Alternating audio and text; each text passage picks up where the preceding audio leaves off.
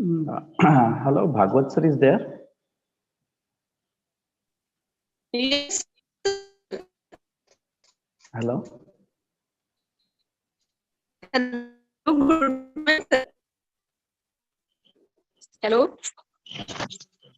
हाँ hello. Hello sir, दिवाती sir. हाँ हाँ स्टार्ट करना है कि मतलब 9:30 बजे स्टार्ट करना है? नहीं, गुड मॉर्निंग सर. स्टार्ट करते ना, बस सेटअप कर रहे हैं हम लोग. प्ले हाँ ओके ओके करते हैं. हाँ we are okay going to okay play. हाँ okay.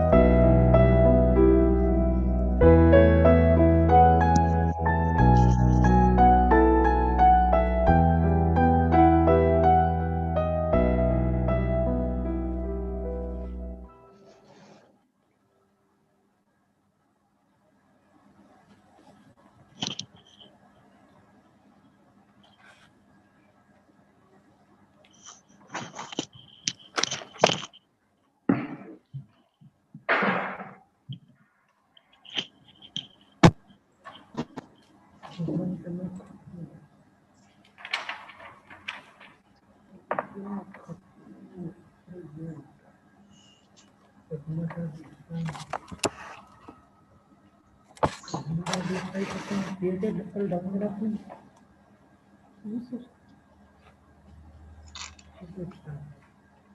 very good morning to one and all.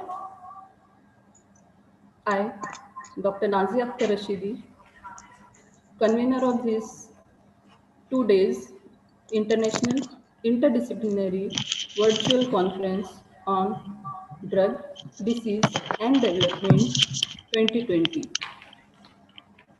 I welcome you all on this occasion. Today is the second day of our conference. To this pleasant day, I would like to welcome, first of all, our Honorable Principal, Dr. V.B. Raut, Mungasaji Maharaj, Mahavidyalaya, Darva, Secretary, Dr.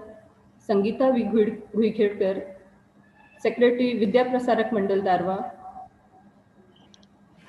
Vice Principal, Dr. S.B. Chakwe, Mungasaji Maharaj, Mahavidyalaya, Darva, and our chief guest of this oral and poster presentation, respected Dr. P.R. Devhate,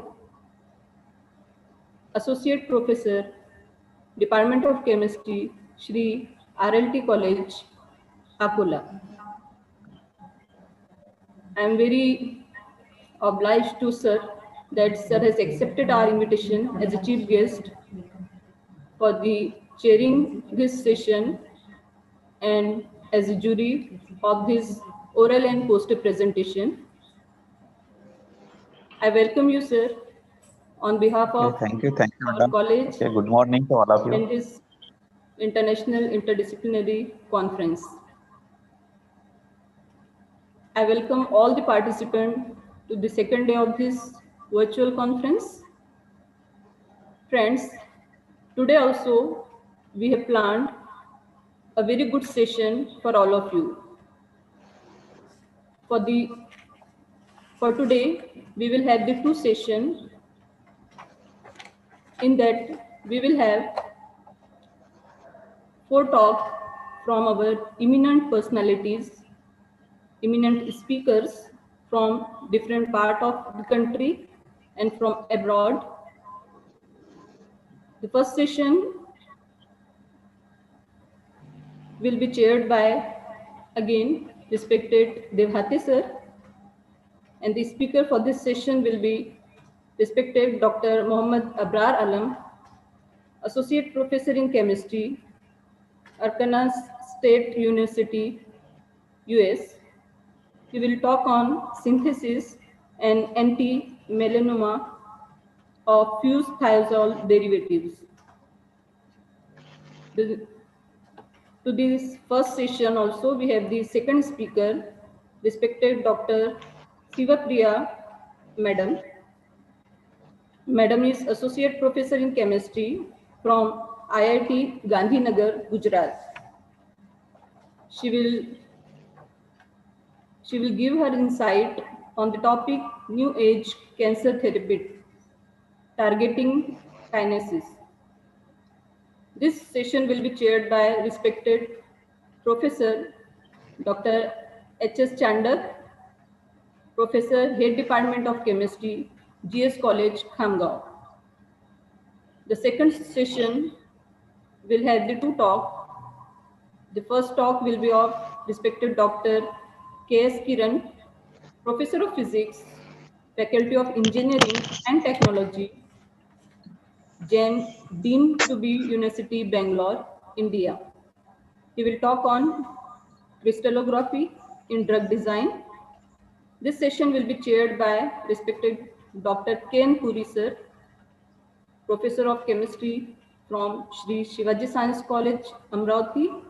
He is also the Secretary of our Amravati University Chemistry Teacher Association.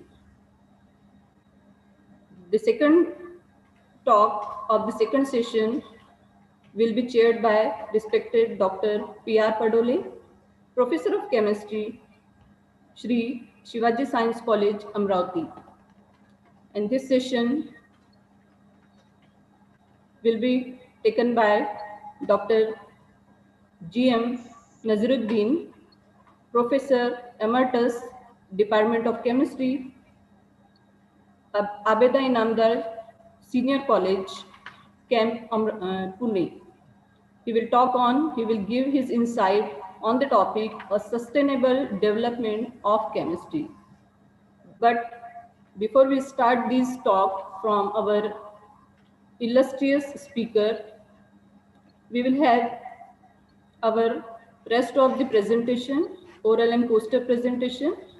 So once again, I would like to request Dr. P.R. Devhate sir to please chair this session and take the position as a judge of this session. Once again, I welcome you, sir, and all the participants for the session. Once again, I welcome Okay, you all. thank you. Have a good day. Okay, thank you, madam. Once again, I'm very much thankful to the respected principal, Dr. Raut sir, and you too. Just we are going to start the oral presentations now. The first one.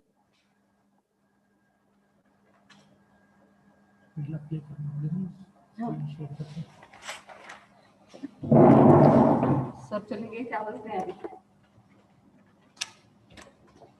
Hello. Hello. Am I audible? Hello. Yes, sir. Hello. Yes, sir. You are audible. Okay.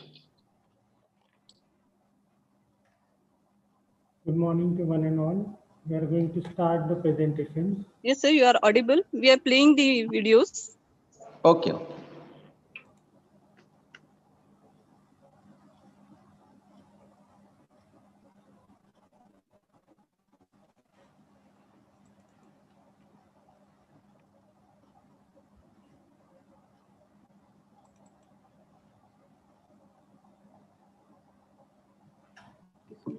Hello everyone. Today I'm going to tell a story about a novel mushroom that can be exploited for drug development to treat human disease. Since antiquity, mushrooms are serving humankind by providing not only nutritious diet but also life-saving drugs. However, during 19th century, the world has witnessed a rise in Western medicine, challenging herbal practice due to lack of scientific evidence. The consequence was devastating. Chemically synthesized drugs not only cause side effects to human health but also environmental pollution. So researchers are once again looking back to the nature to find solution. In this context, researchers have found that mushrooms possess around 100 medicinal activities like anti-cancer and immune stimulation properties, that they can be an ideal component for novel drug development. Despite that, research on them is very limited.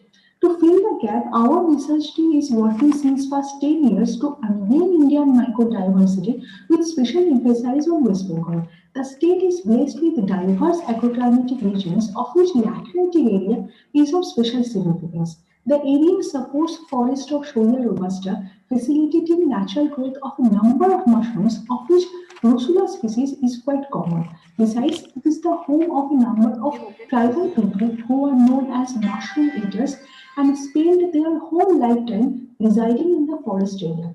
With the help of these tribal people, we were fortunate enough to collect a morphologically unique Drosula species from the aquatic area of West Bengal. Local people let us know that the mushroom is traditionally consumed as a health promoting food, although remain abundant in the city market. Thus, the mushroom could bring economic benefit to the forest dwellers, but the original scenario is quite opposite. To protect the bioresource as well as the associated traditional culture, we decided to carry a thorough investigation on this mushroom. Detailed characterization based on macroscopy, microscopy, DNA barcoding, and phylogenetic analysis. Interestingly, the mushroom appeared as a novel species and we named it as Drosula alato and published in PLOS ONE. The research was further extended to predict the downstream application. For that, two fractions, one is ethanol extract and another one is hot water extracted crude polysaccharide fraction were isolated from dried bacterial curves. The ethanol extract was found to be enriched in phenols. Besides, carotenoids and ascorbic acid were also detected. Further HPLC profiling was performed where around 12 phenolic compounds were detected to be present in the fraction, of which 2 peaks were identified as cinnamic acid and pyrodinate. To determine the bioactivity of the ethanol extract, the fraction was incubated with human liver cancer cell line Hep3B for 24 hours. WST results showed that the treatment decreased cell proliferation in a dose-dependent manner with IC50 value of 300.6 microgram per unit. In contrast, when the fraction was incubated with normal liver cell line, that is BRL3A, it did not show any anti-proliferation activity, indicating that fraction was definite for cancer cell only. The same observation, or to verify the observation, we performed colony formation assay and scratch assays. Here, both the results showed that the fraction can inhibit cell proliferation of Hep3B cells. If the cell proliferation is halted or cell proliferation is happening, then must be cell cycle is halted at certain phase. To identify it, flow cytometry was performed and the results showed that the treatment causes cell proliferation to be halted at sub-G0 G1 phase.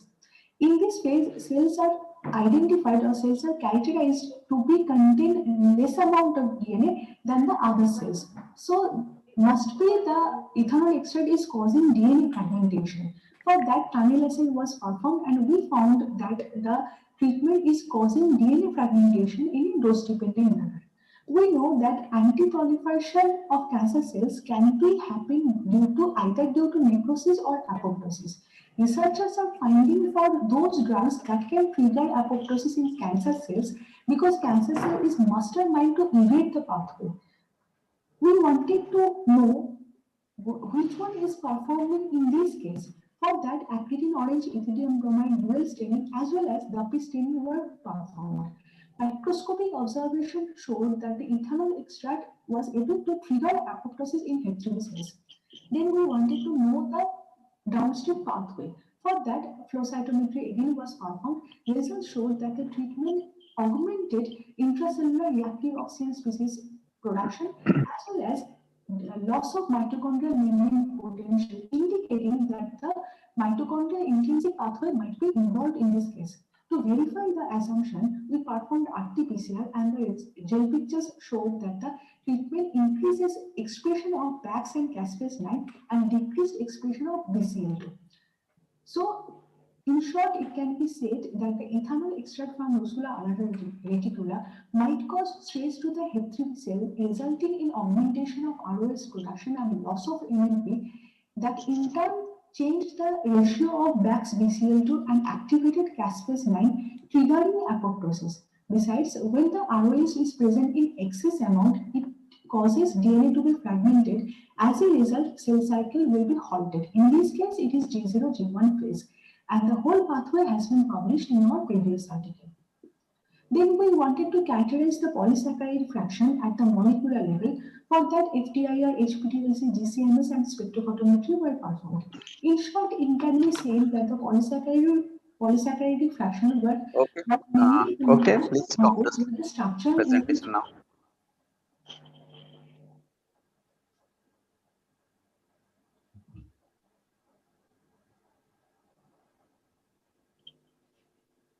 Hello.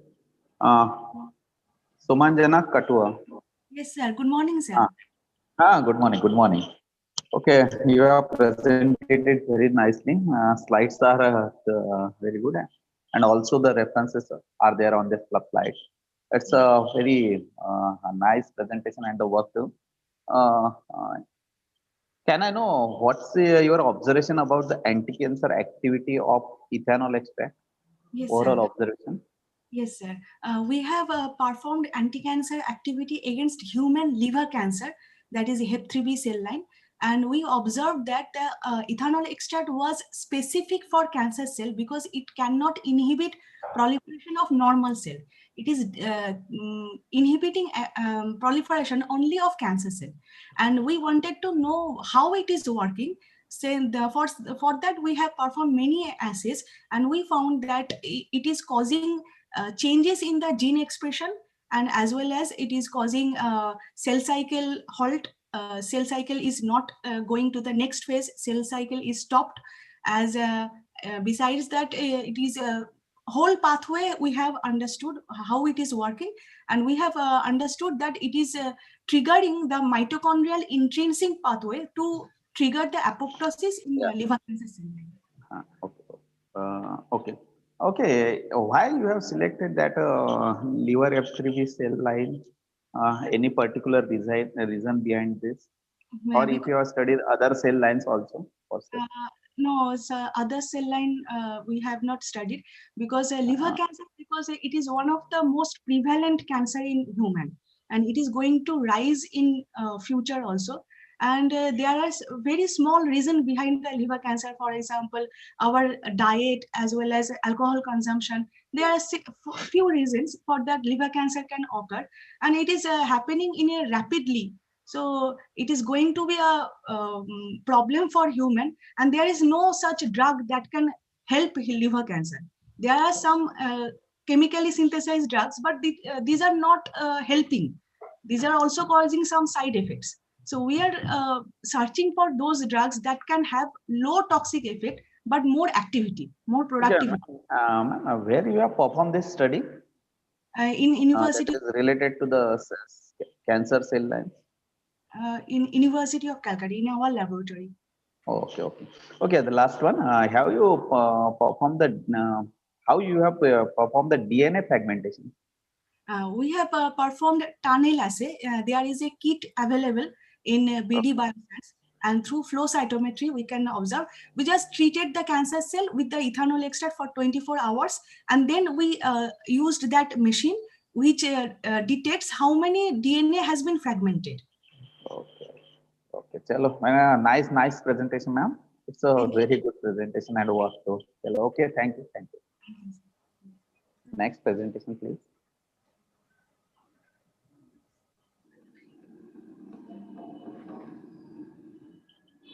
Hello, greetings of the day. This is Komal, and I'm a final year student of MSc Chemistry, pursuing my degree from Banasli Vidyapeeth, Rajasthan. First and foremost, I would like to show my gratitude towards the whole team of organizing this conference and giving me this wonderful opportunity to present myself here. And I'm really thankful to each and everyone who is listening to this video. So not wasting more of your time, I would like to directly jump on my topic. So today I'll be representing diketones in oxygen heterocycle, a synthetic approach of derivatives used in drugs. So as we can see from the name itself, from the title, that how diketones are used in oxygen heterocycle, that I'll be explaining. So before going to that, we need to know why oxygen heterocycles are important, right? So that's the first and foremost thing we need to be sure about, that why do we need oxygen heterocycles? So in different kinds of drugs, sugars, hormones, vitamins that constitute our daily life, oxygen heterocycles is present there. And this value of oxygen heterocycle is sustained because they are easy to synthesize and they mimic the psychological or the physiological path that these enzymes work in our body. So few of these examples are pyran, furan, etc. So here I have collected some oxygen derivative, oxygen heterocycle derivative, and drugs which are formed using them, and applications of there in the pharmaceuticals. So we can see that the application is really huge and important because the range of application is from the fungicidal agent to the anti-cancer agent itself. So that's a huge scope in pharmaceuticals. So we now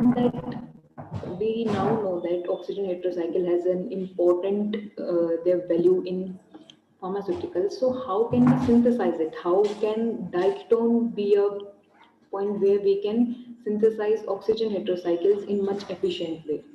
So diketones is valuable in this synthetic process because we have numerous number of reactions and mechanism by which we can produce these heterocycles. So how diketone is different? So diketones contain double keto group, that is two oxygen attached to it, which make it more electronegative and more reaction feasible. So commonly the reaction proceed with the keto-enol tautomerism, from which the oxygen present in the keto carbonyl group got protonated, and by eliminating the H2O molecule, it will form the cyclized product which we would get in the form of oxygen heterocycle.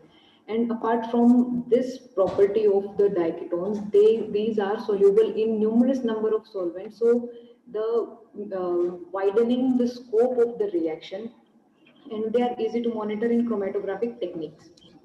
So these are some of the reactions which I have included in my text.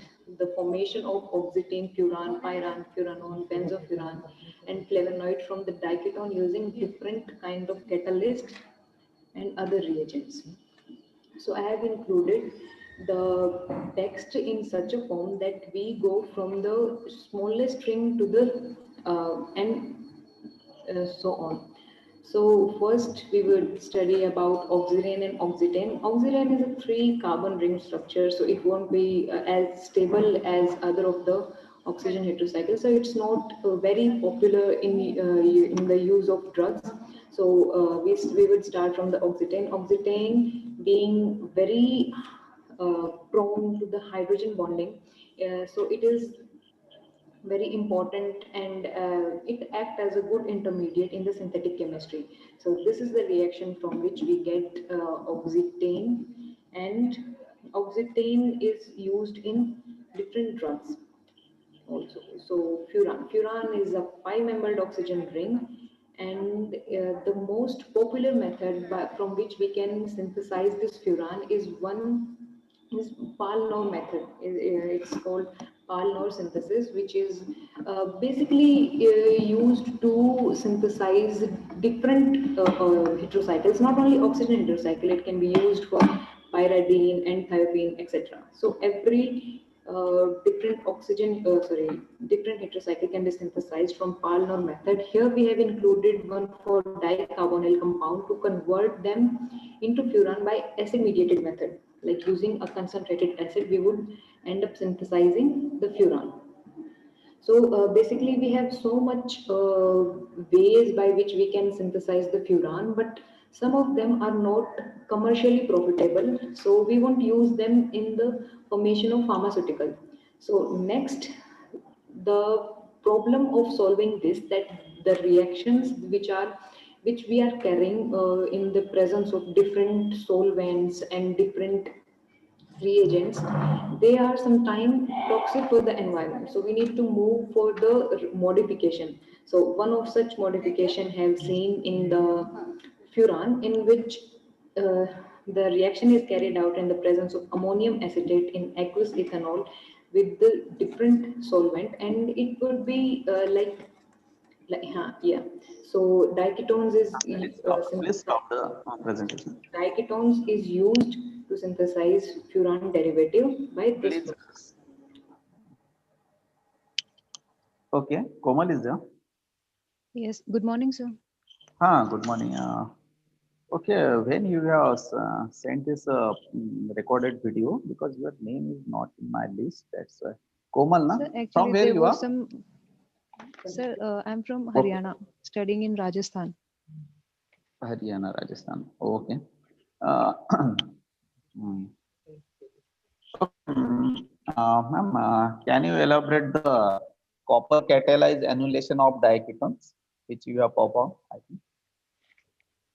Sir, here in this reaction, we have used copper catalyst to enhance the reaction and to make the more efficient product, because previously we were using, actually it's a survey based, it's my dissertation work, so it's basically survey based. So I have collected the data from different articles.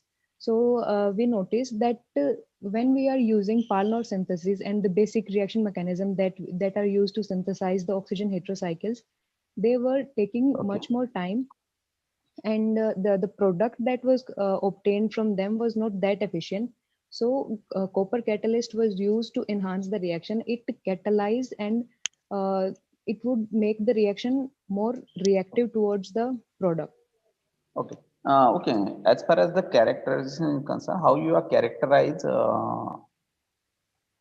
as far So, as the applicability of that diketones heterocycle as a drug? sorry, sir, I didn't get you. Can you please repeat the question? How you have done the characterization as far as the applicability of a as a drug? Sir, I have just included the synthetic mechanisms of the reaction, since it's a survey-based literature. So there no as such characterization part. Okay. But If you we have use, okay. If you have published this work anywhere, yes, sir. where, in which journal? In which journal you have published this? No, sir, I haven't published it yet. It's just Okay. my You have. dissertation work and I'm presenting here. Okay. Thank you, Komal. It's a nice presentation. Okay. Thank you so much, sir. Next presentation. Hello everyone. Today I, Kalash Gupta of BSc Life Sciences from Shivaji College, University of Delhi, is presenting a poster on the topic Effect of Soil pH on Germination and Growth of Triticum aestivum and Ziamins. The research work today I am presenting is an interdisciplinary project and a part of DBT-sponsored Star College scheme of Shivaji College.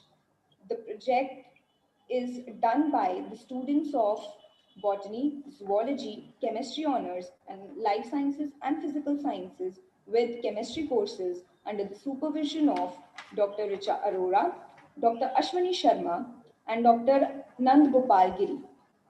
Various environmental stresses, such as extreme temperature, problem soils, which include soil salinity, drought, and floods, have affected the production and cultivation of agricultural crops. Among these, acidic, alkaline, sodic, and saline problem soil is the most devastating environmental stresses which causes a major reduction in cultivated land area, crop productivity, and quality caused by variable concentration of ions in the soil. Soil pH is an important variable due to its influence on many soil properties and processes affecting plant growth. Many plant characteristics such as height, lateral spread, grain yield, biomass, flower size and number, pollen production, metabolic processes and seedling are influenced by the pH of soil. So in this study, we investigated the effect of soil pH on germination and growth, that is shoot root height, yield, dry weight, etc. of Triticum aestivum and Ziamins. Highly acidic soil was taken from a hotspot site in Sonipat, Haryana. Simultaneously, problem soil with acidic and alkaline soil were prepared by fortifying garden soil with a weak acidic and basic solution using aluminium sulfate and calcium hydroxide respectively. Experiments were done with replicates to counter experimental errors. A set of controlled pods having seed of wheat and maize was grown in the garden soil of Shivaji College. This study aims to investigate the effect of initial stage of growth of the seedling and determining the optimal pH for germination of the seedling of the main crop grown in Delhi NCR region of Triticum aestivum and Ziamins. The experiment included collection of soil samples. The field was first divided into homogeneous units and the sample soil was collected from 4 to 5 different spots of the same field, then was mixed and labeled as problem soil. Then the filtered soil sample was prepared with water. The pH of the problem soil and different solution was determined by a pH meter. Then the pods for sowing seeds were prepared, in which the soil sample of various pH range was mixed. 4 another soil samples were prepared by taking garden soil and was controlled by us. taking the problem soil having acidic pH. The growth of various seedlings was monitored and the shoot length was measured from time to time and their average value was taken. Now, from looking at the data and reports, we can Okay. Please stop the slide. increasing in length.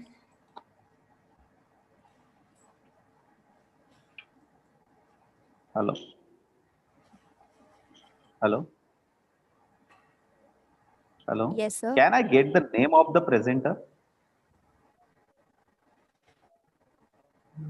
Kalash Gupta. Yes. Kalash Gupta from Delhi. Kalash. Kalash Gupta from Delhi. Kalash Gupta. Okay. Which method you have adopted for the collection of this soil sample, or how you have collected that samples? Hello, Kalash. Kalash is there? If Kalash is there.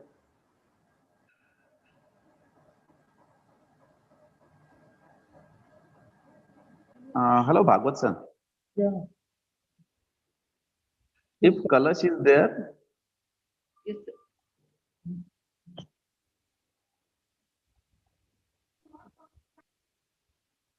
Kalash Gupta is present, sir. Oh, okay. Please unmute yourself. Hello, sir. I was not able to unmute myself. I'm really sorry. Okay. Okay, just unmute her. Yes, sir. Hello, Kalash. Yes. Which method you have adapted for the collection of the soil samples, and from what depth you have collected that soil samples? So we digged our college garden soil for around 4 to 5 inches, and we collected soil samples from various spots and then mixed them. Okay. How many samples you have collected? Sample size?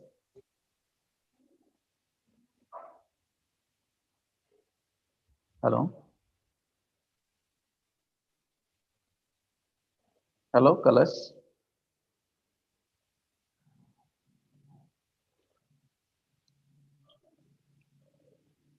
I think there's a net problem. Is there, Kalash? Yes, sir. Yes, sir. Yes. So we collected around 5 to 6 samples. And then what's your observation about the acidic, about the germination? Whether it is good in a acidic soil, alkaline soil? What's your final observation after performing so this? the conclusion was that apart from the normal garden soil, the maximum length of the seedling comes out to be in the alkaline medium because of much more availability of nutrients. Okay. I think you have used this tritium Astibum and Ziamase. Yes, sir. You use this microorganism. What's the criteria behind selecting these microorganisms only?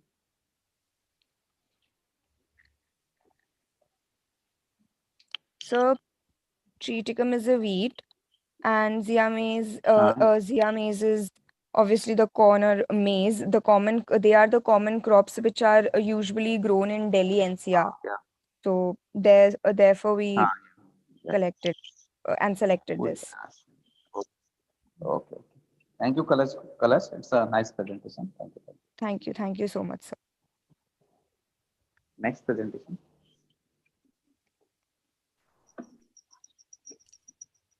Good afternoon to all. My paper topic is the solution cast technique based polymer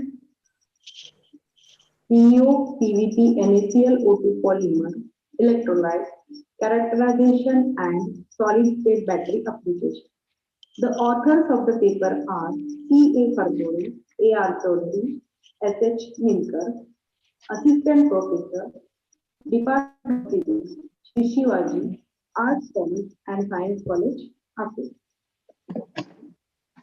First of all, we see the abstract of the paper. The solution cast technique was used to prepare polymer electrolytes PEO, PVP, NaClO2, that is polyethylene oxide, polypyrrolidine, sodium chloride. Polymers PEO, PVP, NaClO2 were taken separately at different weight stoichiometry. Electrical conductivity measurement in the temperature range 313 Kelvin to 343 Kelvin was used to characterize this electrode. Here, 25 weight percent of NaClO2 has the highest conductivity. The conductivity of the electrolyte was studied by scanning electron microscopy. Using this electrolyte material, two electrochemical cells have been fabricated, having configuration Na electrolyte I2 plus C and Na electrolyte I2 plus C plus electrolyte powder. The discharge characteristics of electrochemical cell were investigated. The cell parameters were measured, such as open circuit voltage OCV, short circuit current SCC, current density, energy density ETC by using the load of 10 kilo ohm. The keywords are solution cast technique, polymer electrolyte, PEO, PVP, NaClO2 and electrochemical cell. Now we see the introduction. The polymer electrolyte solutions behave as electronic insulators between the anode and cathode, but it must be a good ionic conductor. Polyethylene oxide, that is PEO, is prepared by polymerization of ethylene alcohol with the use of suitable catalyst. It is used as a polymer material because it is chemically inert and able to dissolve in number of inorganic salts, and it provides enough ionic conductivity. PO is a linear polymer and regularity of the unit is CH2CH2O and has high chemical and thermal stability. PVP is a hygroscopic, good thermal stability and under normal storage conditions shows high stability. It has a linear, non-ionic polymeric structure and high polarity acceptor nature. Polymer electrolyte based on PEO complex with NaClO2, AgNO3 and NaYF4 etc. have been reported. Also, the polymers based on PVP complex with NaClO3 have been prepared and analyzed as per the literature review given in 7 and 8. In the same literature, synthesis of polymer electrolytes based on PO-PVP complex with NaClO3 were also prepared and characterized, as given in the abstract number 9. Considering and analyzing the above survey, the polymer electrolyte based on PO-PVP complex with NaClO3 has been same was used for morphological and X-ray spectroscopy EDAX to identify elements and their relative proportions. Two electrochemical cells. Please stop the presentation now.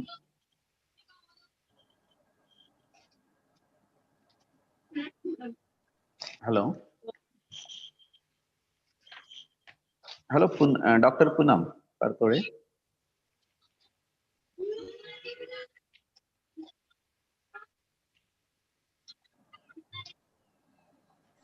If Dr. Poonam Parthore is there on his, if she is online. Yes, sir. Yes. Hello. Yes, yes. Okay. Good morning, madam. It's nice presentation by you. Okay. Nicely prepared slides. Okay. What is your observation about the stability of polymer electrolyte based PEO? What, sir? What's your observation about the stability of polymer based polymer electrolyte PEO? Sir आवाज नहीं येत आहे तुमचा बरोबर असा cut होत आहे आवाज हॅलो आता येतोय का hello Hello, hello. What's your observation about the stability of polymer electrolyte based PEO? Means what, sir? If you have studied the stability of that polymer electrolytes based on the PEO? No, sir. No. Okay. How you have done the characterizations of this polymer electrolytes? Battery applications are done Okay. to characterize these polymer electrolyte. First of Battery all, application. I measure, sir, DC conductivity of all samples that are prepared by me, and the sample which got highest conductivity, that sample is used for the preparation of polymer electrolyte. So for that, I use two polymer electrolytes. Cell are made by using that electrolyte. Okay. How you have done the fabrication of that electrochemical cells? Syringe, I use syringe. In that, two copper electrodes are taken, and then the polymer electrolyte pellets are made by me, and that polymer electrolyte is served as the electronic insulator between anode and cathode, and then that cell was fabricated and measure the different parameters of that cell. Okay. It's nice presentation. Nice. Okay, thank you, madam. Thank you. Thank you, sir. Thank you. Next presentation.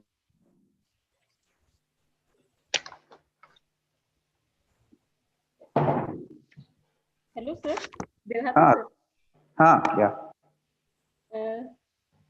Sir, we are going to continue our first technical session now. First technical session. Okay. If it's oral presentations are over. Yes, it is over, sir. And for that, I would like to congratulate all the participants who have presented their oral and poster presentation and taken efforts for that on my behalf and my organizing committee. Once again, congratulations. I would like to express my sincere gratitude towards Dr. P.P. Devhate, sir, who has judged this session and has given his valuable time for us. Now, in continuation to this, as our speaker is ready, I would like to request Dr. P.P. Devhate, sir, please take the chair of this first session and introduce our first speaker, respected Dr. Mohammad Abrar Alam, sir. Please, sir, Devhate, sir. Good morning, all the participants, delegates. Good morning, distinguished resource persons, eminent faculties, delegates, research students, ladies and gentlemen. Good morning, Mohammad Alam, sir. Good morning. Hello, sir. Yes, I can hear. Thank you. I, Dr. Pradeep Devhate, feel privileged to introduce you one of the most outstanding Indian-born American scientists, Dr. Mohammad Abrar Alam, as a speaker to address us on the synthesis of anti-melanoma of fused thiazole derivatives. In this second technical session of International Interdisciplinary Conference on Drug, Disease and Development, which was organized by Department of Chemistry of Mungasaji Maharaj, Mahavidyalaya, Darva.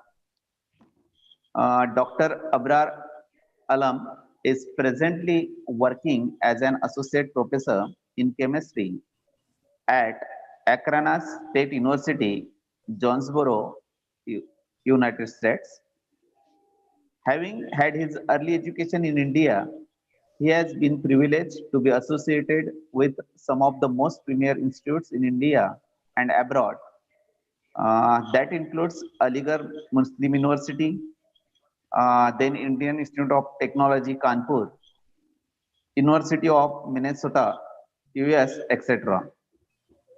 He has had the distinction and honor of working as postdoctoral fellow at University of Minnesota, US, adjunct professor at Rowan University, Glassboro, New Jersey, initially visiting and then a regular associate professor at Akranas State University, Jonesboro, AR.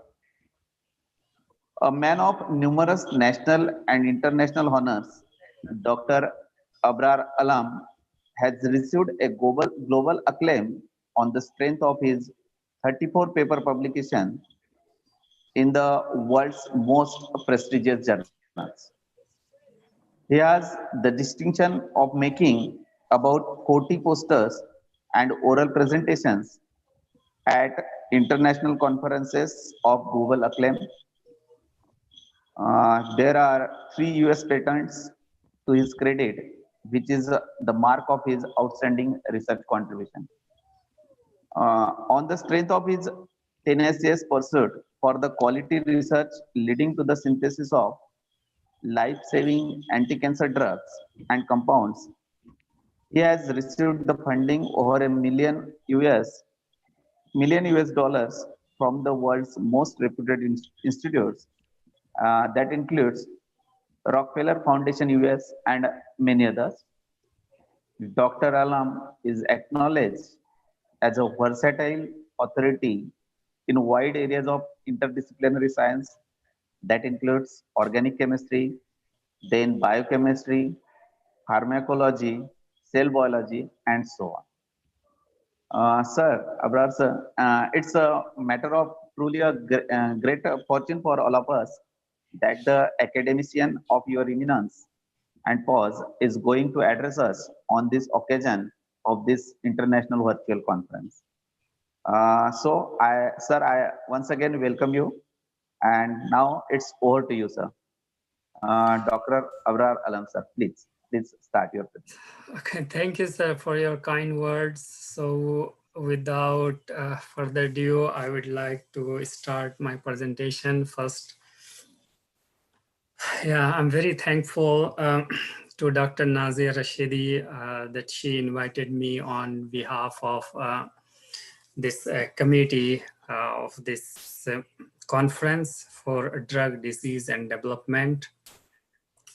So I will present one of the projects we have been doing in my group at Arkansas State University last 3-4 years. So this is the cancer-related drug discovery. So the topic is the synthesis and anti-melanoma studies of fused thiazole derivatives. So at the end of my talk, I will show some slides, particularly for students. Then we'll have, I hope, enough time for to discuss if any questions anybody will have.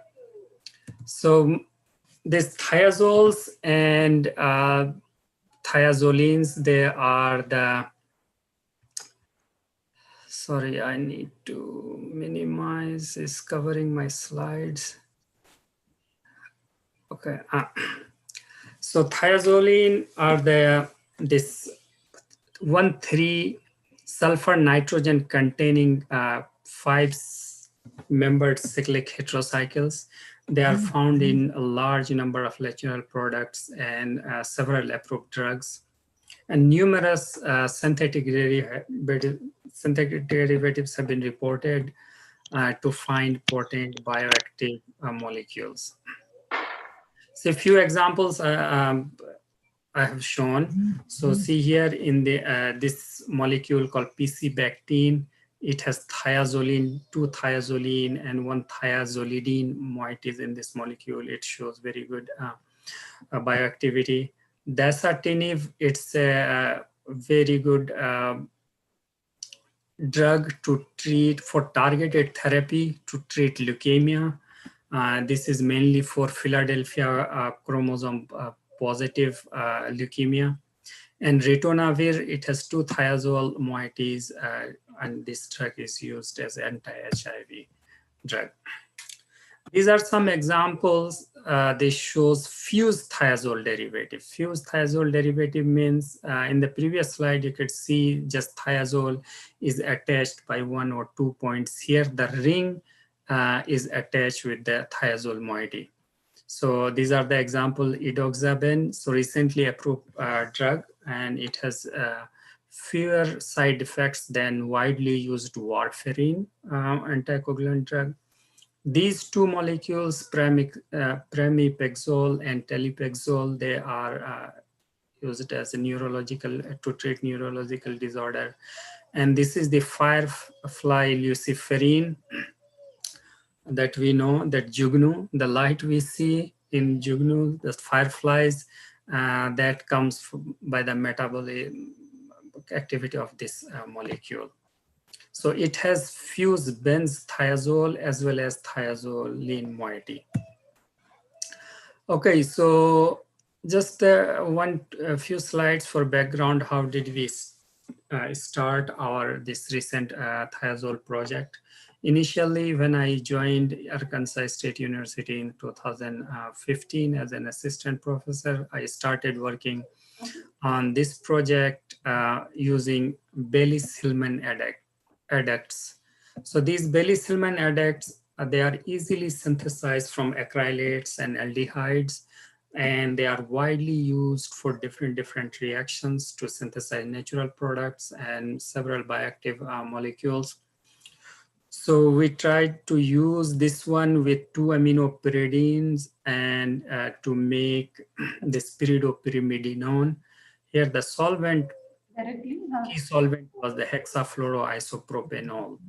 And the key, although there are lots of reaction in literature, we can see where nucleophile reacts with the acrylate and further reactions happens. In most of those, this OH is activated by using acetate, or this is entirely converted into halogen or further oxidized to increase the reactivity of acrylate.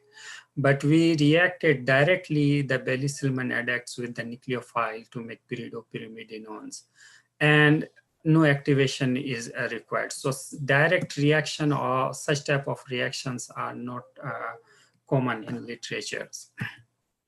So we are able to synthesize several library of pyridopyrimidinones and with different Bailey-Hillman adducts and aminopyridine derivatives. So in the second part, when we finish that simple reactions, we try to use different electrophile. Here you see this acrylate is like Bailey-Hillman adduct type acrylate, but it has another substituent bromomethyl here. So this is a crotonate, 4-bromocrotonate derivative. So we were assuming that this nitro will undergo first SN2 reaction, then followed by Michael addition to we'll get this pyridoimidazole type product. But using different solvent, different conditions, we were not successful to get any product. This. So we assume that because of the low nucleophilicity of these nitrogens, the reaction is not happening. First SN2 reaction is not happening. So we used, see this, if you compare this part of 2-aminopyridine with this one, so this is thiourea derivative, if this side NH2. So because sulfur is a better nucleophile, so we assume that this reaction will happen. So yes, and it did. Just at room temperature, the reaction thiazoline derivative happened in this first SN2 reaction, followed by Michael addition to get the thiazoline product. But here, again, the solvent hexafluoroisopropanol is the key. Other solvents reaction were not clean, not in some alcoholic solvents reaction happened, but yields and purity were not good. So the role of hexafluoroisopropanol, it makes a very strong hydrogen bonding with the carbonyl that makes it a better electrophile for Michael addition. So when we search in literature, so although a number of methodologies are known to synthesize thiazoline and thiazole derivatives, but two methods are widely used. One, the reaction of cysteamine with carboxylic acid and its derivative to make substituted thiazolene derivatives, and this hence thiazole synthesis with alpha halo, mostly chloro and bromo ketones, and with the reaction with thiourea or thioamide derivatives. So our method was entirely new, and we were able to make a number of molecules. And also when we use here at the beta position to the carbonyl ethoxy group, this is a leaving group, then we got thiazole derivative. Without this leaving group, the reaction is thiazolene. So the detailed mechanism in this paper, I will not go in that detail. So, but here the important thing is that we were rapidly able to generate a library of molecules by using thiourea, thioamide, thiourea, thioamide, and these thiosemicarbazone derivatives. So these molecules we have synthesized by using their methodology. So these are some examples of thiazolines. So again, we further we tried to explore the reaction with some complex electrophile. With those were simple as crotonate type electrophile. Here you see same as that my previous slide. If you take alpha, beta, gamma at gamma position, that bromo leaving group. So we assume that, okay, this is commercially available, and the reaction of SN2 reaction with sulfur followed by Michael addition will give this thiazolene derivative. Okay? But to our surprise, we got an entirely different product. Here the thiazole, fused thiazole product, but its attachment is in the opposite side. So here again, so the reaction mechanism is entirely different. Here the first reaction happens, nucleophilic addition followed by SN2 prime reaction, then elimination of water molecules that gives this product. So initially we tried the reaction in hexafluoroisopropanol. We got very good yield, but we screened other solvent, trifluoroethanol, we got the product. Acetic acid, we got but the product, but in less yield. Methanol gave the product, and to our surprise, reaction was very good in ethanol. So that gives the advantage that is ethanol is one of the greenest solvent, or at least greener than these solvents, particularly for hexafluoroisopropanol. So the importance of this type of molecules we can assume, although because these molecules are new, entirely such type of molecules, but these heterocycle attached steroids are widely used to treat different types of diseases. See, this steroidal compounds has a number of approved drugs to treat wide range of anomalies, but these fused, here see oxazoline, this recently 2-3 years ago, this drug was approved to treat muscular dystrophy. Zytiga and galeteron, these two are used to treat prostate cancer. This is a natural product that has that lactone substituent. Similarly, a number of natural products are known that contains the heterocycle attached. So, but thiazoles were not common. We're not just a very 1-2 example. You'll not find thiazole containing fused steroidal compounds. So we were excited, and readily we synthesized a number of molecules by using substituted thiourea derivatives. So see, with aliphatic substitution as well as aromatic substitution on the thiourea moiety, and a number of compounds we were able to synthesize. But when we use thioamide nucleophile, the reaction was not good in ethanol. Again, we can switch over to hexafluoroisopropanol. We got the products, but still not that good yield, but the yield was around 45 to 67%. So So we made a number of molecules in this series as well. So, so far I discussed that we had molecules, more than 200 new molecules we were able to make. And these has the thiazoline, thiazole, simple disubstituted thiazole, and fused urea-derived thiazole and thiamide-derived thiazole. We tested these molecules for their anti-proliferative activity as well as antimicrobial activity, but we didn't see any antimicrobial activity. So these two classes of molecules are almost inactive in these two studies. But this thiazole attached molecule, they showed very good cytotoxicity against cancer cell lines. So then we submitted these compounds to here is the federal government's free screening program that is called this NCI, National Cancer Institute therapeutic program. This program from NIH, National Institute of Health, and many like Taxol, many well-known anti-cancer drugs were discovered through this program. So we submitted these molecules for screening. As you can see in this table, we found very good activity with 50% growth inhibition in single digit around 1 point against several cancer cell lines.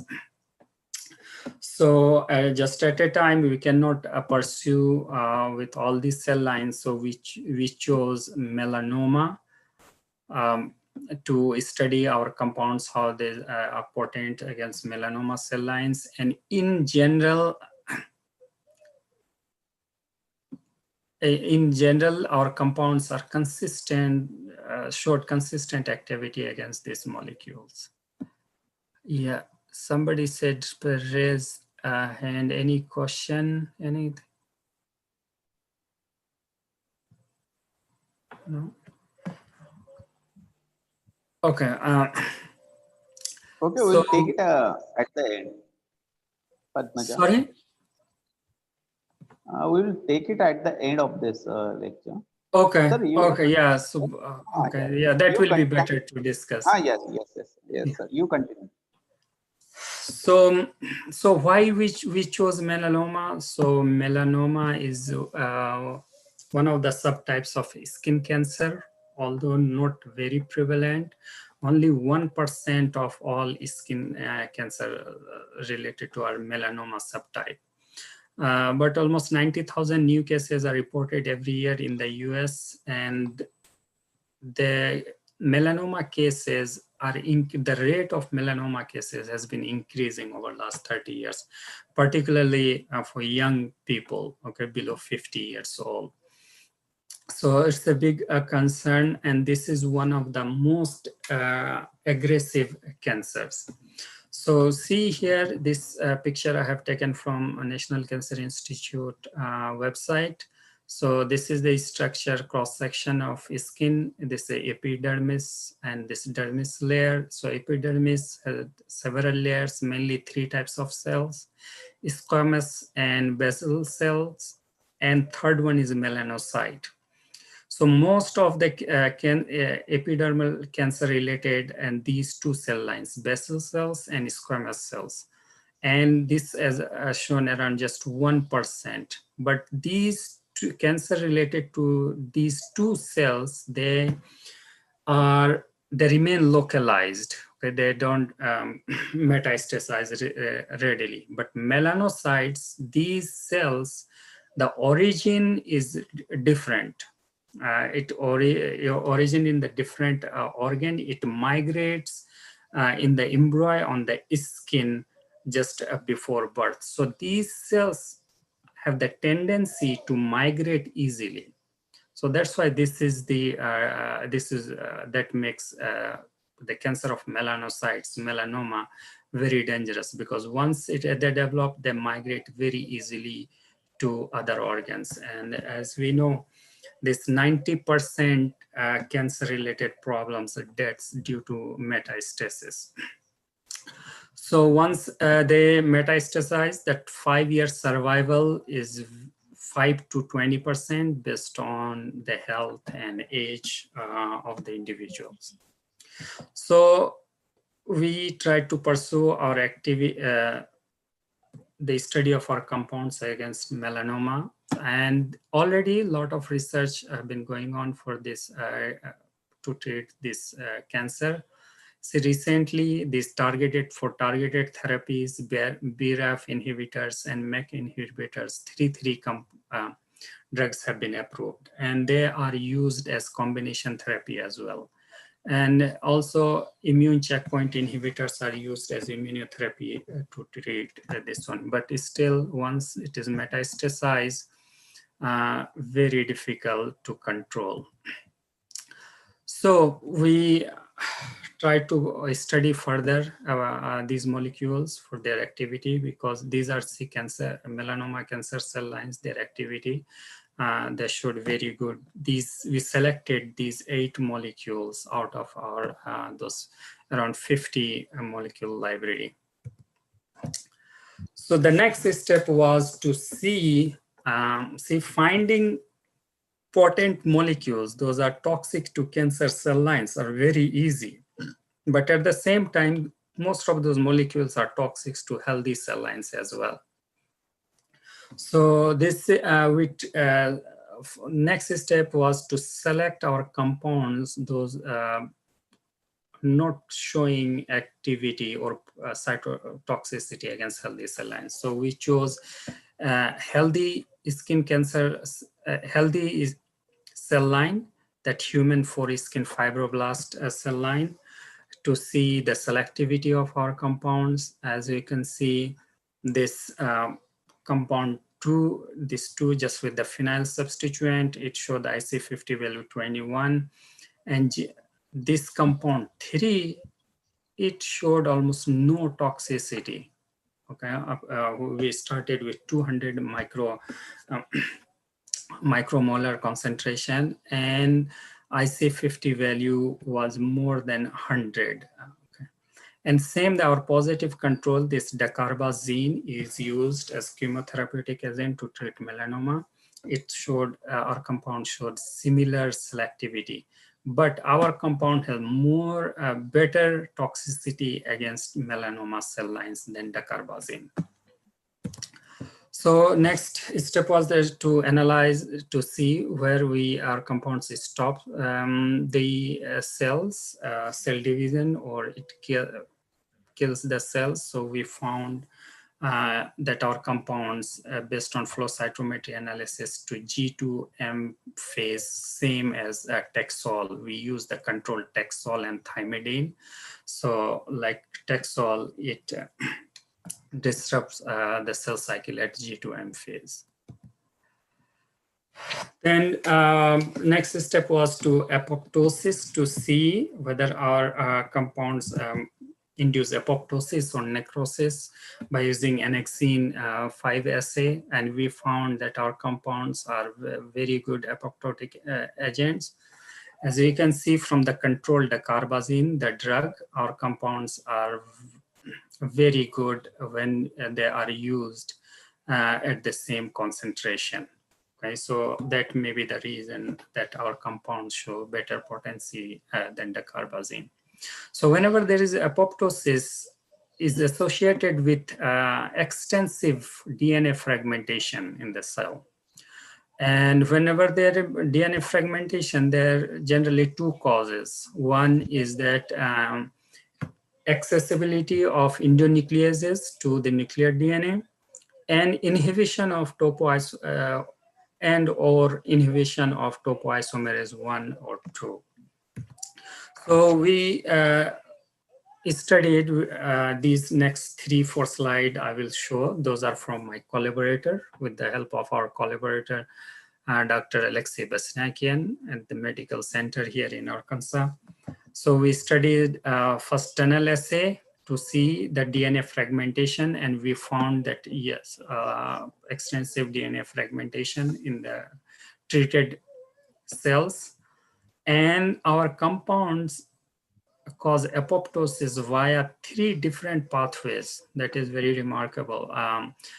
2 different pathways, both caspase independent as well as caspase dependent, caspase mediated apoptosis. And also we studied that oxidative stress, if our compounds cause oxidative stress, and now we found that our compounds cause oxidative stress, and that is studies by colocalization tunnel with heme oxygenase.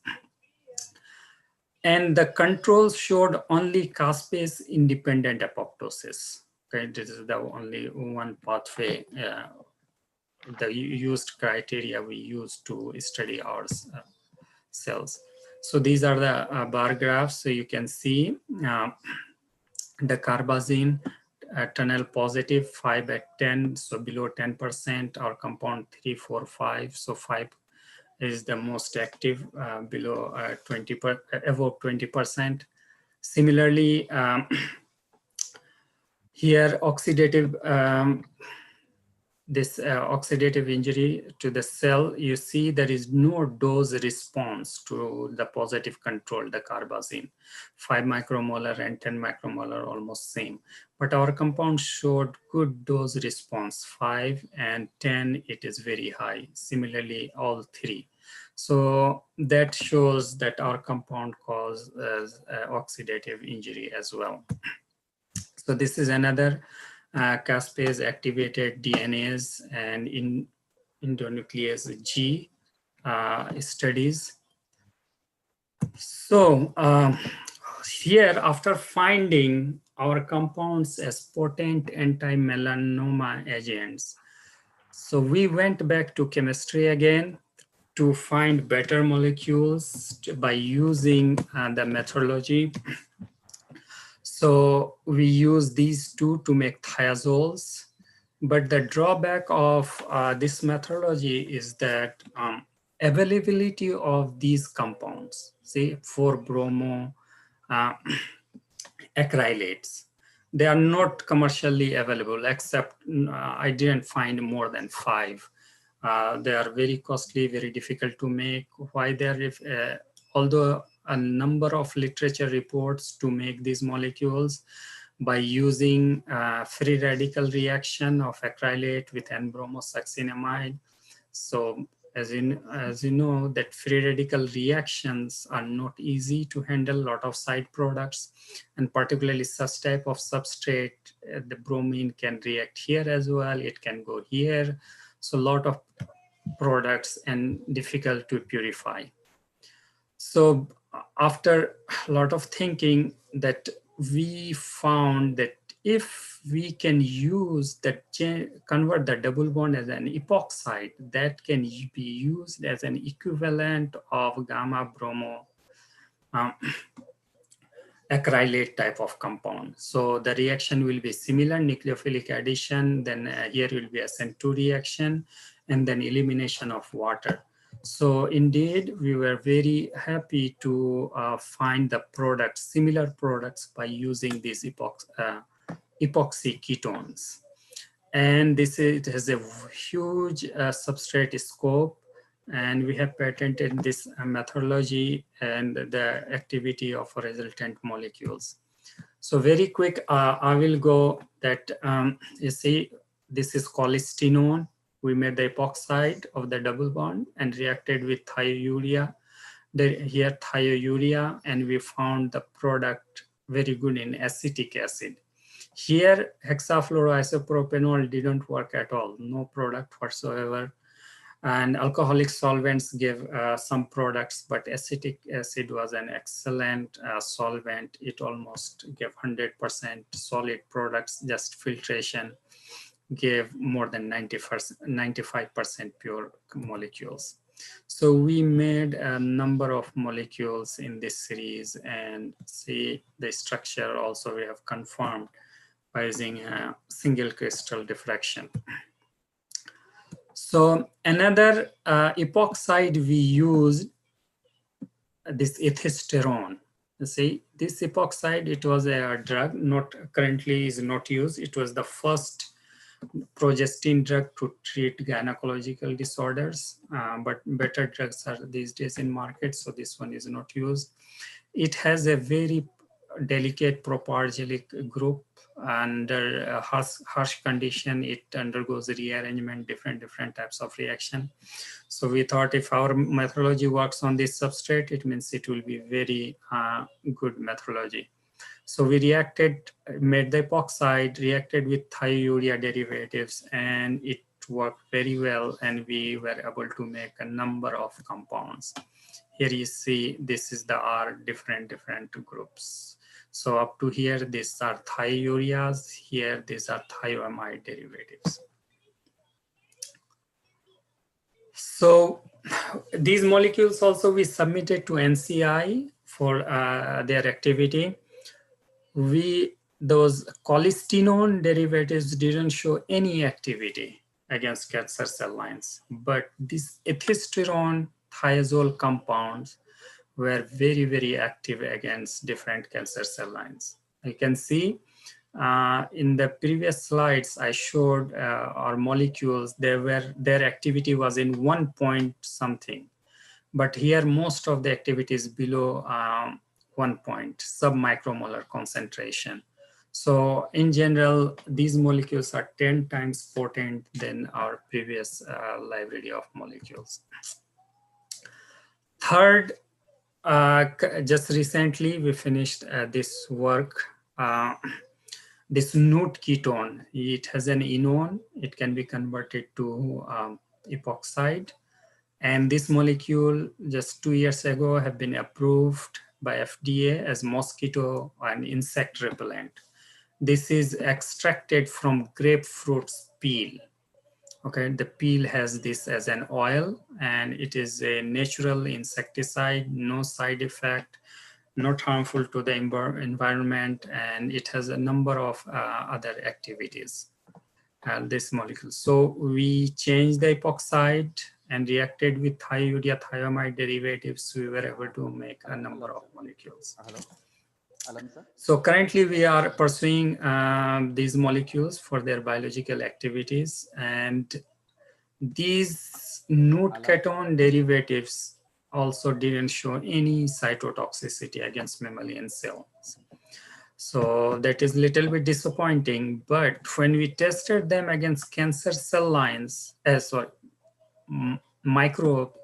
different strains of bacteria, they showed very good activity against, it's a narrow spectrum type molecule, against Staphylococcus and Enterococci.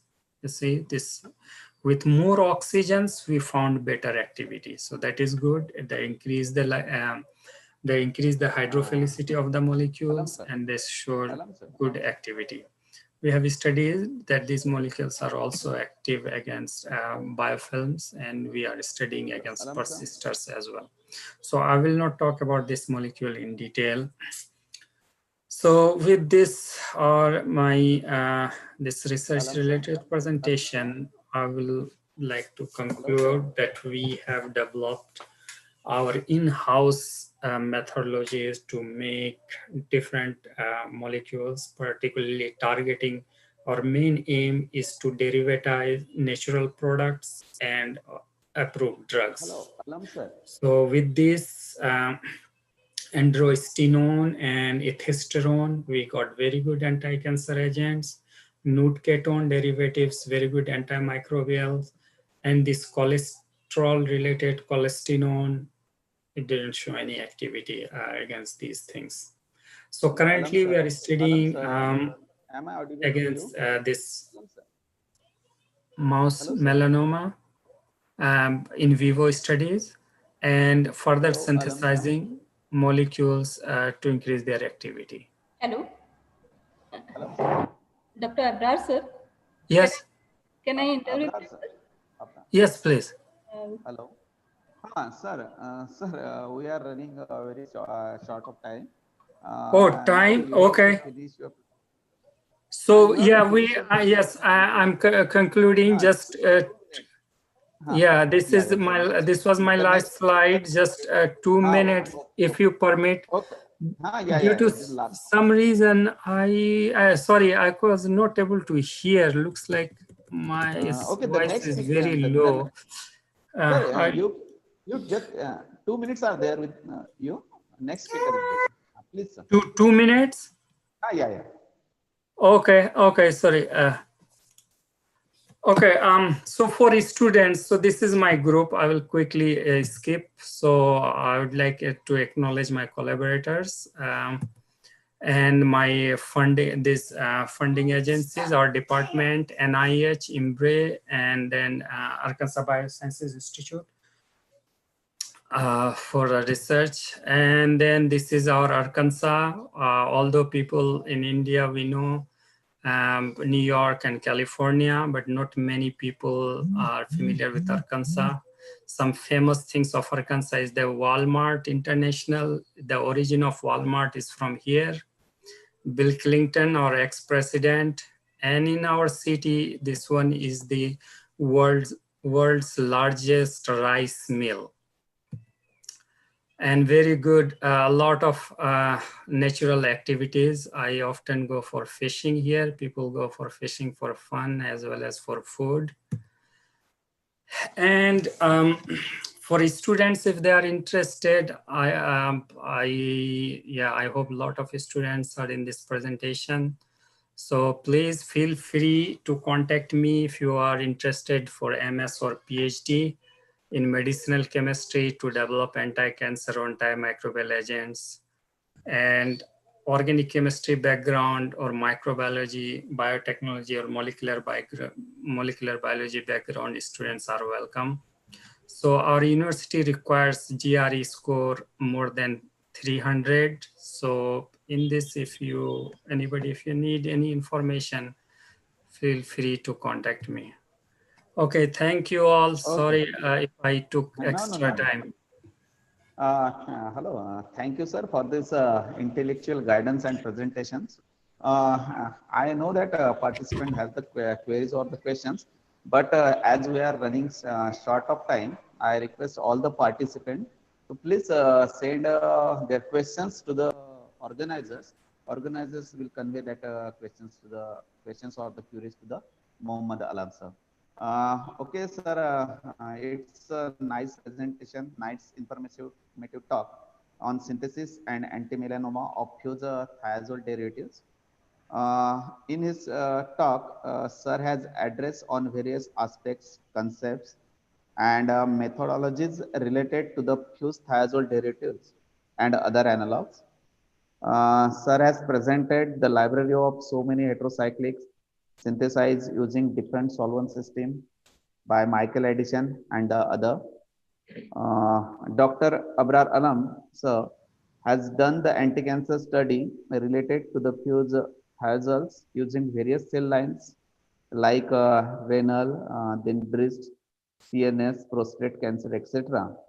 And specifically today presented here the anti-melanoma study that is on the most deadly skin cancer. At the outset, it's a really proud privilege for us to listen the Dr. Muhammad Abrar sir. Sir, it's a very nice space for our participants of this conference. Thank you very much, sir. Okay. Yeah, thank you all. Thanks. Thank you, Devata. Over to Nazia, ma'am. Yes, sir. Thank you. Thanks a lot to respected Devate sir and respected Dr. Muhammad Abrar Alam sir for giving us a valuable time and his insight on this topic. Now, I would like to request respected H.S. Chandak sir, please chair the next session. Yeah, thank you, ma'am. Thank you. Yeah, thank you. So thank you, Nazia ma'am, and all the organizing team. Now we are heading towards the next technical session, and in this technical session we will be enlightened by Dr. Sivpriya Kurbukaran. She is associate professor at Cancer Chemical Biology Lab at IIT Gandhinagar. A speaker with a very strong academic and research background. She did her PhD from IISc Bangalore with Professor S. Chandrasekharan, and grabbed many huge amount of grants, about 3.5 crores for her personal projects and for her institutions in the form of DST feast of about 2.5 crore from different funding agencies like DST, DRDO, CSIR, and so on and so forth. She is a widely traveled person in the capacity of research fellow, visiting scientist, postdoctoral fellow at many institutions like Harvard Medical School, MIT, and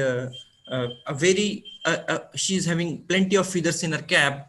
That includes 13 patents, 35 papers, over 40 presentations, one invited book chapter, and she's a recipient of many awards. That includes a prestigious Ramanujan Fellow. She was a Ramanujan Fellow for the year 2013. Her area of research is centered around the cancer.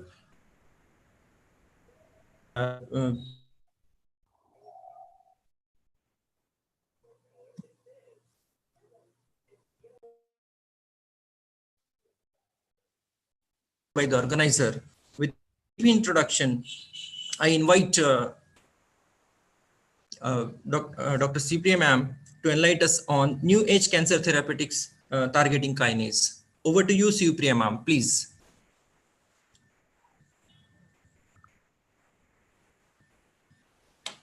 Cypriya ma'am.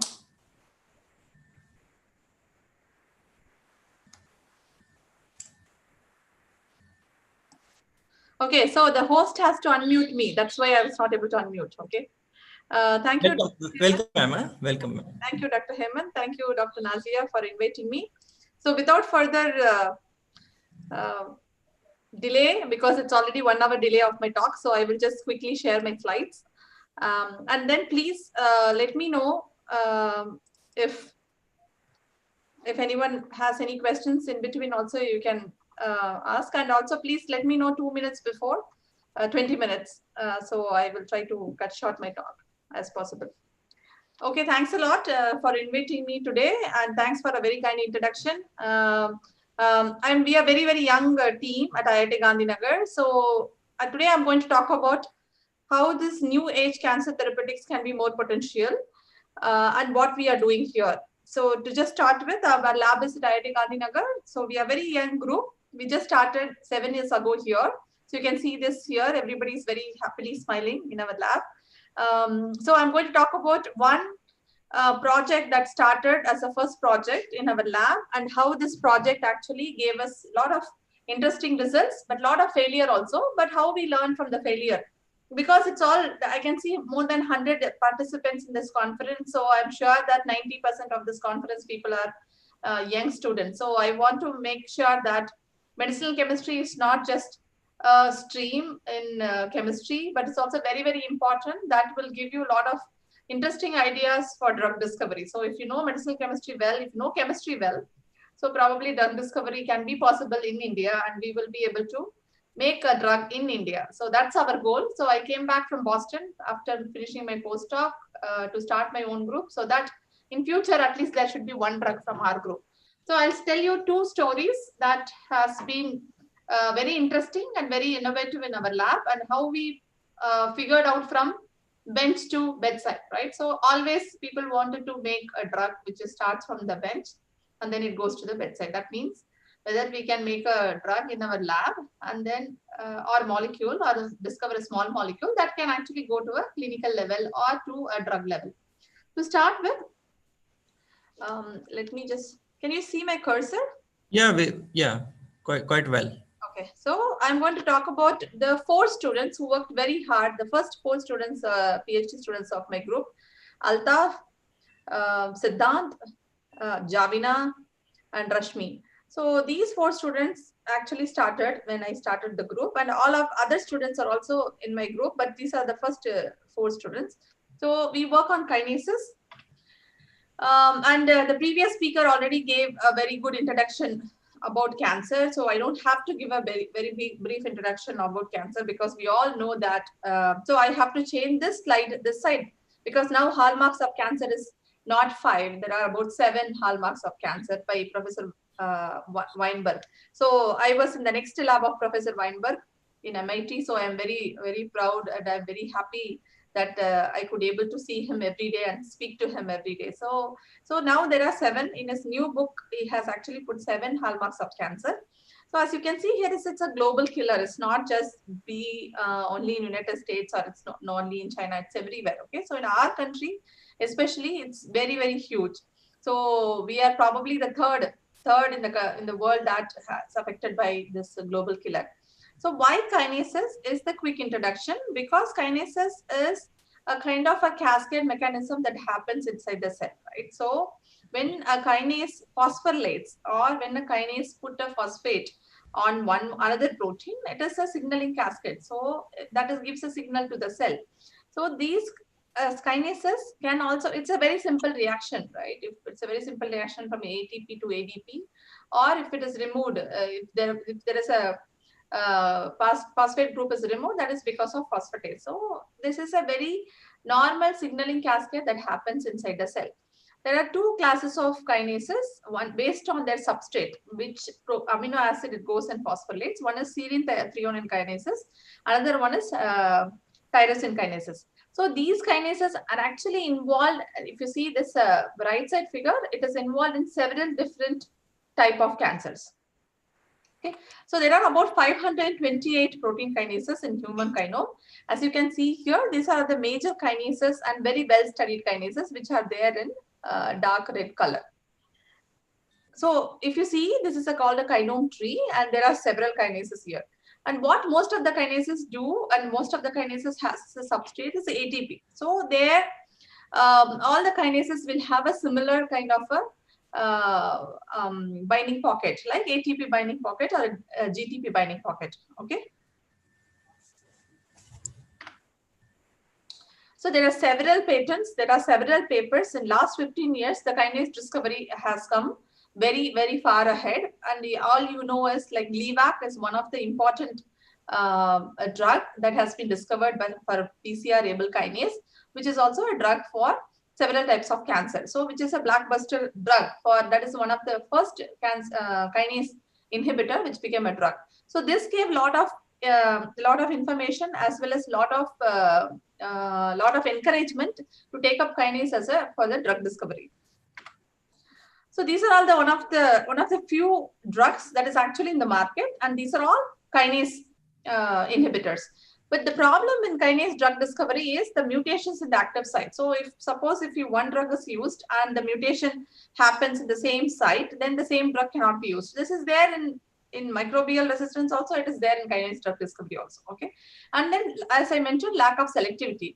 The lack of selectivity is because, as I mentioned, that all the kinases will have the binding pocket as ATP or a GTP binding pocket. So if you are making a drug which is actually going and binding to the active site, then it will probably bind to all other kinases. So making a specific kinase inhibitor is a big, big challenge.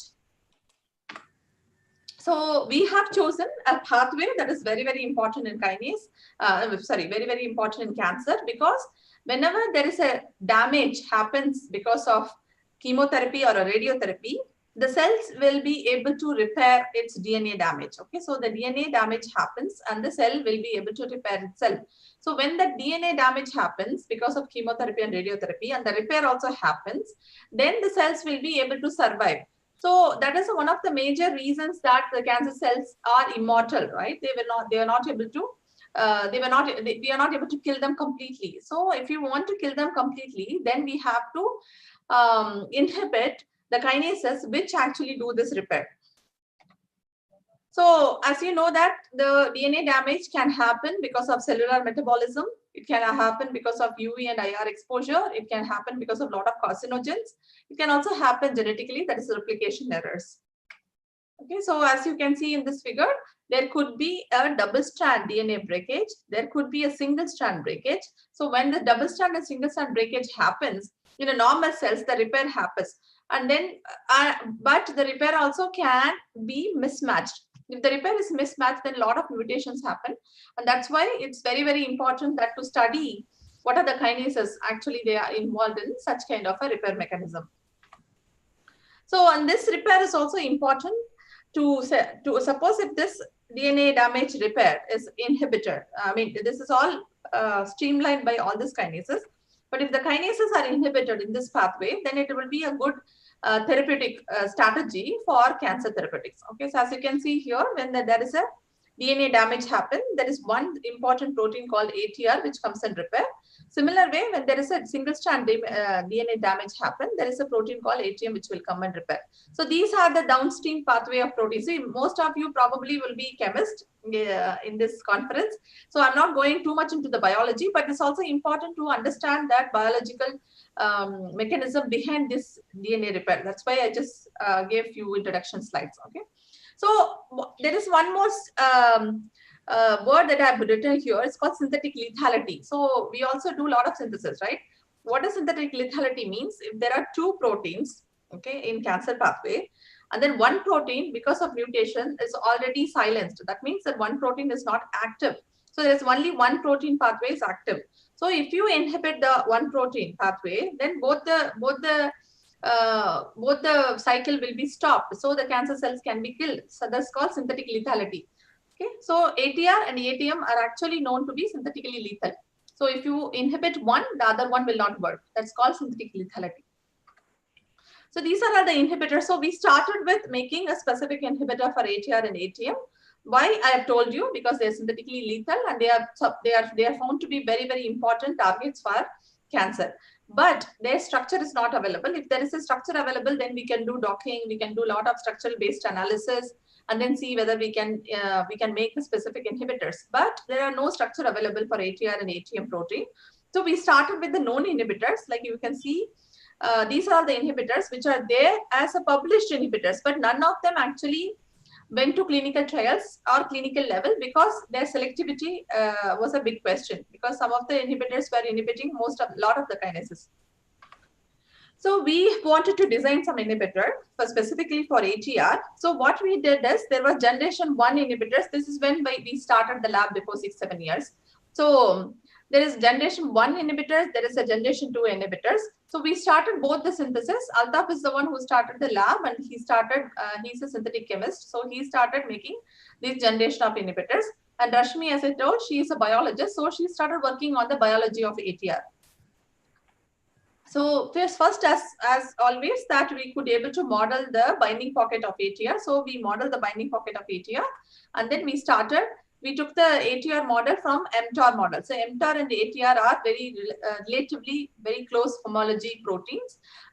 So we took the crystal structure of mTOR, and then on top of it, we actually modeled ATR kinase model, and then we docked several molecules to figure out whether we can actually get a hit of any of the molecules.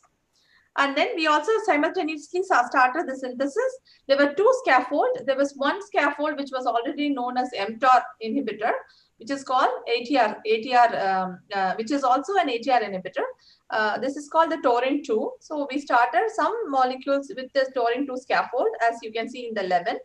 And then there are some molecules which are second generation inhibitors started in this pyrazoles type of molecules. Okay. So these almost about 120 molecules were synthesized in this series. And then we immediately did the quick cell viability with a CTG assay. So it's very, very similar to MTT assay, but CTG assay is more precise because it will tell you exactly the quantification or quantity of how much of ATP is present in the cell. If there is less ATP present, then the cells are dead. If it is more ATP present, the cells are alive. So we could do that quickly. And as you can see here, I will just ask you to just look into two molecules. One is SPK98, another one is SPK53. Apart from taurine 2, these two molecules were inhibiting in a very better manner. So taurine 2 is about 38 nanomolar, as you can see here. And then SPK98 is about 57 nanomolar. And SPK53 is 138 nanomolar. So these molecules, we wanted to take it further and see how to proceed with these molecules. So we did, again, we also do a Western blot assay to specifically see whether these molecules are inhibiting only ATR. As you can see here, phosphorylation of CHEK1 is a substrate that we would probably, we would read through Western blot analysis to see whether the phosphorylation of CHEK1 is inhibited. If that is inhibited, that means that ATR is inhibited. As you can see here, SPK98 specifically inhibits ATR, but it also inhibits mTOR. As I told you, these kind of a scaffold is also mTOR inhibitors. We studied these molecules further to see whether inside the cell, how these molecules would behave. So if you phosphorylation of CHEK2 is a readout for ATM protein, and phosphorylation of CHEK1 is a readout for ATR protein. As you can see here, you can see specifically this SPK98 is inhibiting only ATR. So it is not inhibiting ATM. Okay. And the similar way, but if you see taurine 2, it is inhibiting both ATR and ATM. So from this slide, you can see that the molecule is specifically inhibiting ATR, not inhibiting ATM. So that was a very big breakthrough, because as I told you, the most important challenge in kinase drug discovery is having the selectivity. So to further study these molecules, there is another method to see whether this molecule is directly inhibiting ATR. So there is something called premature chromatin condensation, PCC. This means the chromosomes are not normal. They are actually immediate. It condenses before its maturity time. Okay, so if you see, this is a normal mitosis where you can see the chromosomes very well. But here you see the chromosomes are not looking very, very clear. So that means this SPK98 compound is inducing PCC and then killing the cells. So these are some of the basic work that we have published in some 7 to 8 papers, publications. One of them, you can go through this Bioorganic Medicinal Chemistry Letters recently that has most of the informations. But while doing this, okay, I'll skip this slide quickly. So by doing that, as I told, Rashmi started working on the protein or the biological side of ATR. So what we wanted to do is we wanted to express this protein in our lab so that we can have the protein in hand. We can do a lot of kinase assays. So as you can see here, the molecular weight of the protein ATR is very, very high. It is more than 300 kilodalton. And this belongs to a PIC family of kinases. What does it mean is, it needs all these domains to be a stable molecule. So only kinase domain, whether the kinase domain is stable or not, we will not know, because there are no proceedings before our work.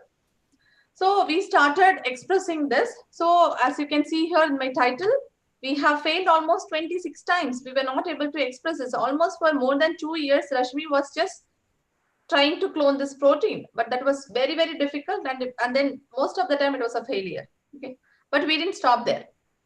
So I will skip biological slides quickly so that it was not, students won't get bored.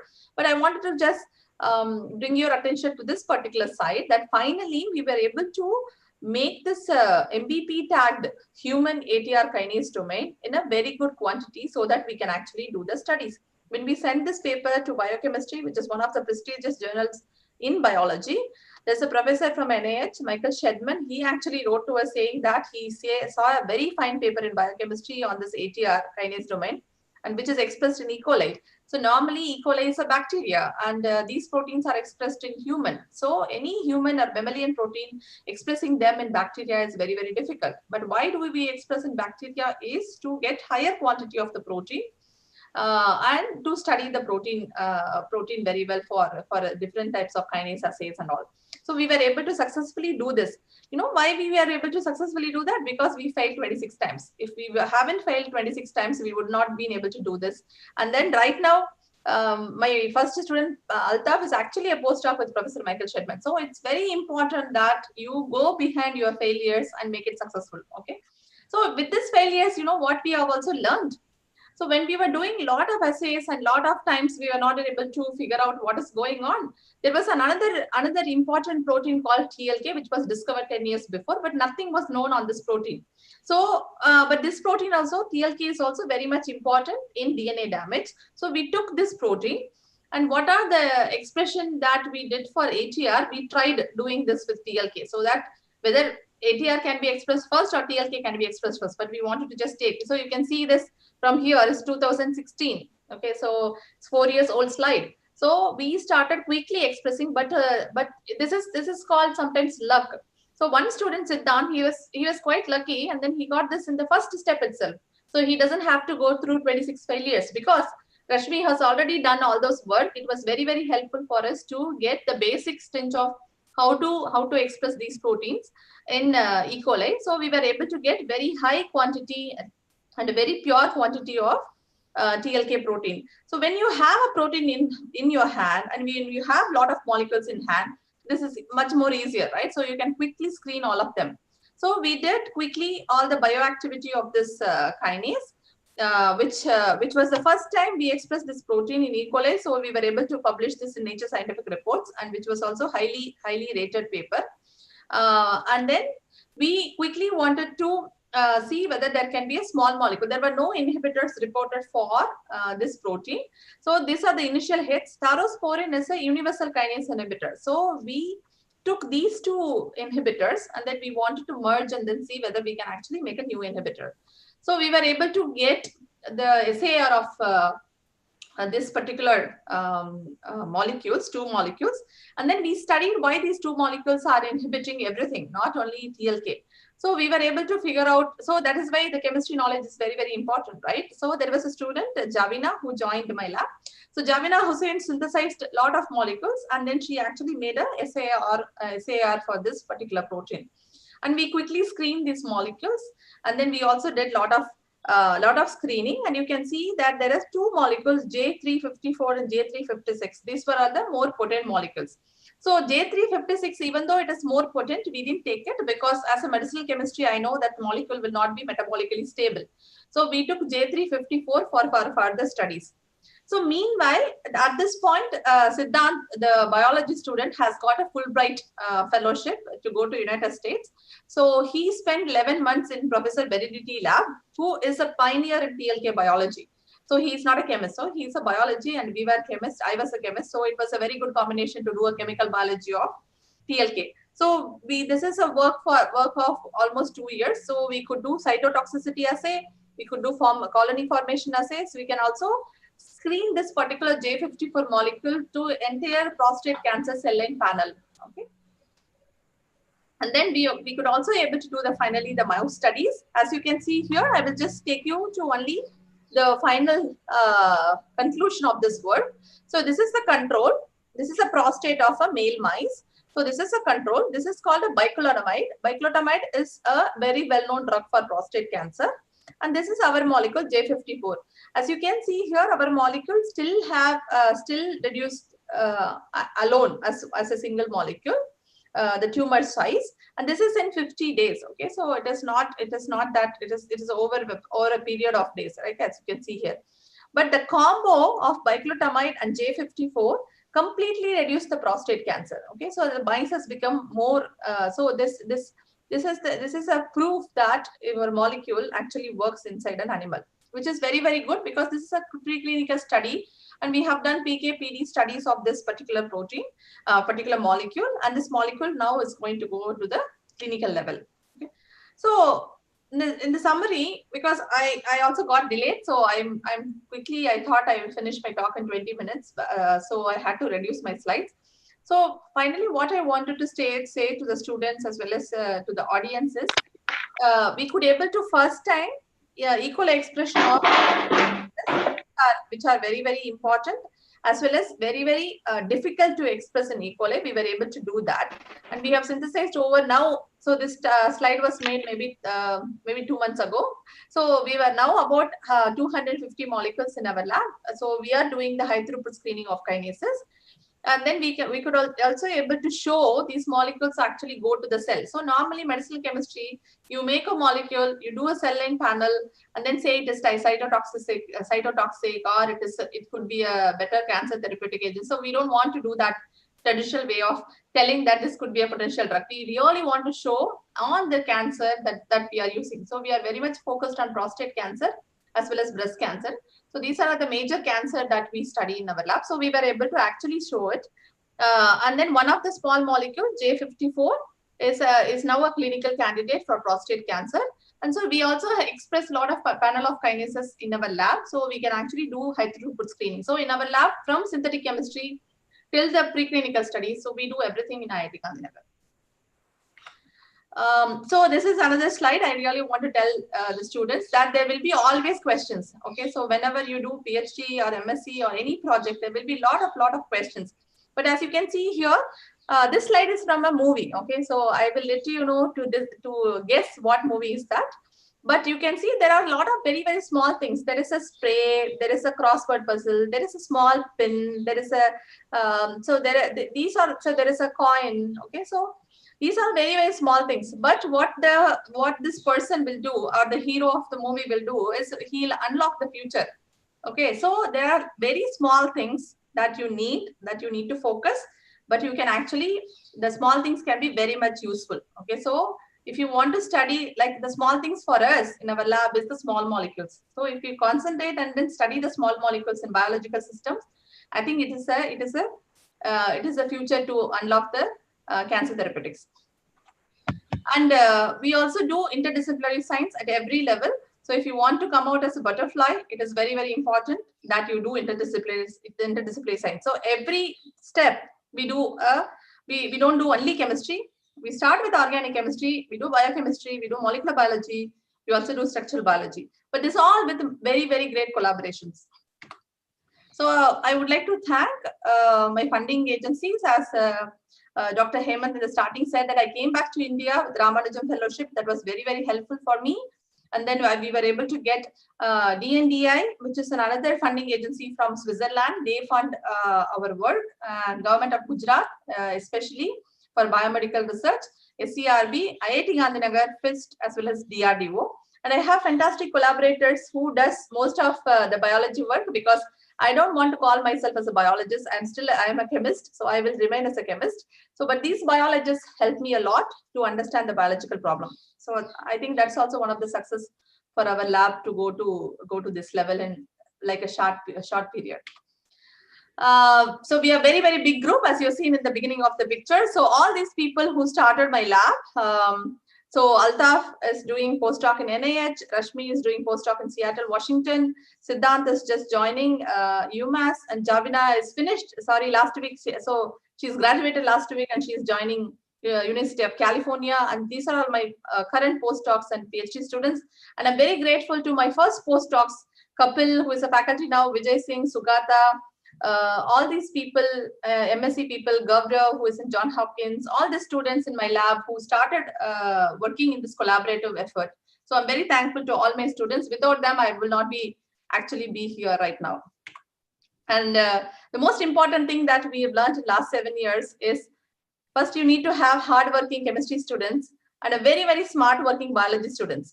So when you put them together, actually they can actually bring lot of surprises, lot of happiness, and then so that is most important right now is interdisciplinary science. That is the way to drug discovery. This is our recent group. So we all went to Kutch before the pandemic. And this is our campus. It is just behind Sabarmati River. So I welcome all of you to visit our campus. Now there are more buildings here come up. So I will probably update. So our lab is actually in the 3rd floor here. So this is one of the new IITs, but I'm very proud that I've joined here. Thank you so much. Yeah, thank you, Supriya ma'am. It was really a wonderful talk. You talked in terms of stories, and considering the audience, you have moderated your talk. It was like in between you talked like there was a message for the youth, which I like most, that go behind your failures and you will learn. So that is a line that that really is close to my heart. And I am also a young faculty here, and I have a very small group, and I do give this kind of message to my students. Thank you very much, ma'am. You did a lot of chemical biology, and very happy to know that a chemist, if you collaborate with a biology people, then definitely miracles can happen, and we can serve the society through our scientific contribution. That's really nice of you. It's really wonderful. I guess we have a few questions from the participants. Yeah, I can take up questions for a couple of more minutes. Yeah. Sneha, this is Nasir. Hi, Nasir. Hi, Nasir. Hi, Nasir. I'm good. How are you? First of all, congratulations for a wonderful lecture. It's a really good work. Thank you, Nasir. I just have quick questions, very small. It may be like a quick I just want to know like how you are designing your APIs for the kinase inhibitor. So for ATR, we had a template of taurine 2. So what we do is we study a couple of more inhibitors, and then we also study why they have failed in the clinical level. Okay, so we study because there is no specific inhibitors. I cannot just go from a hit to lead type of a screening. No. So what we do is for ATR, we have taken taurine 2 as a first scaffold, but now we have come to the second and third generation where we have modified the quinazolines to pyrazoles, so which are better. So for TLK, again, we have taken staurosporin, which was the only hit for TLK kinase in the kinome scanning. So TLK as well as phenothiazine. So these two scaffold we have kind of merged. So what we do is we try to do a combinatorial approach of designing these scaffolds. Okay. The second question I have, like, are you doing this biological work in your organic chemistry lab? No, I have a biology lab also. Okay. And then I'm very, I mean, Nazir probably knows. So my husband is a biologist. So he's a physicist come biologist. So he's a crystallographer. His name is Vijay. So he helps a lot of molecular biology. I mean, so structural biology part, he helps a lot to our lab. That's all from my side. Yeah. Thank you, Nazir. And yeah, Sipriya ma'am, in continuation to the Nasi's question, so you started with the Toronto scaffold, and what was the, I mean, what was the key point that drive you to this particular scaffold? Okay, so first of all, taurine 2 is a clinical failure. Okay, so the bioavailability of taurine 2. So one slide is script where you can see the T half of taurine 2 is only 6 minutes. So we know the failure. So that's what I said. No, we learn from the failure. So we know why the molecule has failed. We know the solubility of taurine 2. So we wanted to actually figure out a better scaffold that can be still the ATR inhibitor. See, 100 nanomolar binding to 150 nanomolar doesn't make a big difference. You know. So Yeah. if your molecule is stable, if your molecular bioavailability is good, if your PK/PD is good of your molecule, then 100 nanomolar is anyway better than 50 nanomolar. But if your molecule is only 10 nanomolar and that doesn't have a bioavailability or doesn't have a proper PK/PD, or your T half is very less. So our molecule SPK 98, the T half is 150. So which is much better than the 6 minutes. 6 minutes, yeah, definitely.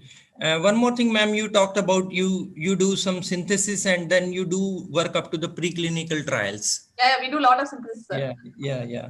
So have you any protocol or any mechanism developed to study the oxidative stress of your synthesized molecule? Not yet. So we also have a project on RAS inhibitors. Okay, so RAS inhibitors, where RAS is a very, very important protein. So in that project, we are looking for some oxidative stress type of molecule. Because that is also very, very important. If you want to take the molecule as a drug in the market, then probably that is one area where something should be added. Yes. Yeah. Thank you. Any more questions? Yeah. There were some students who wanted to ask questions. Yeah. We'll welcome the questions from the students. Any hand raises? Organizers, please help us.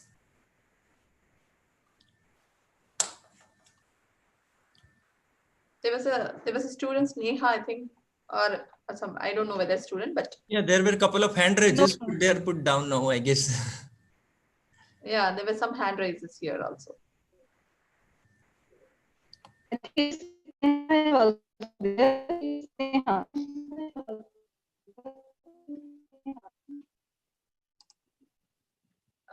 Nazia, you are there in two places. Other place you have to mute. Otherwise, there is a lot of echo.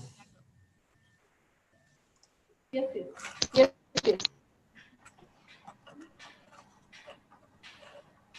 Yeah, there's Neha who wants to ask question.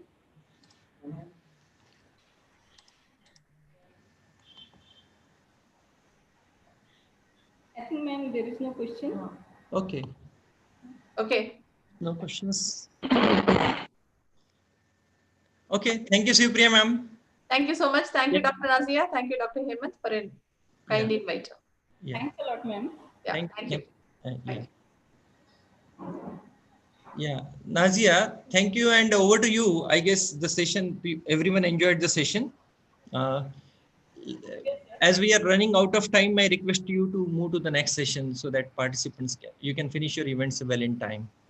Okay, Yeah. sir. Thanks a lot. Thank you so much, sir. I am Ms. Neha Mahurkar, Assistant Professor, Department of Chemistry, Mungasaji Maharaj Mahavidyalaya. Would like to extend my thanks towards the Chairman, Professor Dr.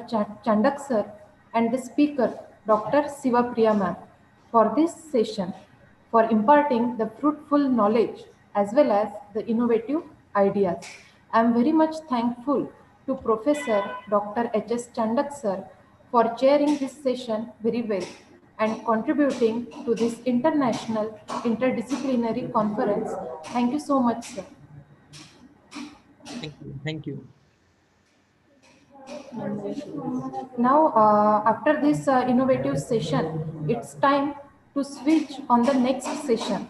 For the third session of this conference, I would like to invite Professor Dr. K.N. Puri sir, Professor in Chemistry, Sri Shivaji Science College, Amravati, to please chair the session. I will take an opportunity to introduce Professor Dr. K.N. Puri sir. Sir has completed MSc and PhD in Organic Chemistry from Amravati University.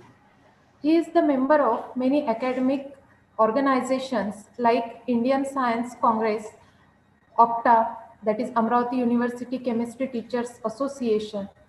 Sir has number of publications in the renowned journals to his credit. He has attended a number of conferences, seminars, and workshops. Dr.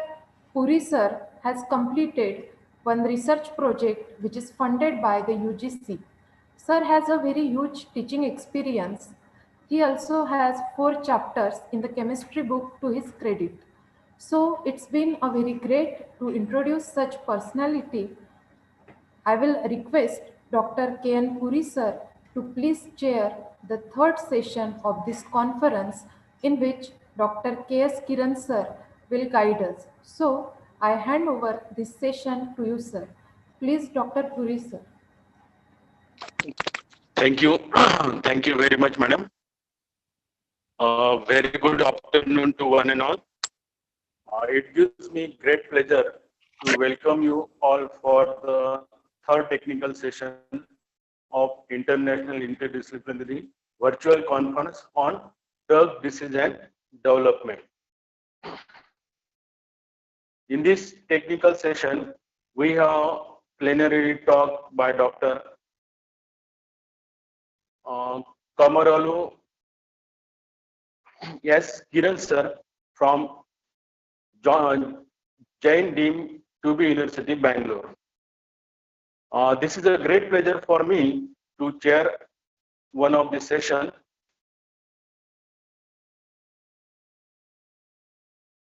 In this international conference, where we will enjoy the research contribution of extraordinary scientists of our country having a good academic career, Dr. Kamaralu S. Kiran.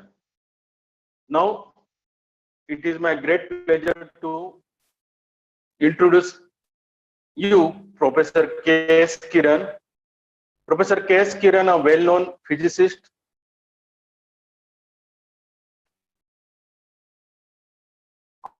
is working as a professor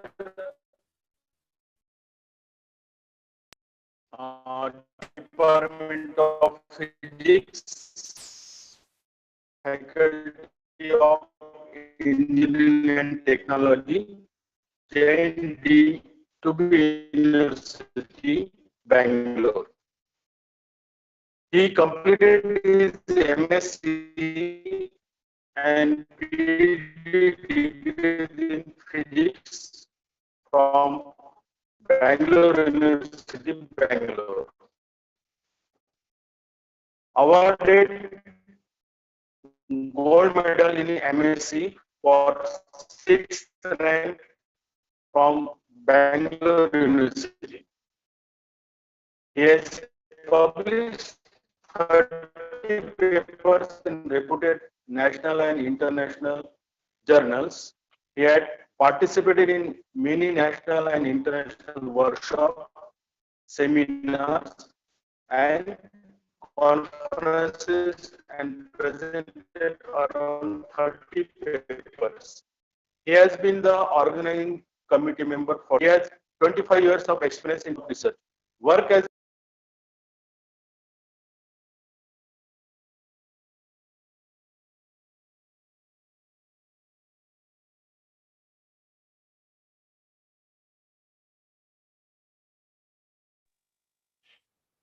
he is a life member of many Indian and international research association, like life member of Indian Society for Technical Education, New Delhi, Indian Physics Association, Mumbai, Indian Association for Physics Teachers, Kanpur, Luminescence Society of Indian Karnataka Chapter, Bangalore, Indian Crystallographic Association, Bangalore, Indian Association for Crystal Growth, Chennai, and serving as an associate editor in Archives of Organic and Inorganic Chemical Sciences, and as an editor in Open University, Open Chemistry Journal. Received Best Teacher Award from ESN Publications, Chennai, during the year 2019. He has written 2 textbooks for UG students, e-book on engineering physics and field theory for electronics and communication stream. He received the Best Teacher Award from ESN Publications, Chennai, during the year 2019.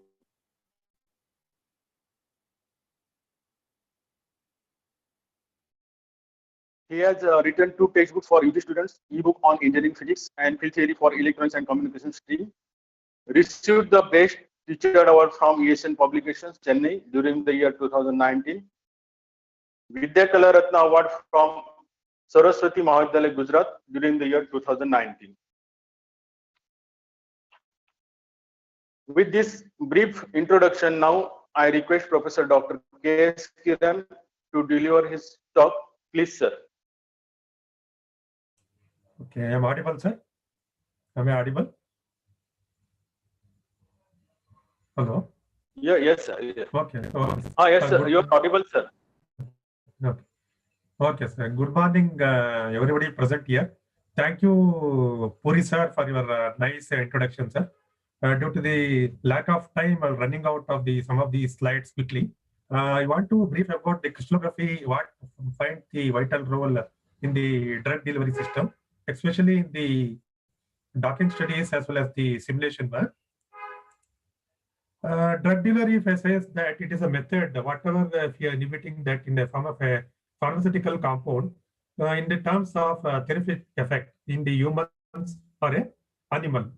Now if you see that whatever the drug we are taking, either in the form of a oral or capsules or tablets or injection or a mouth or transmucosal, nasal, various means like that. Normally, either in the conventional drug delivery system or in the novel drug delivery system.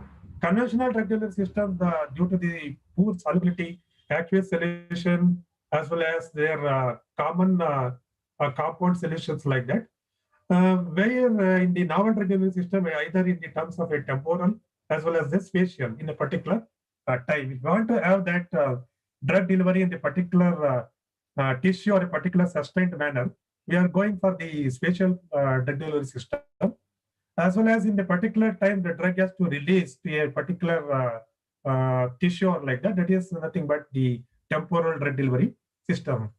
Next, why you need a drug delivery system? Most of that many medication are such as the peptide or a protein, especially in the antibody vaccine, it is nothing but in terms of a gene-based drug system. Not only that, it is nothing but in terms of a enzymatic degradation, systematic circulation, as well as the charge issues with respect to the human beings with respect to the therapeutic effect. And also this protein, whatever the peptide drug has to be delivered by the form of an injection nowadays to release to a targeted delivery system.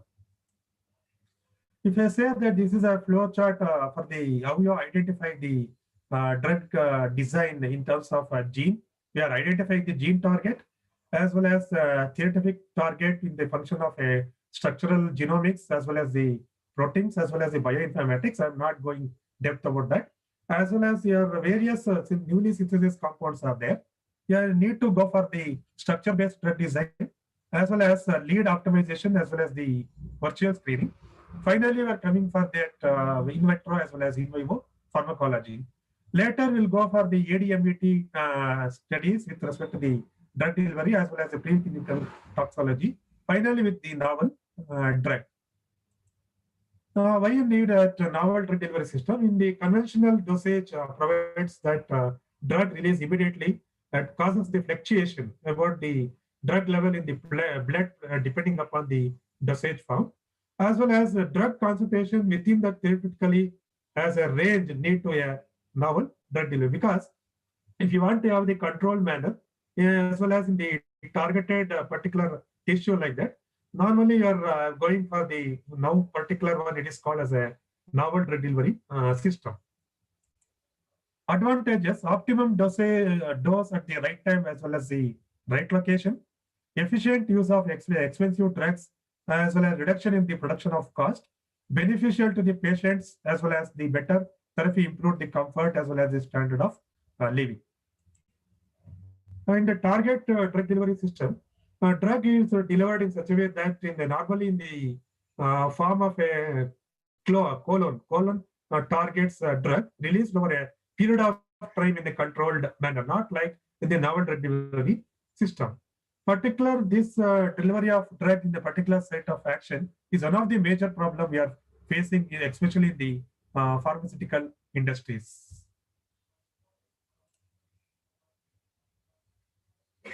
This is once again the flow chart about that whatever the targeted drug delivery system is there, as well as with respect to the novel drug delivery system, free drug will be there. Either we have to identify the non-target site with a particular axis affinity, as well as to a limited effect, as well as if you add on to the carrier to a sustainable manner to a particular transport in terms of a target site to a particular tissue or target site, then accessibility will be there as well as the affinity will be there if you have that with a free drug with a carrier drug. These are the list of drug carriers in the novel delivery systems. I'll go in a few minutes on this about that nanosomes, liposomes, neosomes, nanoparticle, microsphere, microparticle emulsion, as well as micellar. If I say that nanospheres like that, it is a type of nanomaterials only adjustable with respect to the geometrical parameters prepared using the polymers. These are biodegradable, biocompactable, used in the delivery system in order to enhance the entrapment as well as release the drug. In the nanocapsules also, it is covered with the antibodies with respect to the receptors. It will bind to a cancerous or various cells to release their biological compound to in the specific tissue. In case of liposomes, is a phospholipid bilayer particular drug in a particular cell, as well as a tissue can be achieved with a covalent drug with a particular manner, in a drug controlled manner. In the miscellaneous, what we are saying is it's self-assembly. It is a form of a self-assembly in the amphibitic molecule, either in the form of a hydrophobic as well as the hydrophilic state. This is one of the type of carrier, that is microsphere as well as microcapsule. One with the matrix particle, another with the capsule. Either in the matrix particle or microsphere, it is once again the emulsion cells are utilized in the various manner, such as a food or cosmetics like that. In terms of the microcapsule, capsules are broken in such a way that it is result in the particular dyes in the form of a capsule or a shell with a filled matrix or without the fill matrix. And once again, in the polymeric drug, this is one of the carrier in the polymeric drug delivery system. Either in the terms of the matrix, I explained in the previous slide about that polymer with filled matrix, as well as with the drug with the carrier with about the polymers. The enhances that cell in a particular control manner as well as in a particular cell.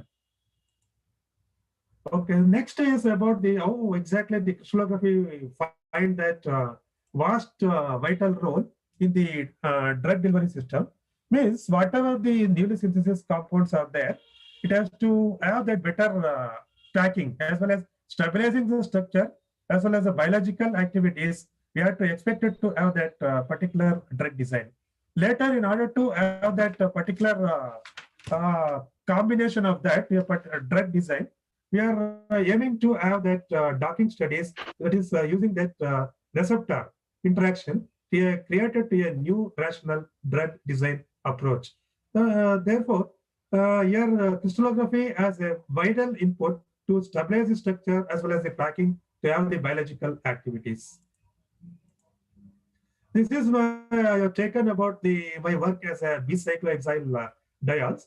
Here, this is what is the peculiar of this bicyclohexyl diols is one of the peculiar property of 2-dichlorophenyl as well as 2-dinitrophenyl. Exactly, this is the expected structure. This is result obtained from the Arctic diagram that is from the crystallography.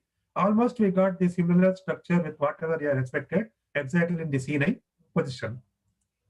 This is a crystal data obtained for my molecule. It exhibits in the monoclinic with the P2 upper N. The final R value is around 0.072%. This is about the packing diagram. We have to see about that how exactly the crystal structure has been stabilized with the various interaction about the CH4 interaction. It is involved. We are about the packing of the atoms, whatever it is there in the CH4 interaction. It is better affinity to have the binding site prediction in the future docking studies. And next is after the crystallography confirms that stabilizing the structures. Next we are go for the protein ligand docking. We are identifying the receptor or a protein to have the docking with my newly synthesis compound.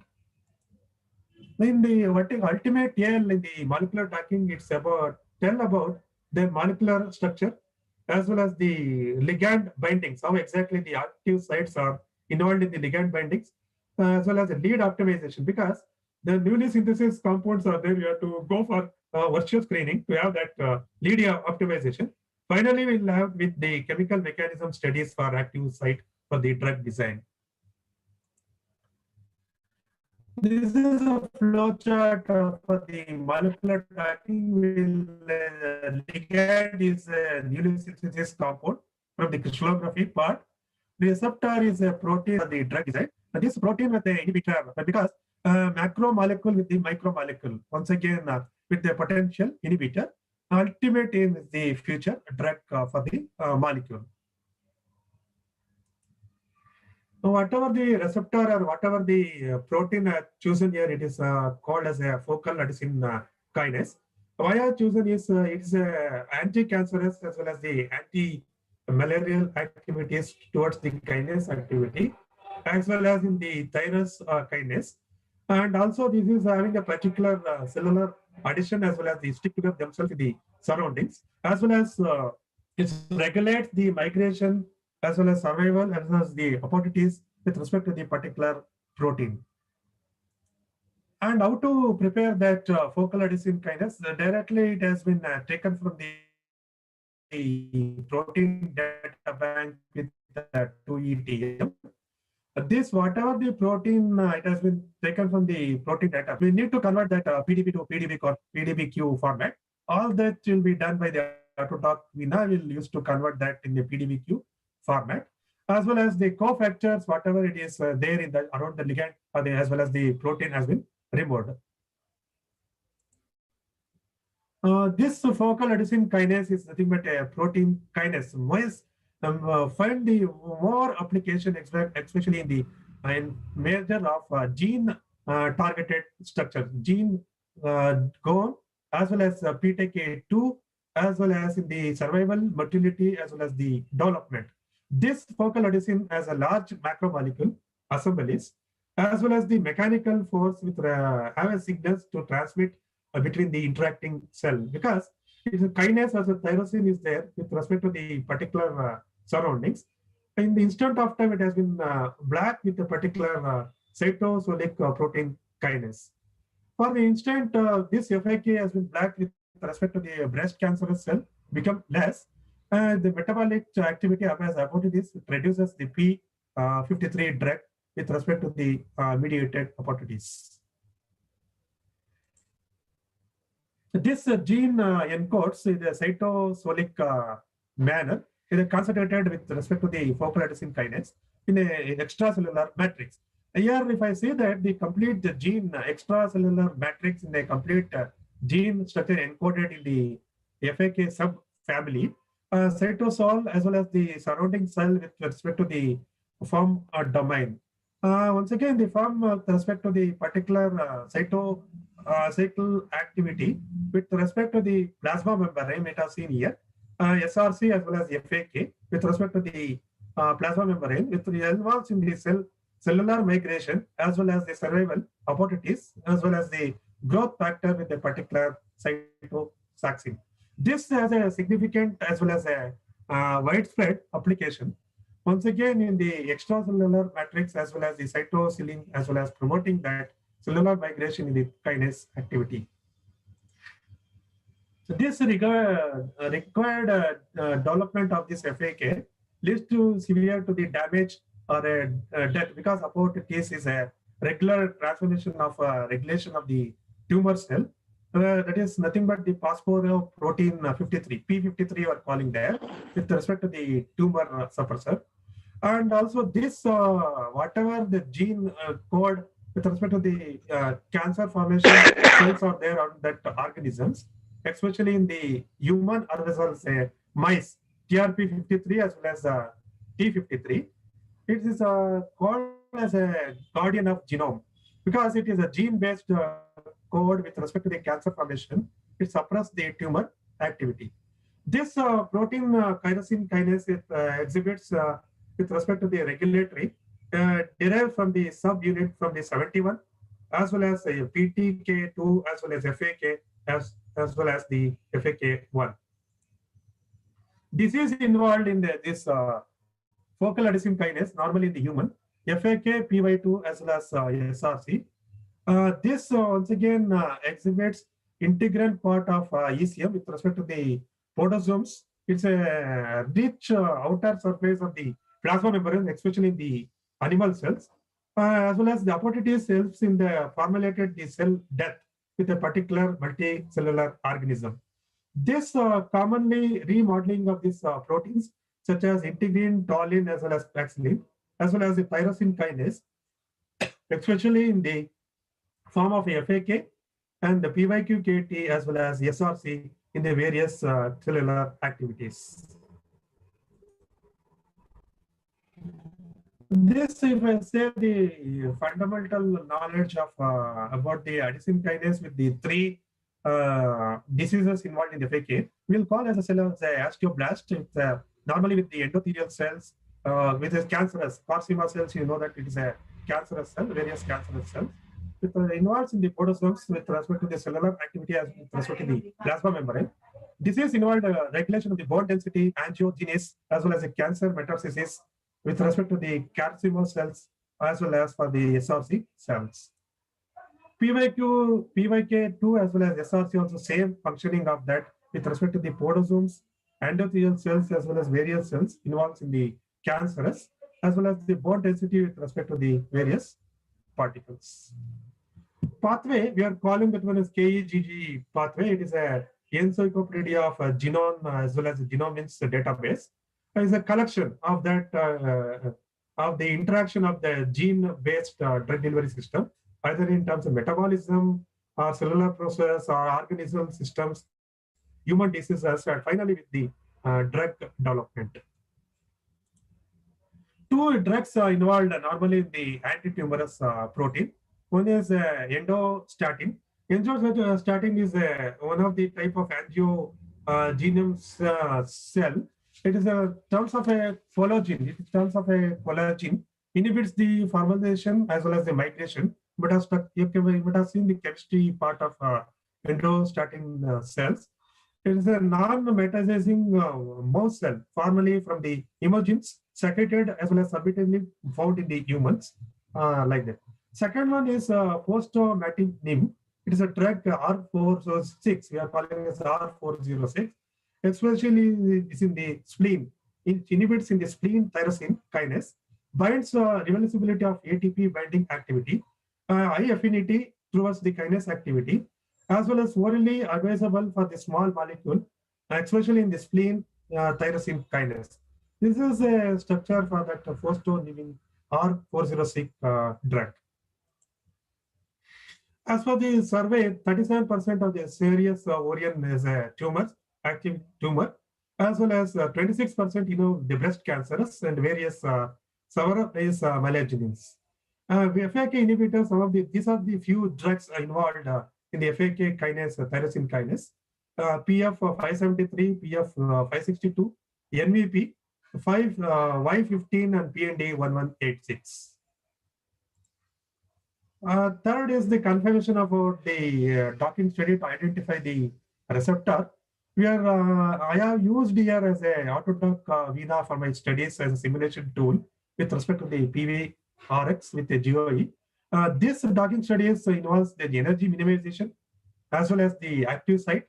Whatever the active site with respect to the macromolecule, it has been highlights with respect to the Autodoc Vina. We'll minimize that to have that in a particular target with respect to the receptor. This will identify the calling as a grid box about that. We'll fix the Autodoc dimension within the grid box. We'll fix that whatever the received receptor is there with atomic labels with number of points involved in that. You might have seen that number of this is stabilizing the crystal structure of the ligand. This is a macromolecules around that we are putting in the grid box. Objective of that the virtual screening about before putting to the lead optimization is to identify their potential ligand with respect to the complex, whatever the complex you are using with respect to the molecular docking. To understand this form, we are going for the environmental that is called as the molecular dynamics. That as well as the safety drug involves with respect to the ADMET also. ADMET absorption, distribution, metabolism, excretion, and toxicity plays an important role, about 60% in all the drugs in the clinical phases. Autodoc tools, after fixing that grid or target auto grid like that, will analyze that docking, show the interaction, confirmation about whether the hydrogen bonds involved in that, and also fix the pose rank between that pose rank with respect to the receptor as well as the ligand around that molecule. This is the my docking structure. Then the bicyclohexyl diols in the binding site. We have seen here how exactly the active site is in the binded here inside that neurosynthesis drug. This same has been compared using the another software using a FlexX. But I've seen the force view of that how exactly it has been bind with a particular protein. This is the bind force with a particular one to see how exactly it will inhibit with respect to the particular receptor, how exactly the hydrogen bonds are involved. This tells about the pharmacophore interaction, how exactly the molecular morphological surface. These are the residues of the amino acids obtained interacting with the ligands with respect to the particular protein. This once again I have studied about by using that Van der Waals Discovery Studio software, various interaction about the electrostatic interaction, Van der Waals covalent, how exactly it is protein has been interacted with the ligand with respect to the residues of the amino acids. In order to have the confirmation of the pharmacophore, we are going to plot a Lick plot to study about exactly the residues of the amino acids in the molecular surface about the 2D interaction, how exactly. That is the Lick plot residues you might have seen here, residues of the amino acids. This is after obtaining that docking study. These are the top 10 binding energy obtained. We are calling as a pose fitness from 1 to 10. Binding energy from starting from -6.132 to -4.33. Highest value is better affinity of the molecule. With respect to the inhibition constant is obtained around 32.02. Lowest with the 675.01. These are the residues of the amino acids. Secondly, we'll go for the pose rank also. We'll fix the pose rank from 1 to 10 with a dark score minus 10.622, minus 6.81. Highest value, better affinity of the molecule, better binding site with the residues of the amino acids here.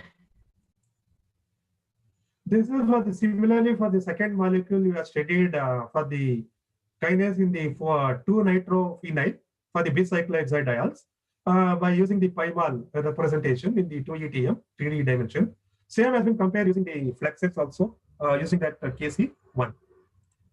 Once again, this is a pharmacophore interaction not too in depth. I explained. This is the pose rank obtained for the second molecule, binding energy minus 6.42, with the lowest one is minus 5. Intermole energy is minus 7.91 with the 6.49, with the inhibition constant 19.76, with highest as a 216.35. Yeah, compared with binding energy with the ligand A as well as the ligand B. Ligand A is minus 6.42 is 6.13. Dark score is minus 7.18 as 10.62 with the inhibition constant 19.76.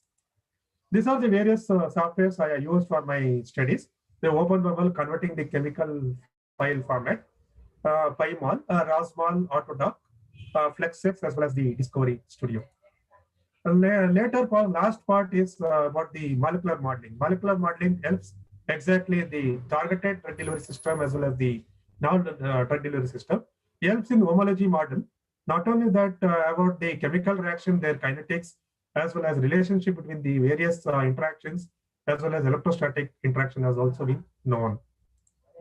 Some observable properties about the hydrophobicity, as well as ionization, electron affinity, thermodynamic properties, their intramolecular studies are binding constant free energy calculations.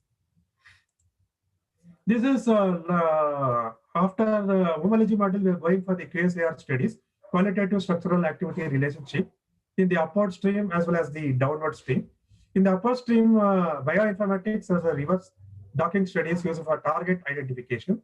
In the downward stream, normally in the ADMET prediction, physically, psychologically, normally in the kinetic simulation has been done in the preclinical test. Two paradigms of the modeling. One is the ligand-based drug delivery as well as the structural-based drug delivery to identify the binding site affinity as well as respect to the activity of the protein. These are strategies in the drug design.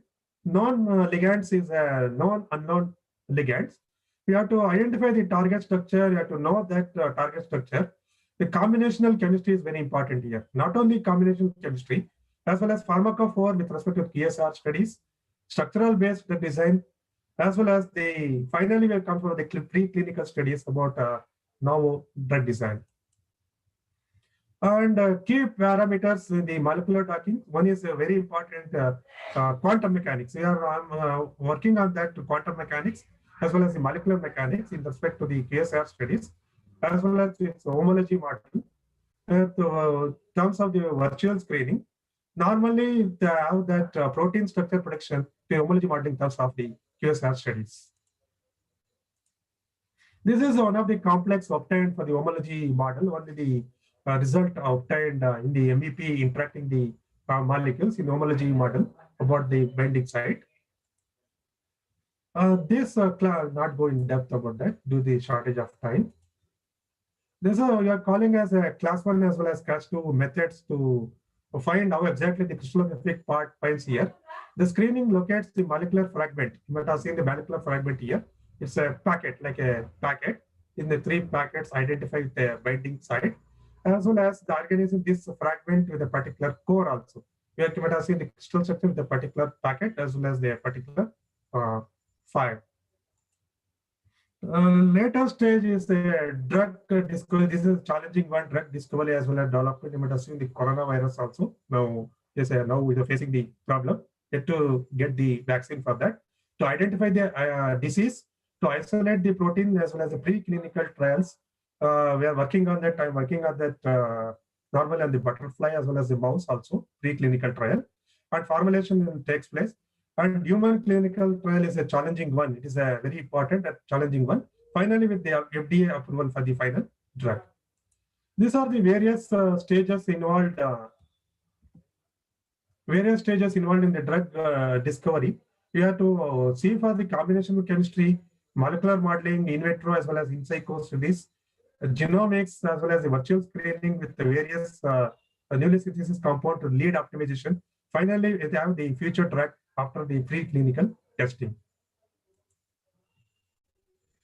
Later, new revolutionary in the terms of bioinformatics also has find a vital role, as well as virtual screening, lead optimization, as well as the computational methods. I'm not going about the computational method that is called as a computer-aided drug design systems also has been there.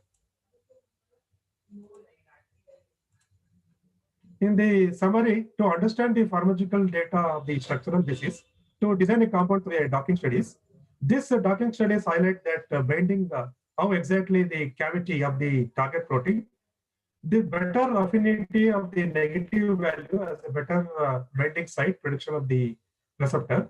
This co-crystallization of the protein ligand complex has been followed by the biometrical kinetics as well as the animal trials in the preclinical testing.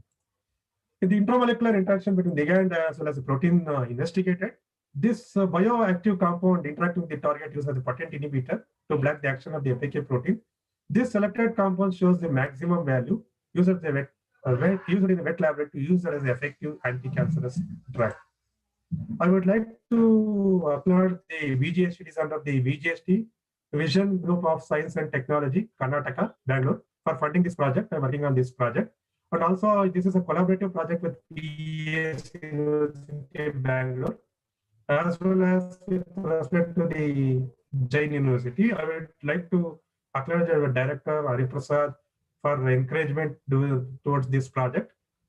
Nazia Madam for giving an opportunity to present my work in this conference. Thank you all.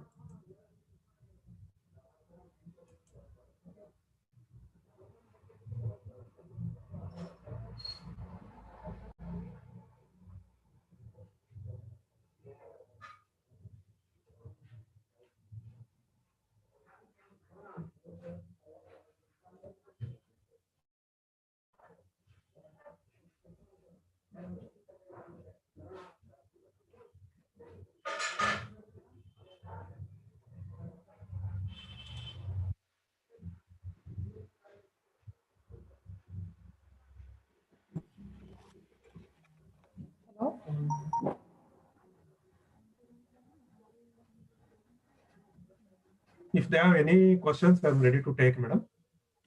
Any questions? I'm ready to take.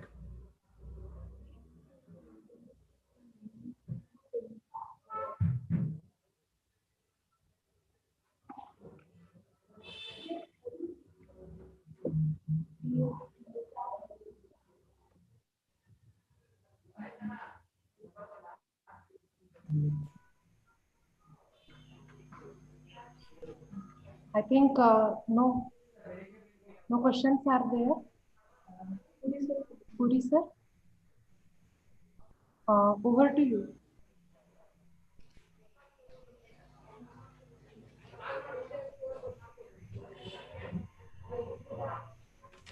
Puri sir. Puri sir.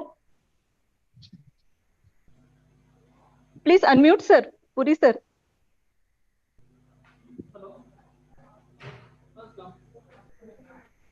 Puri sir, please unmute yourself.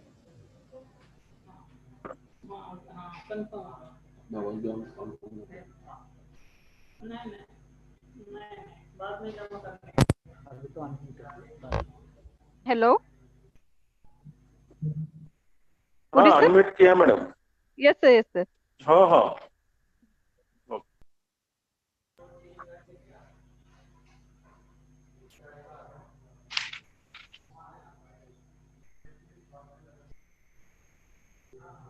So you may continue. Respected Dr. Kiran sir has completed his talk. Okay. Can I continue? Yes, sir. Okay. Thank you very much, sir. Sir has nicely shared his research work with us on drug delivery. Thanks for a big contribution in the field of physics. Thank you, sir, for your wonderful sharing of knowledge with our delegates, and hope your work will create interest among the budding researchers. Thank you, sir. Now I am going to conclude this session. Thank you. On behalf of Thank you, organizing committee. I express my sincere thanks to Dr. K.S. Kiran, sir, and I declare that the session is over. I am very much thankful to whole organizing committee and the convener of this international conference, Dr. Rashidi Madam, for giving me this opportunity to conduct this session. Thank you very much, sir. Thank you very much. Thank you. Have a good day. Thank you, Nazia Madam, for giving an opportunity. Thank you, Puri sir. Thank you. Thank you so much, sir. Okay. The session was very thought-provoking. I am very grateful to the speaker, Dr. K.S. Kiran sir, and the chairman of the session, Professor Puri sir, for conducting this session very well. And thank you for your substantial contribution to this international conference. After these 3 innovative sessions of today, we are going to have the last session. And it is my immense pleasure to invite Professor Dr. P. Padore sir, Professor in Chemistry, Science College, Amravati. I would like to invite you, sir, for chairing the 4th session of Day 2 of this international interdisciplinary conference. It's been my honor to introduce Professor Dr. P.R. Padore sir. Sir has completed MSc and PhD in chemistry from Amravati University. His area of research is material science. He has a teaching experience for UG 18 years and for PG 15 years. Sir possesses research experience of 15 years. He has a number of research publications in national as well as international journals. He has presented number of papers in the conferences. Dr. Padore sir has number of chapters published in the book for UG to his credit. He was the editor of Souvenir NCIRST 2019. Under the able guidance of Sir, 1 student have been awarded PhD and 3 MPhil degree. So it's a great privilege to introduce Dr. Padore sir. I would like to invite you for chairing this session. I hand over the proceeding to Dr. Padore sir. Please, sir. Thank you, madam. Good morning, ladies and gentlemen. At the outset, I, Pramod Padore, express my sincere gratitude toward the principal of the college, Dr. V.B. Raut, convener of this international conference, Dr. Nazia Rashidi, and organizing committee members, to give me an opportunity to chair the session of the second day, last technical session in International Interdisciplinary Virtual Conference on Drugs, Disease and Development. Prior to the discourse, the eminent resource person of this 8th technical session, Dr. G.M. Najiruddin, on the topic a sustainable development of chemistry, which is the need of today's era for we people. I would like to introduce him to you in brief to August gathering of this session, excited to listen to a popular lecture of Dr. G.M. Najiruddin. Dr. G.M. Najiruddin rendered his service to the Pune College of Arts, Science and Commerce, Pune, as the head of the chemistry department and also the principal of the college. He handled the additional charge of director of PIMSE for 3 years. He has huge experience of teaching and research. His research areas are synthetic organic chemistry, nanoparticles, green chemistry, and medicinal chemistry. He has more than 19 research papers in a national and international journal to his credit. He has also completed 5 major and minor research projects. He participated in several national and international conferences. Under his able guidance, 5 students did MPhil degree and 8 were awarded PhD degree. Few more students are still working for PhD degree under his supervision. He was invited many places for the Invitec talk at the national and international conferences. During his service period, he has received 4 awards. Presently, he is working as a professor emeritus at Aveda Inamdar College, Pune. Let's acquire a shower of knowledge, and here we start with the technical session. So I invite enthusiastic personality Dr. G.M. Naziruddin, sir, to deliver his talk on the topic of sustainable development of chemistry. Dr. G.M. Naziruddin, sir, please. Hello. Hello, I think I am audible. Hello. I hope so.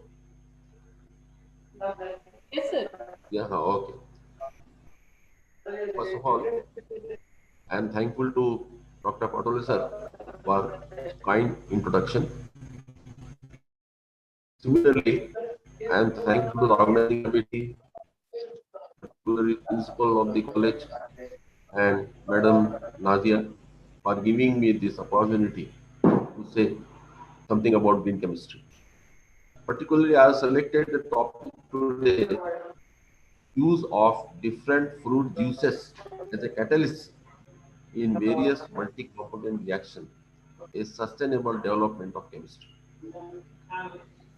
So this particular area is very important as far as the green chemistry is concerned, you know very well.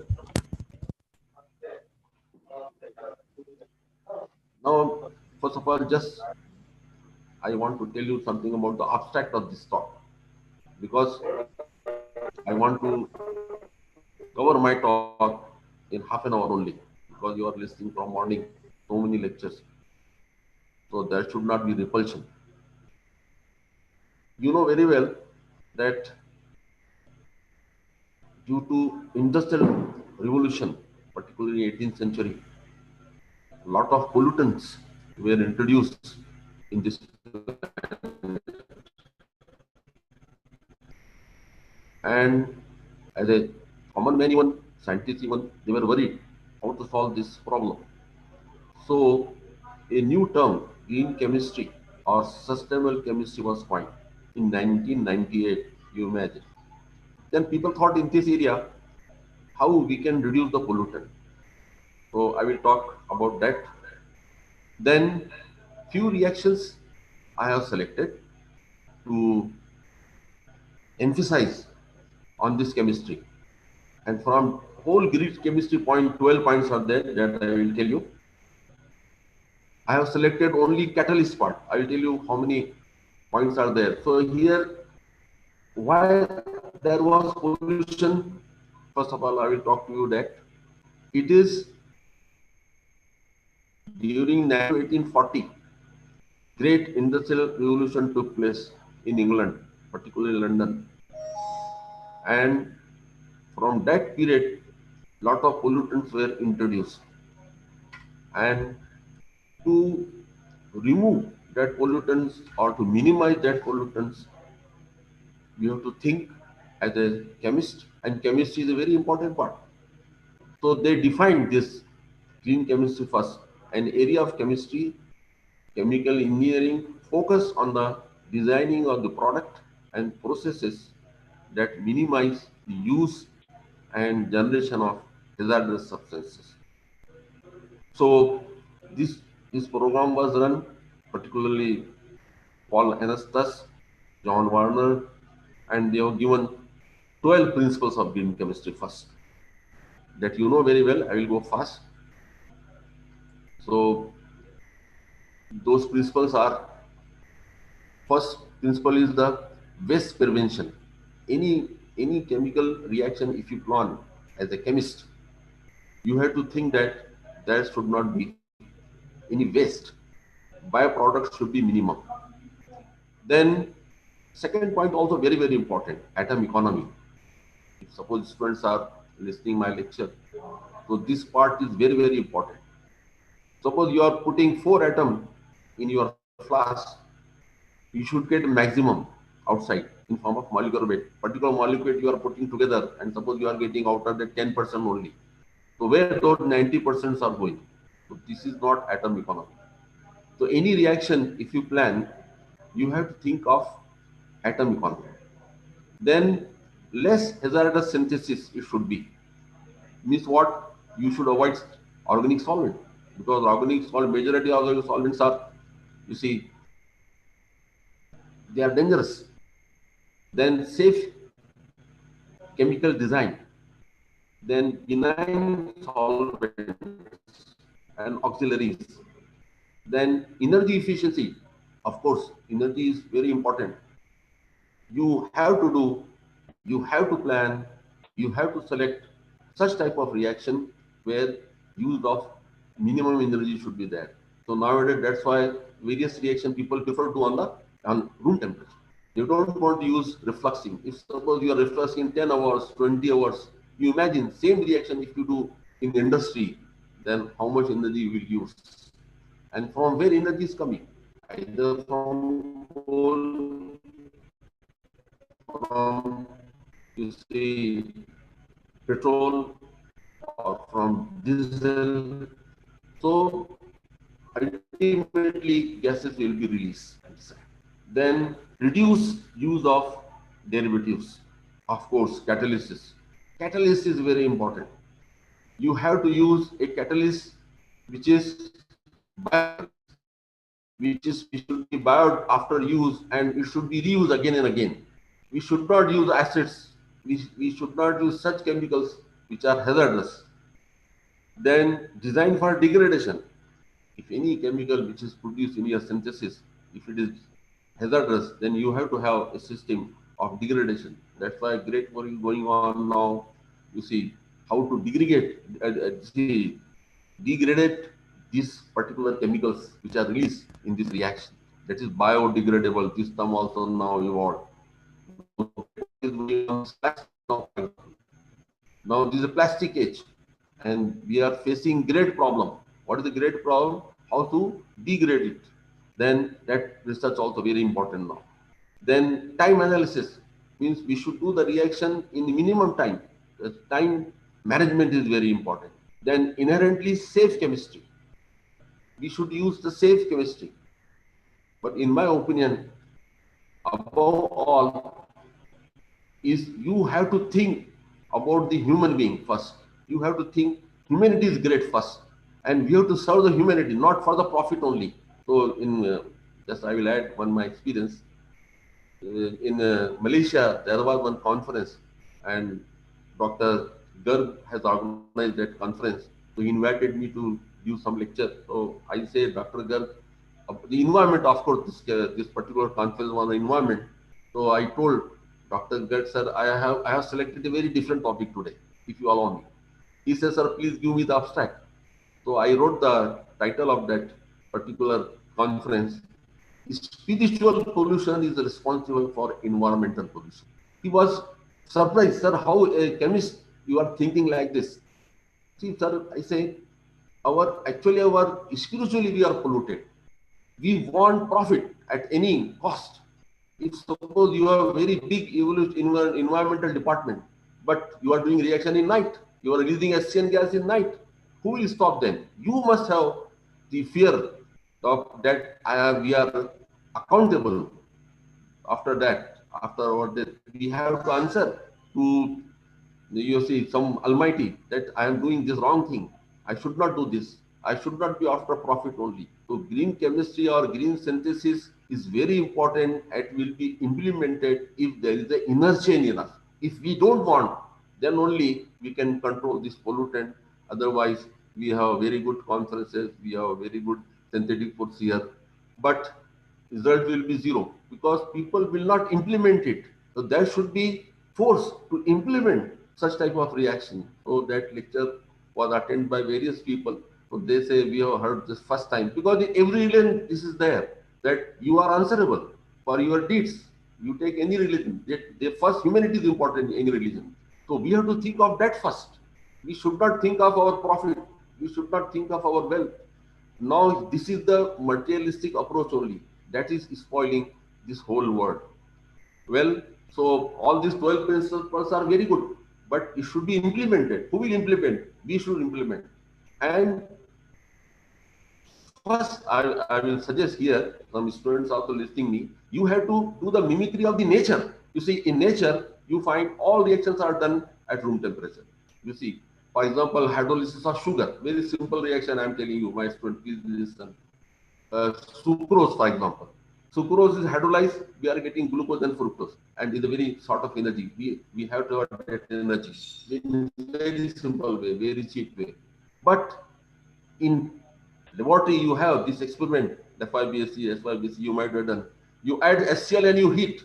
After 3 hours, it is hydrolyzed and you are giving, you see, you are getting there some amount of glucose and some amount of, but you see our stomach, we are not keeping on a hot plate. This is going on, this reaction very nicely at room temperature only due to enzymes. So enzymes are there biocatalysts and they are doing this reaction. And very simple way, they don't take 3 hours also. As soon as you take glucose, you are getting the energy. So we should do the mimicry of the nature rather than doing the mimicry of some, you see, actor, and then we are laughing, and we see we should do the mimicry of the reactions which are going on in nature. Asymmetric synthesis, all asymmetric synthesis are done by nature. They don't do, you see, raspic mixture. But you see, in our laboratory, if we take a enantiomeric excess, even 60 to 70%, we are proud of that. I have developed a reaction where 70% enantiomeric excess I got. This is another topic. I don't want to enter that. But in short, what I wish to tell you that, you see, you have to think over this great problem, and this is need of the hour. That what we should use water. You see, in you see various reaction you will find in our body, water is used only. They don't use other solvent. But in our lab, what we are doing, a student is using benzene, you see, very easily and carelessly. You know very well that benzene is highly carcinogenic. That boy, we should tell him that please take care of you. You are looking for TLC very easily. But benzene is banned. Benzene is not used in other countries. You see, I work in the industry. I am telling you the story of before 30 years. There, that company was synthesizing, you see, para-nitroaniline. I was surprised why these people are synthesizing aniline. And they are that because in Germany benzene is banned, and in our factory benzene was used in tons because they were doing the nitration, and after nitration they were reducing it to aniline. So they were freely using India to export that, and we are very happy. Oh, we are exporting the aniline. But what is at the cost of what?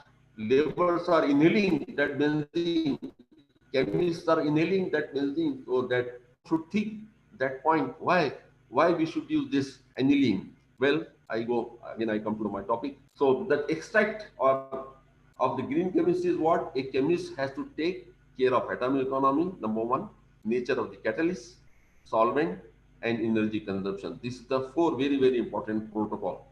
The atom economy, I told you already, is any synthetic static under control set of multi-step reaction. Multi-component reaction is selected. We should avoid multi-step reaction. We have to use multi-component reaction.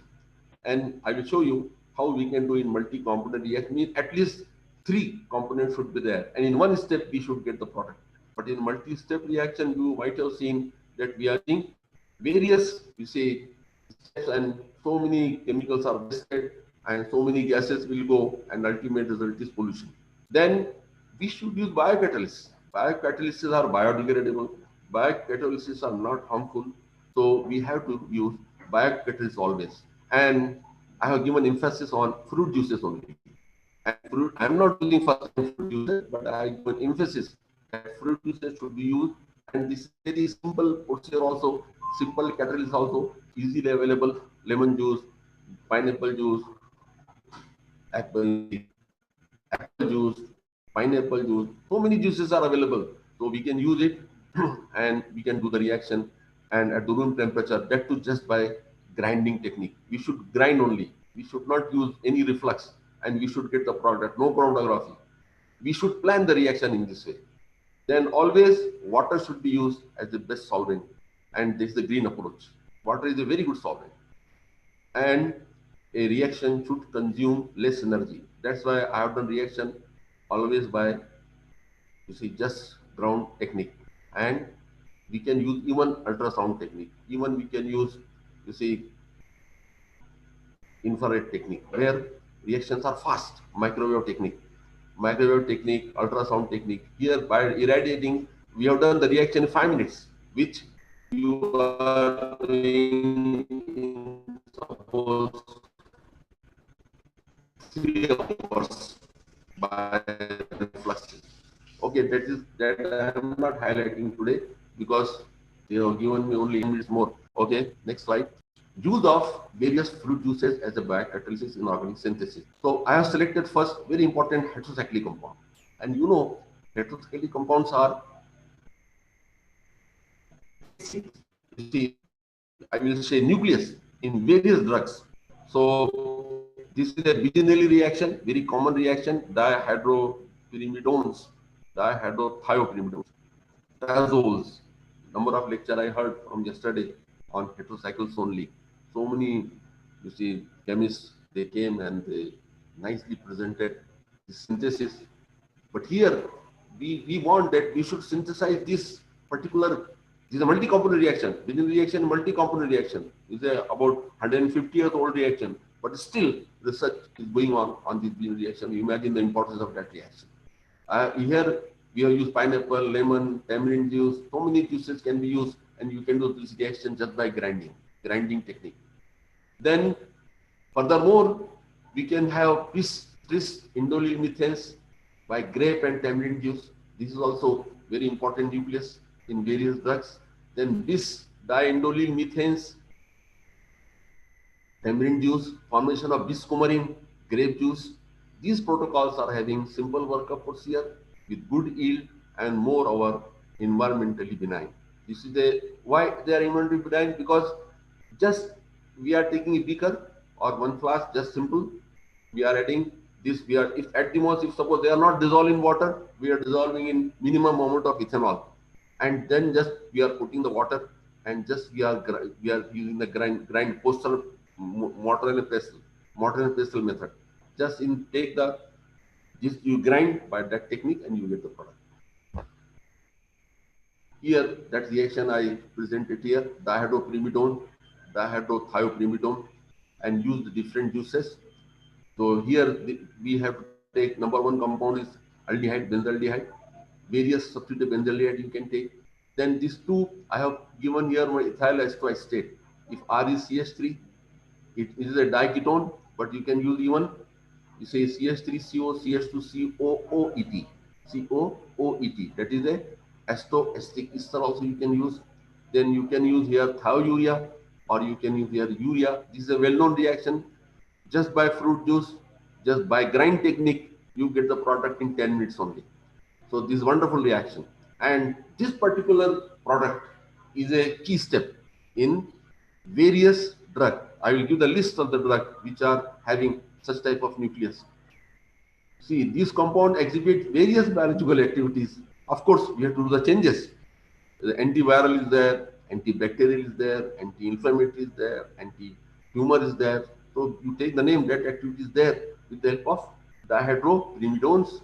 With the help of thiopyrimidones are having S, sulfur, and there you have to use only thiourea. Don't use urea. If you use thiourea, you get the product, and it is a You see, we are following principles of green chemistry very nicely here. We are using water as solvent, green solvent. Catalyst, we are using biocatalyst, some fruit juice, any fruit juice. Number of papers I have also published, people also have published on this. You can see the references. That also I have given few for your reference that you can, so particularly students, those who are doing research or those who are doing project, they can select this type of, you see, products, and they are having the very good results. Yield also very nice, 80% minimum, 70 to 80%. And we are not using chromatography also. Otherwise, everybody says in organic chemistry, chromatography is part and parcel of the research. But in this reaction, chromatography is not used at all. Just you crystallize. You crystallize by ethanol, you get a good product. So this is a wonderful reaction, and it is going on still. Then here some references I have given that you can see. I have put two references of mine also here. Some other references also there, but few that you can see, and you can detail you can take out from these references. Those particularly those students are, suppose they are watching this video, if they are listening my lecture, they can have this particular reference, and you can change what in literature what is reported. Don't take that fruit juice. You take that fruit juice which is not used up till now. You are doing a good work, and you are adding something in the research work. Okay, so I don't want to read this. You are clearly, you see whatever you want. If you put my name, you will get all these references. Understand? And that I told you about the spiritual pollution. There also you can put my name on Google. You can get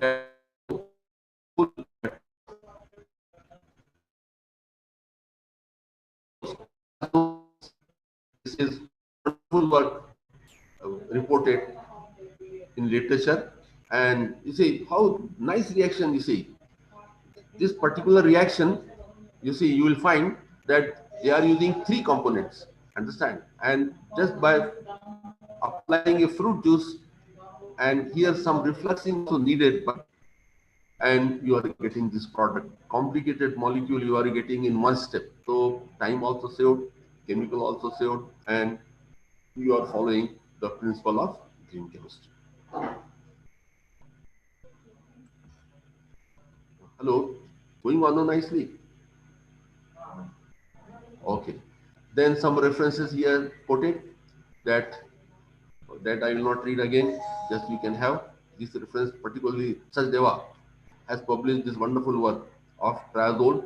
Those who want to do research in this field, because triazole nucleus is very, very important, and it is having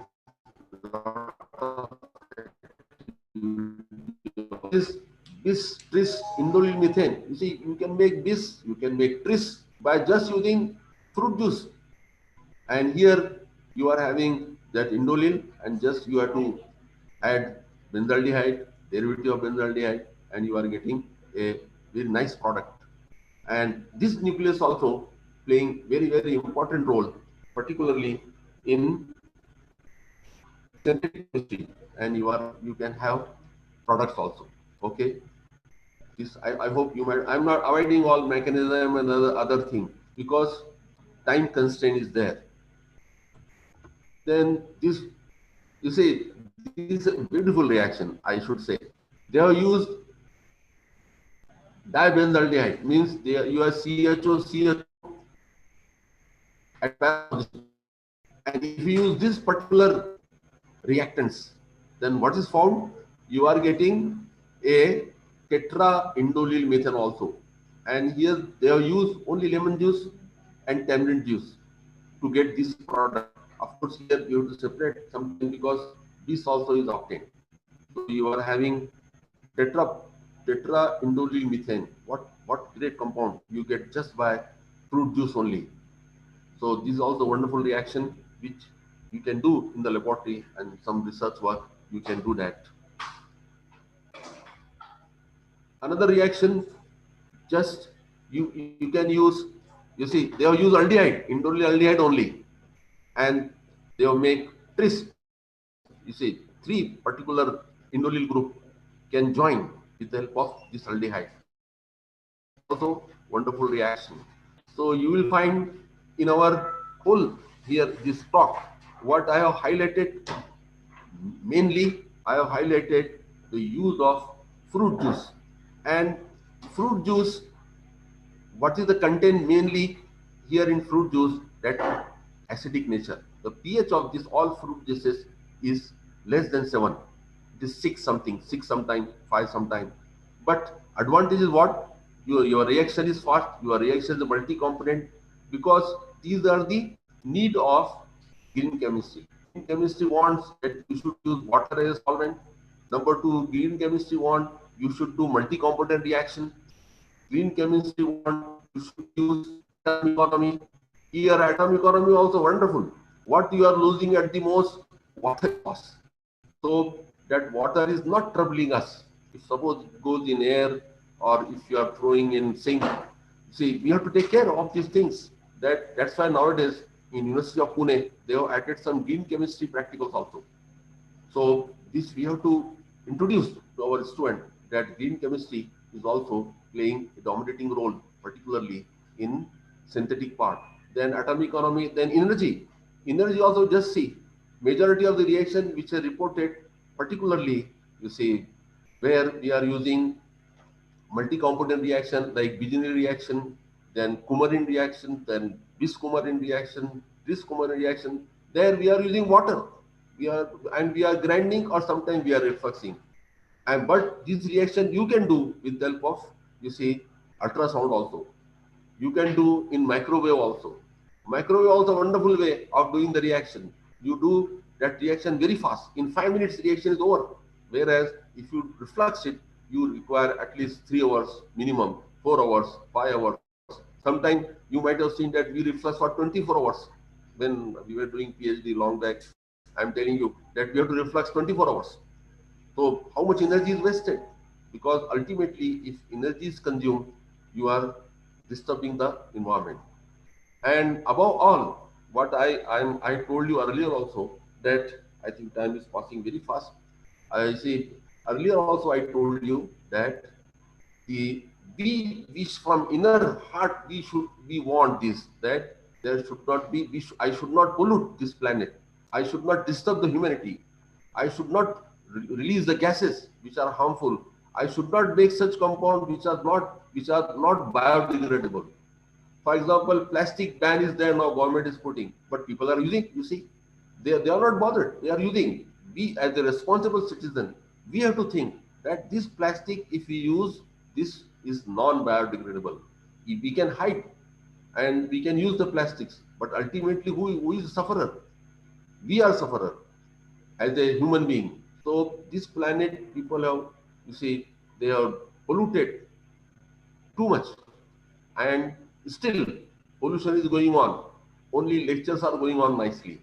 Only people are giving, you do this, you do that, but there is no internal force.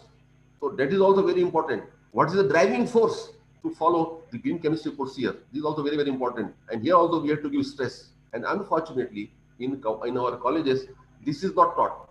They are teaching chemistry very nicely, but on humanity, on values, nobody talks, because that is not in our syllabus. So I will suggest here, because various senior people are sitting here, you will also agree with me that 5-10 minutes we have to speak in our lecture about the humanity also, about the values also. Because if values will be there in our society, then only we can save this planet. Then only our parents will be safe. Otherwise, people are having a lot of money, but they don't take care. Forget about planet, they don't take care of their parents even. They are worried about themselves only. So this touch also we have to give, and we have to do, of course, research is available, and we have to use fruit juices, we have to use biocatalysts, we have to use water, and we should do the reaction maximum, so that we can have, we should save this planet, and moreover, humanity. We are serving the humanity in this way.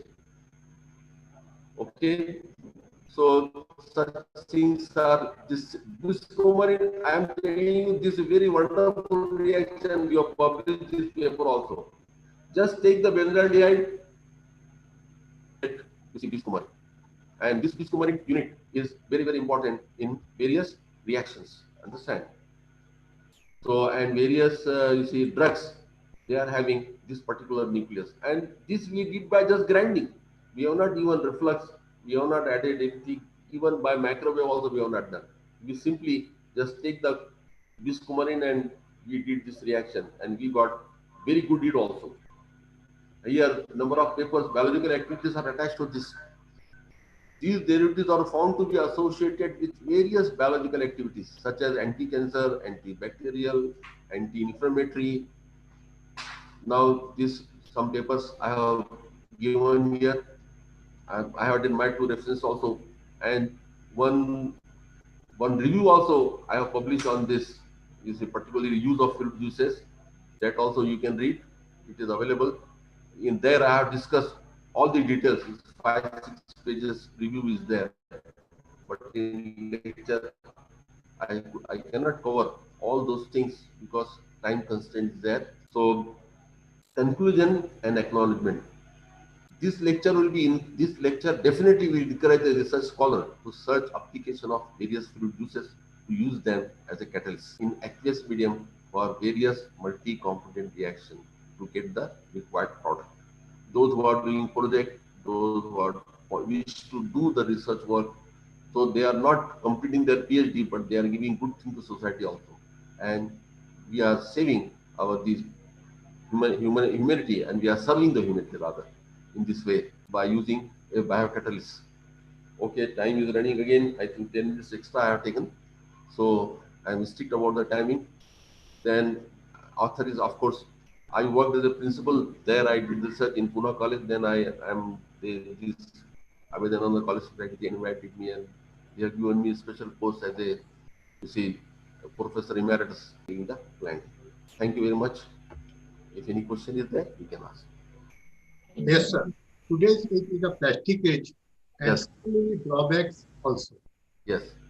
Plastic pollution is one of the biggest problems facing our planets right now. Yes, you're right.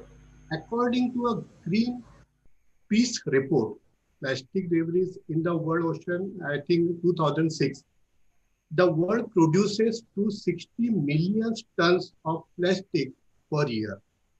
Yes. Of which around 10% ends up in the ocean. Achha. Yes, you see, somewhere we have to throw, no? Yeah. What we will do? Yes. So people are now taken out a very good solution. What Yes. they think that we have to throw this in sea, but they don't see that sea is also a big world.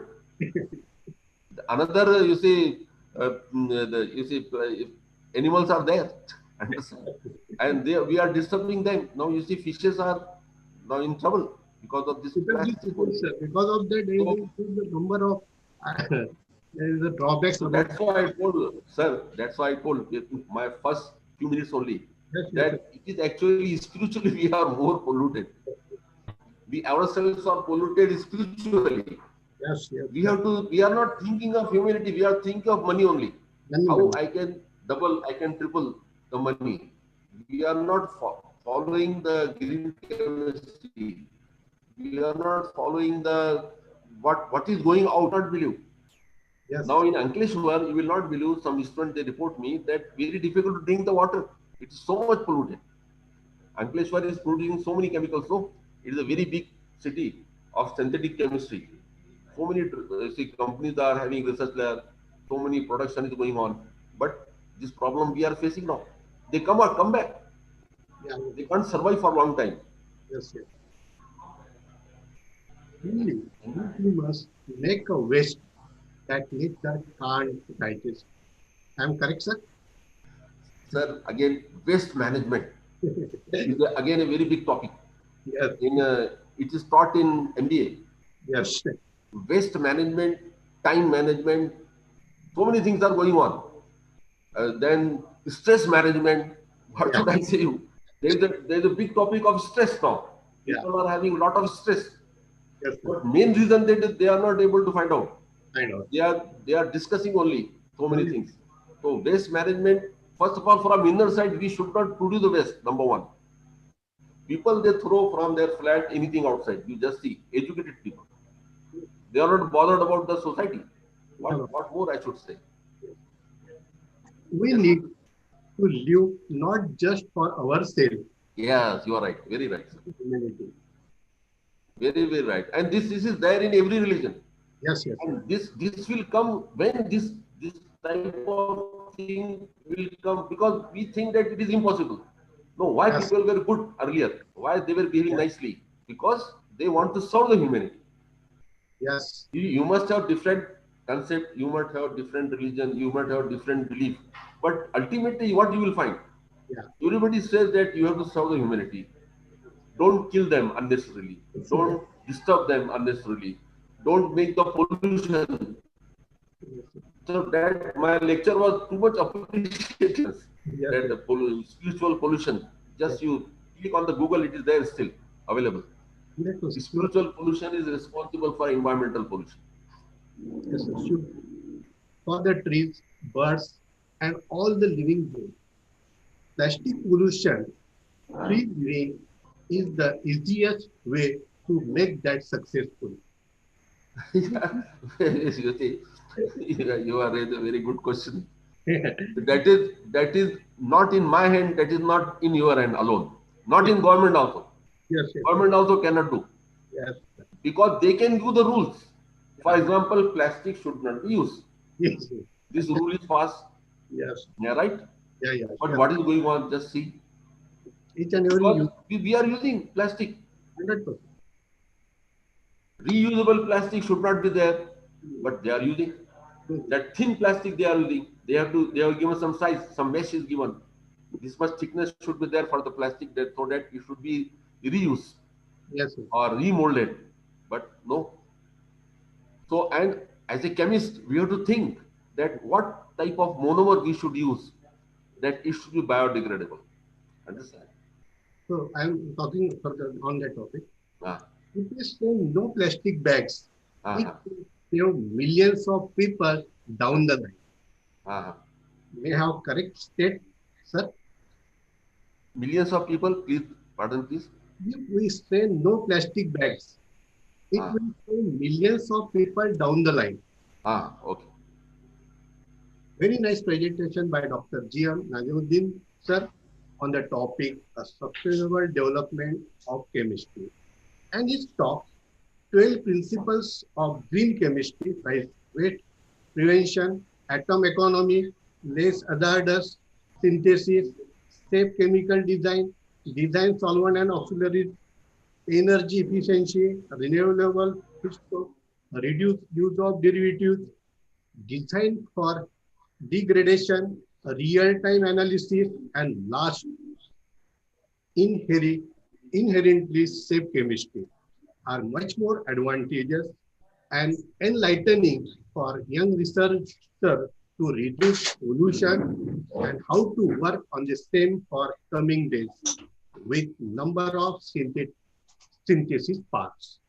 His lecture proves the knowledge of the research in his field.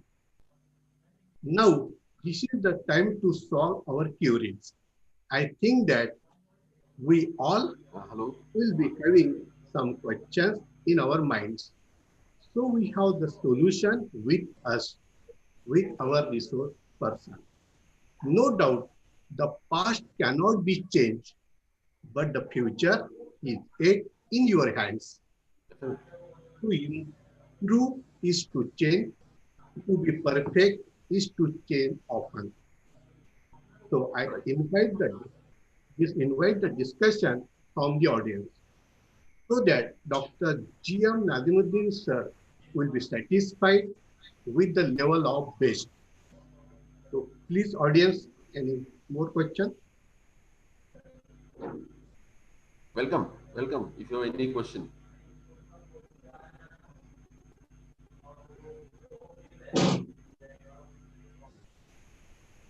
Please. Any more?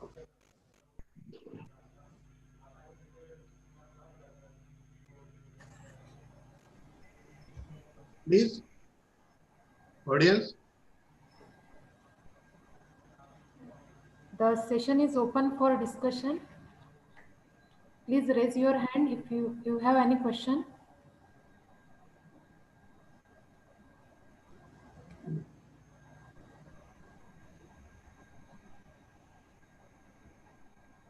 Sir, nobody is ready to ask a question. This is the problem nowadays. Okay. On the behalf of everyone, I'm telling you, no, two things are there. Yeah. Either they have followed everything, or they have not followed anything. Only two things are there. So let us be positive. We Yes. have to think that my lecture is followed by everybody. That's a simple word. There is a be positive. Yes. On the behalf of everyone online here, I would like to thank you very much, sir, for sharing your deep knowledge with us. Thank you, Dr. G.M. Nazimuddin, sir. Now I call you, the organizing committee member, Neha, madam, for the next announcement. Thanks. Thank you very much. The session was very enthusiastic and thought-provoking as well. I am very thankful to the speaker, Dr. G.M. Naziruddin sir, for enlightening the session. And I am thankful to the chairman, Professor Dr. P.R. Padode sir, for chairing this session. I must extend my sincere thanks to Padode sir for contributing to this international conference. Thank you so much, sir. So, for the day 2 of this international interdisciplinary conference, all the sessions have been completed very well. I hope all the sessions were very innovative as well as enthusiastic. So, we are in the last part of this day 2 schedule, and for the last part of this program, I would like to invite Professor Ms. Dhanashree Kothekar ma'am to propose the vote of thanks. Before the ma'am continues, I would like to give one instruction to all the participants that within 5 to 10 minutes in your chat box, we are going to provide you the link for the feedback of this conference. So please fill that link and give your feedback. We are waiting for the positive response. So over to Kothekar ma'am, please ma'am.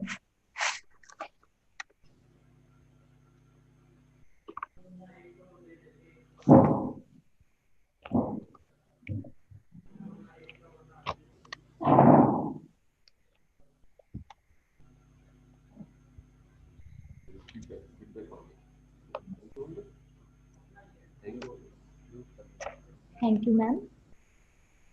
The smallest act of kindness is worth more than the grandest intention. Honorable dignitaries, respected principal, our most valued invited guests, and the accuracy coordinator, the organizing team, and all the participants, a very warm good morning to all of you. It's my privilege to have been asked to propose a vote of thanks on this occasion. I, Ms. Dhanashree Kothekar, on behalf of Mungasaji Maharaj Mahavidyalaya, Darva, and the entire organizing team, extend a very heartfelt gratitude to all the speakers for gracing your important work and sharing with us your findings and opinions today. I must mention a deep sense of appreciation for Dr. P.R. Rajput, Dr. H.S. Chandak, Dr. K.N. Puri, and Dr. P.R. Padore to grace the chair and the chairman of the session. I take this opportunity to extend a most sincere thanks to all our invited speakers, Dr. Muhammad Abrar Alam, Dr. Shivapriya Kirubakaran, Dr. Komaralu S. Kiran, and Dr. G.M. Naziruddin for their extraordinary talks. I also wish to express my gratitude to Dr. B.B. Raut sir, the principal of our college, for his minute-to-minute guidance and the support, and for providing the encouragement at every point of time in organizing of this great event. An event of this dimension cannot happen overnight. It requires meticulous planning and execution, and an eye for details. I cannot thank everyone enough for the involvement they have shown and the willingness they have expressed to take on the completion of tasks beyond their comfort zones. Finally, I would like to thank everyone who directly and indirectly supported for the grand success of this international conference. All chairmen, ladies and gentlemen, once again, I want to state that we are all most grateful to all speakers on this platform. We thank you for being with us this morning. It's been a great pleasure. Thank you. Thank you very much.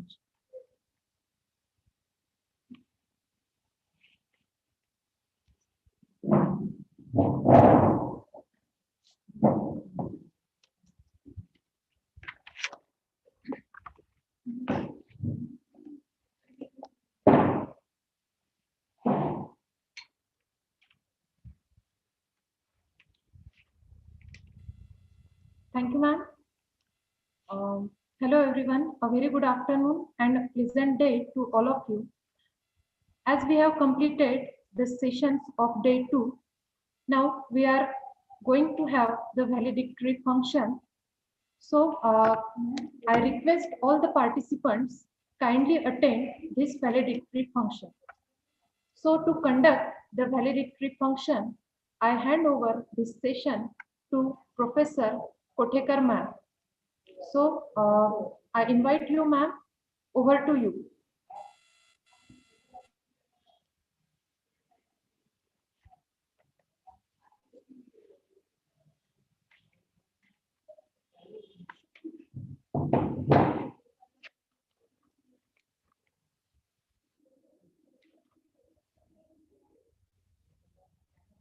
Thank you so much, ma'am.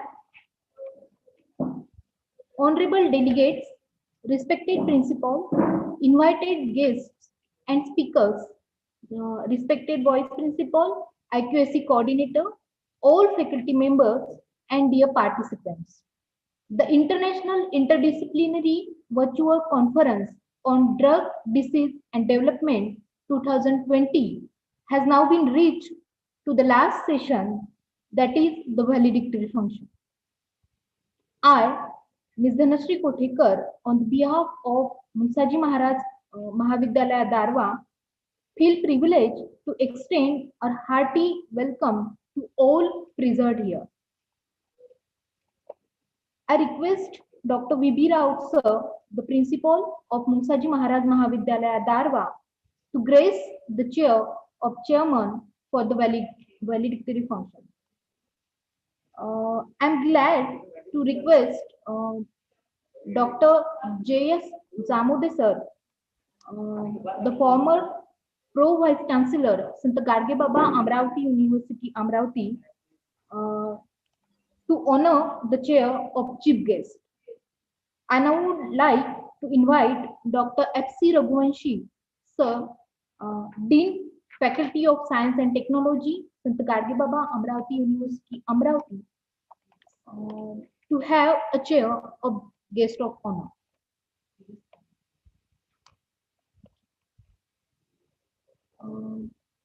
It gives me an immense pleasure to welcome all these great personalities in this virtual conference.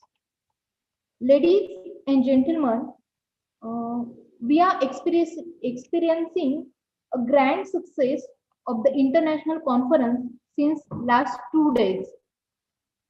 There are more than 700 registered candidates, more than 200 participants have submitted their papers, and more than 200 participants are registered for poster and oral presentation. Looking at the tireless efforts of the organizing team and the overwhelming response of the participants, I just want to quote down some lines of Harivansh Rai Bachchan. लहरों से डरकर नौका पार नहीं होती, लहरों से डरकर नौका पार नहीं होती, कोशिश करने वालों की कभी हार नहीं होती। नन्ही चींटी जब दाना लेकर चलती है, नन्ही चींटी जब दाना लेकर चलती है, चढ़ती दीवारों पर 100 बार फिसलती है। मन का विश्वास रगों में साहस भरता है, मन का विश्वास रगों में साहस भरता है, चढ़कर गिरना गिरकर चढ़ना नहीं अखराता है। आखिर उसकी मेहनत बेकार नहीं होती, आखिर उसकी मेहनत बेकार नहीं होती, कोशिश करने वालों की कभी हार नहीं होती।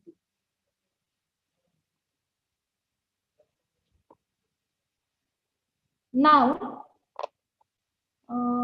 I would like to invite Dr. V.S. Samode sir for their valuable words. Please, sir.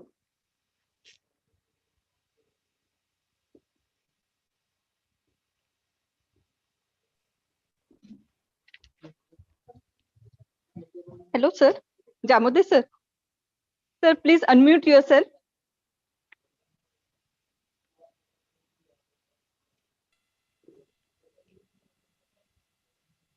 Hello.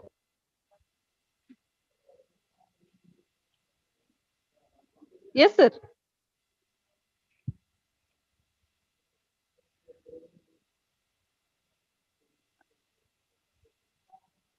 Hello, Jamudi, sir.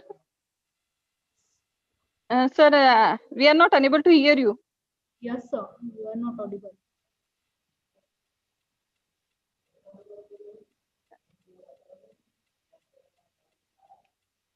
Hello, sir. You are not audible, sir.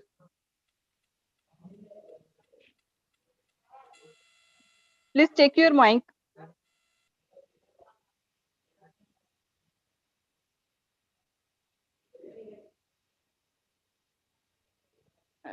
Sir, please wait. I will unmute you.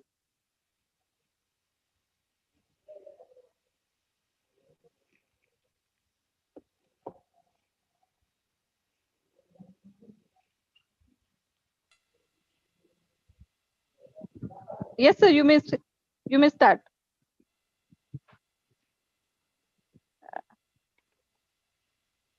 Hello, sir. Again, there is some problem. Your voice is not coming, sir.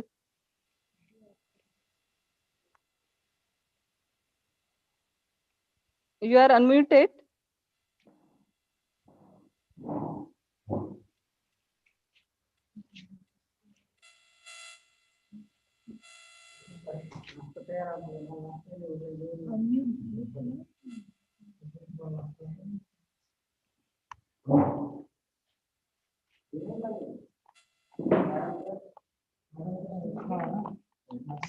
So please unmute yourself. You are not audible, sir.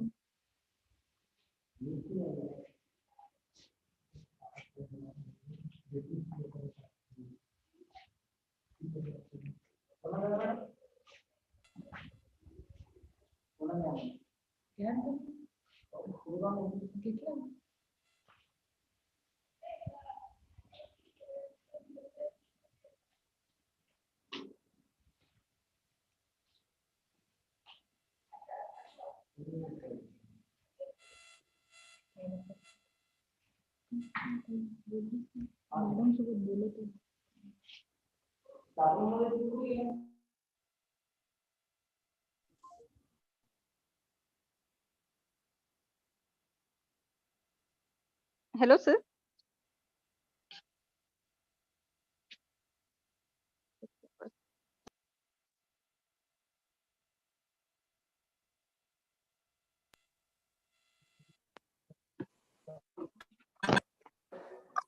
Hello. Yes, sir. हाँ, अभी आता है आवाज? Yes, sir. It is clear, sir. You may start. Yeah. Yeah. Okay. So all the delegates, then all delegates, then respected principal of your college, Dr. Vilasji Raut, then Vice Principal Dr. Chakve, then Vasantrauji Guikhedkar,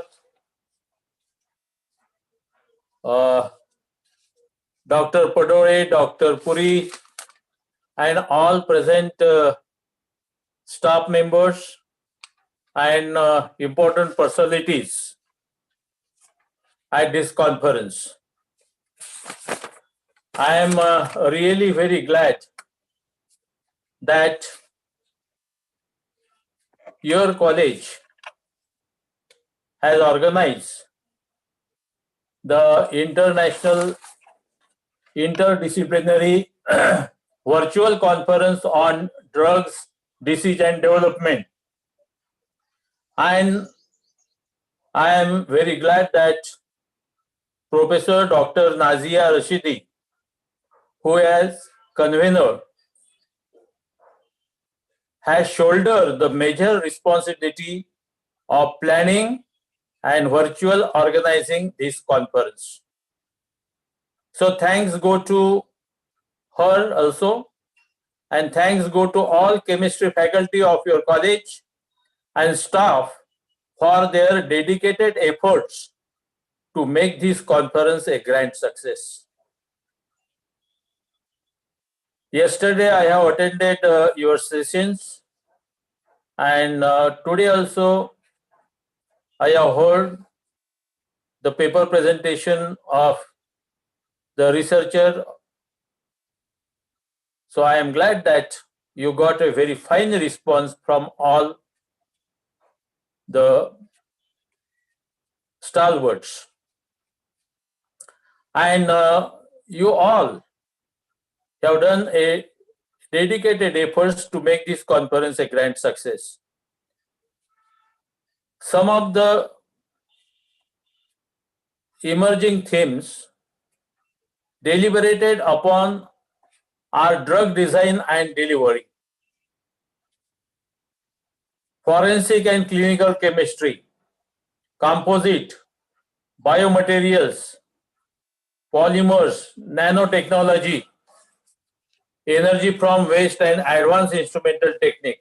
No doubt that chemistry is all pervasive in other branches of science and technology also, such as chemistry is everywhere, I think so, in all fields. Like medicine, there is a role of chemistry, biosciences, drugs and pharmaceuticals, polymers, metals, alloys, advanced metallurgical materials employed for space.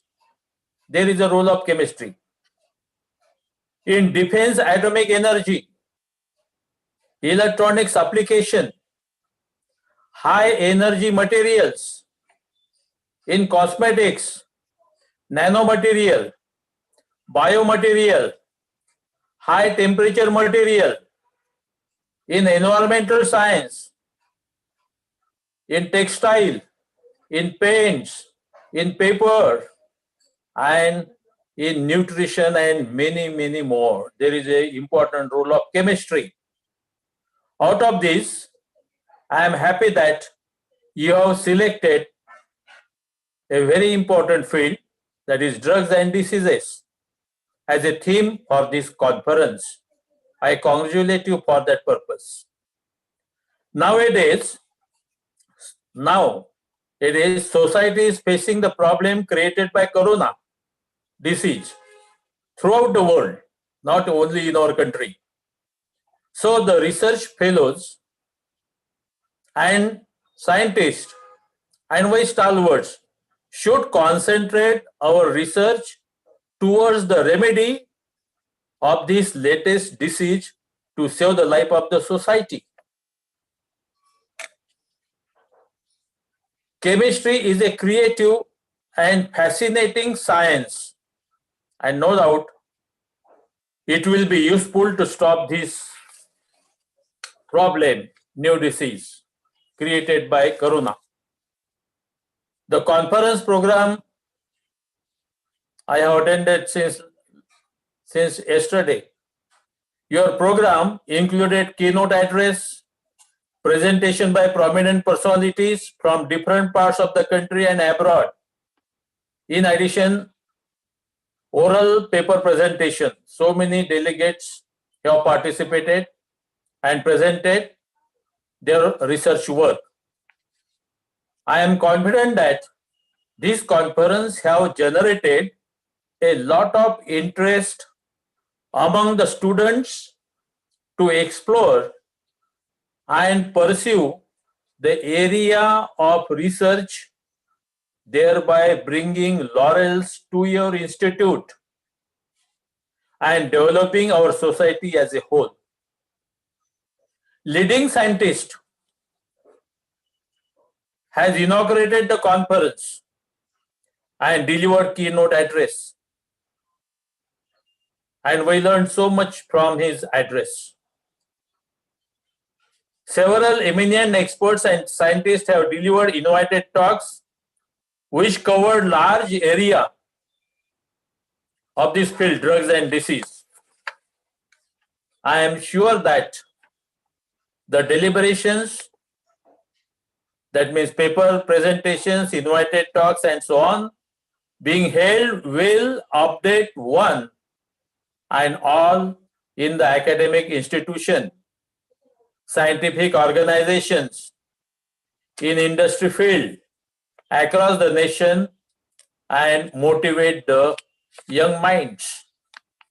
That is important, to take up the national challenges and contribute for the progress of this great nation, and will give future direction to the researcher for the benefit of mankind.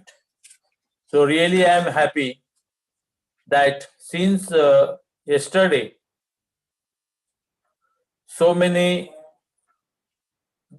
experts, researchers have presented their research paper on this theme. I am happy that they have touched the latest theme, their research work in diseases field and in drugs. And this is important, I think so. So we chemistry people should always carry out such type of research work which will be useful for the society. That is important. And I am observing that the youngsters, the young generation, the young researcher, the young scientists, they are taking much pain to serve our society. I am really very happy. So yesterday, I have observed that Dr. P.R. Rajput, Dr. Devhate, Dr. Kishore Puri, Dr. Padole have chaired the session in a very nice manner. So really, I am very much thankful to the stalwarts, Rajput, Devhate, Puri and Padole. And at the last, your principal of your college, Mungasaji Maharaj Mahavidyalaya, Dr. Vilasji Raut, has also given you a permission and full support. That is important to carry out such international interdisciplinary virtual conference on very important topic, drug design and disease and development. So really I am very much happy. I am very much thankful to you also, to you all also, your principal Vasantrauji Guikhedkar, then all the members of the management of your management council of your college. They have supported you in such a nice activity, international conference, which is useful for the youngsters, actually, for the young researcher. And that should be the actual role of, means of course, the colleges and the teachers, they are doing a teaching job, that is all right. But in addition to that, teaching line, in addition to teaching, this is also important, research field, because the teachers, they should do their job, means teaching job sincerely. In addition to that, they also carry out the research, or they should also develop the research field in the institute, so that they can better serve the society also.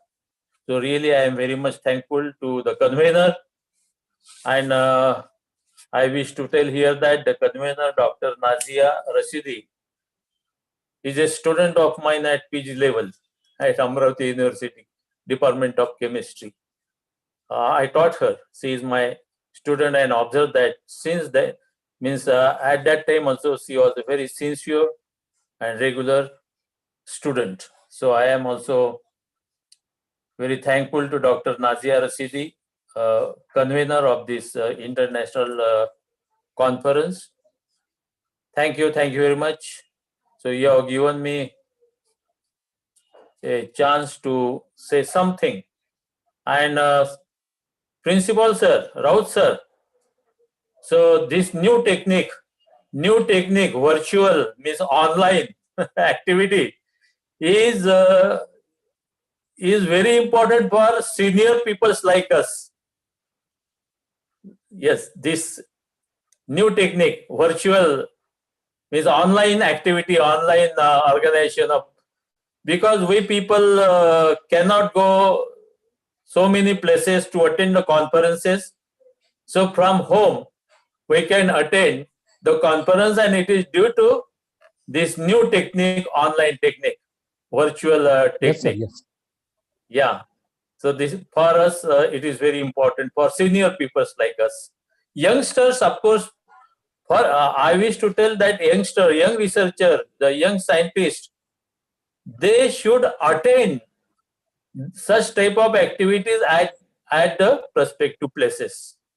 So this technology is only useful, I think, so for the senior people like us.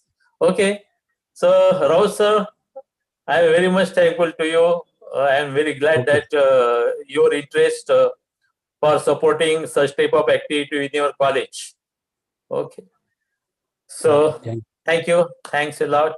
And I hope that in future also, you will organize such type of activities which is useful for the young researcher, for the young scientist, for young industrialist, and for serving the people, for serving the society, and for like that. So due to such type of activity, your college is a chemistry department of your college, Mungasaji Maharaj Mahavidyalaya, Darva. So I am really very much thankful to that staff, chemistry staff, and the convener, Dr. Nazia Rashidi. Thank you, sir. Thanks a lot. With best wishes to all. Thanks. Here I end my address. Okay. Over to Dhanashree. Okay. Thank you, sir. Thank you so much. Sir, I have Okay. out the importance of chemistry in different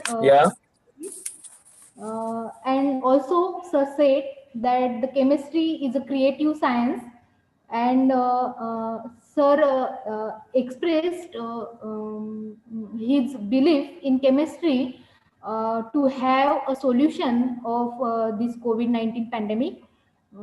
Thank you once again, sir. Thank you so much. It would now be the turn of Dr. Nazia Rashidi ma'am, the convener of this international conference. I would now invite the ma'am to express her views about the conference. Please, ma'am.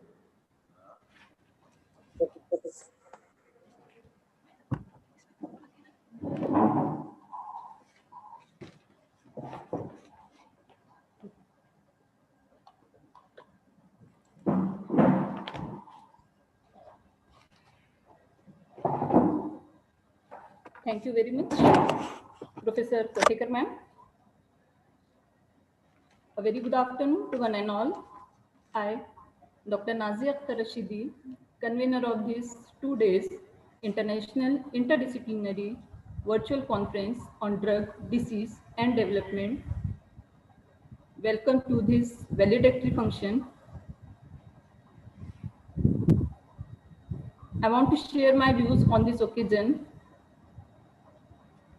First of all, I want to thank you once again all for taking your time from your busy schedule to join us for this insightful journey.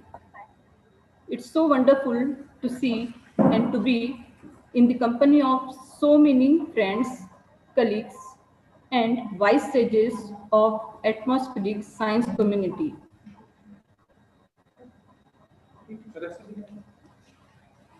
I'm thankful to all our invited guests, speakers, chairpersons to grace our occasion, this function. We feel honored to have with us today my inspiration actually respected Dr. V.S. Jamode sir, and one of the motivation for me. So I welcome you, sir.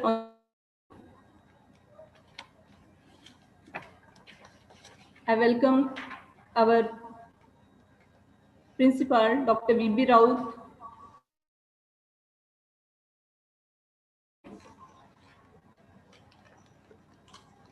Sir is always guiding us in all the ways.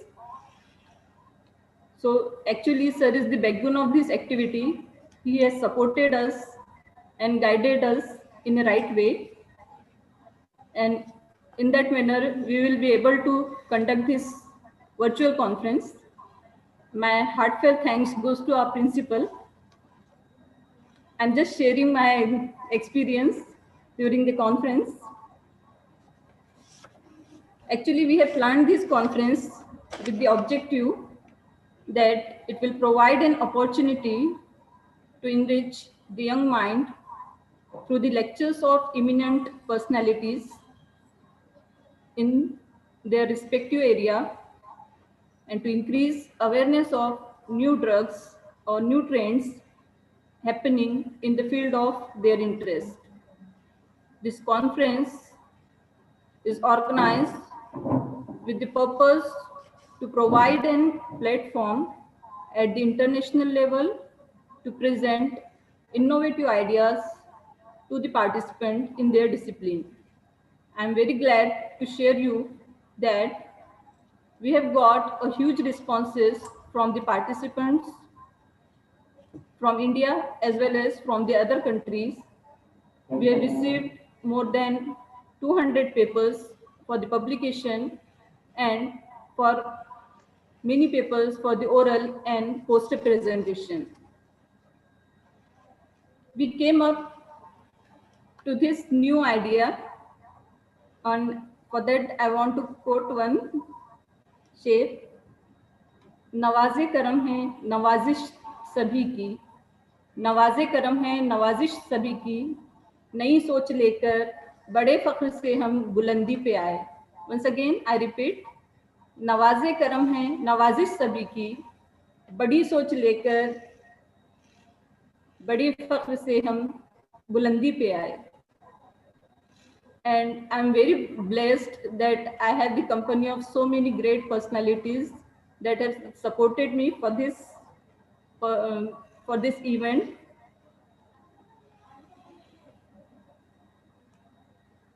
I hope all the participants would be satisfied from all the lectures that we have planned for over these 2 days, and would be immensely benefited with this conference.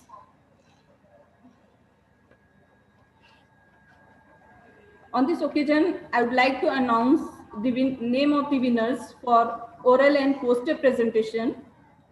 The best oral and poster presentation certificates. The first or the best presentation, oral presentation certificate, it goes to Sumanjana Katua from Calcutta. I'm just announcing the name of the winner. Best poster presentation certificate goes to Kalash Gupta from Delhi. I congratulate both the winners for their best presentation, for their efforts. Once again, I congratulate them. On this occasion, I am one of the student of Jamode sir. He liked me a lot, and that's I must say he has blessings on me always.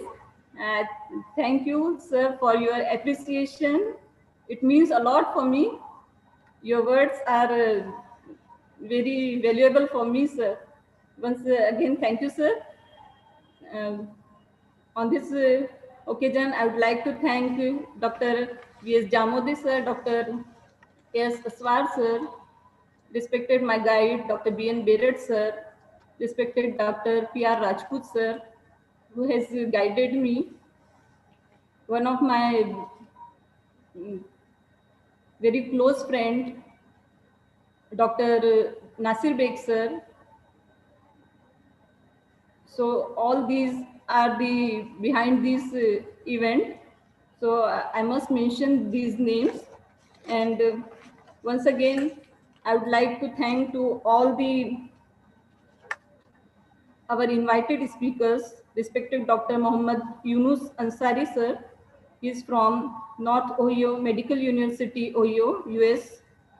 Another one, respected Professor Syed Akil Ahmed sir, Director, Arcus Center for Scientific and Research and Consultancy, and the former Vice Chancellor, Yenagoa University, Karnataka.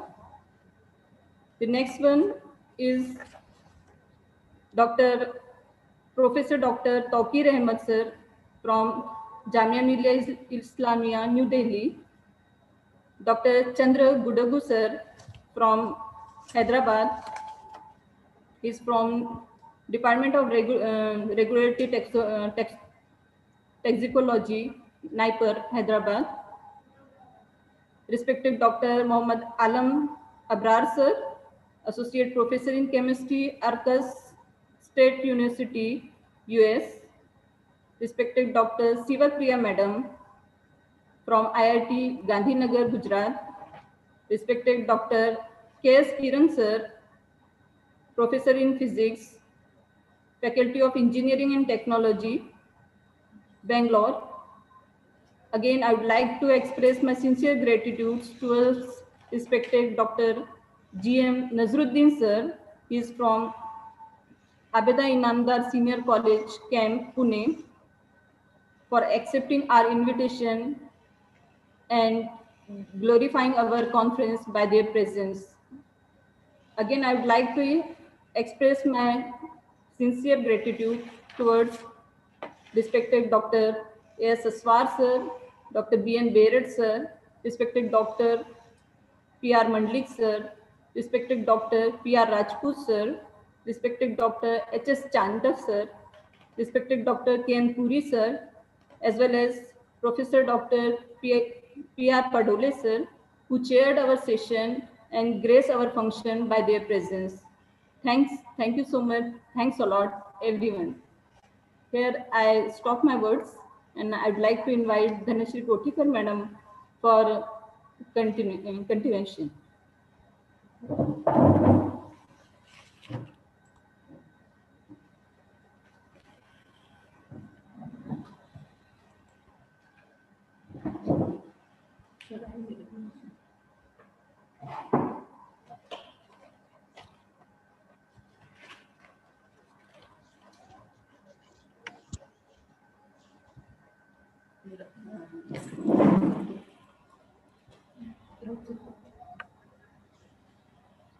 Thank you, ma'am.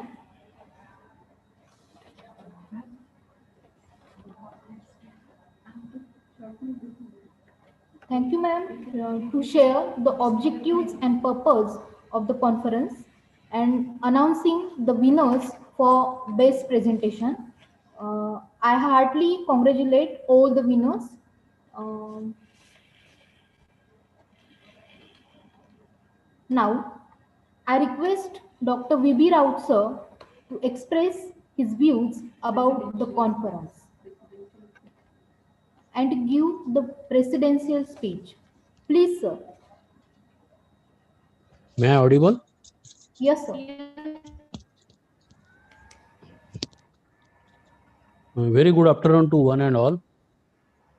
I pay my homage to Sant Mungasaji Maharaj, Gadge Maharaj, founder president of this society, led Balasaheb Guikhedkar, ex-MLA and Sahakar Mercy.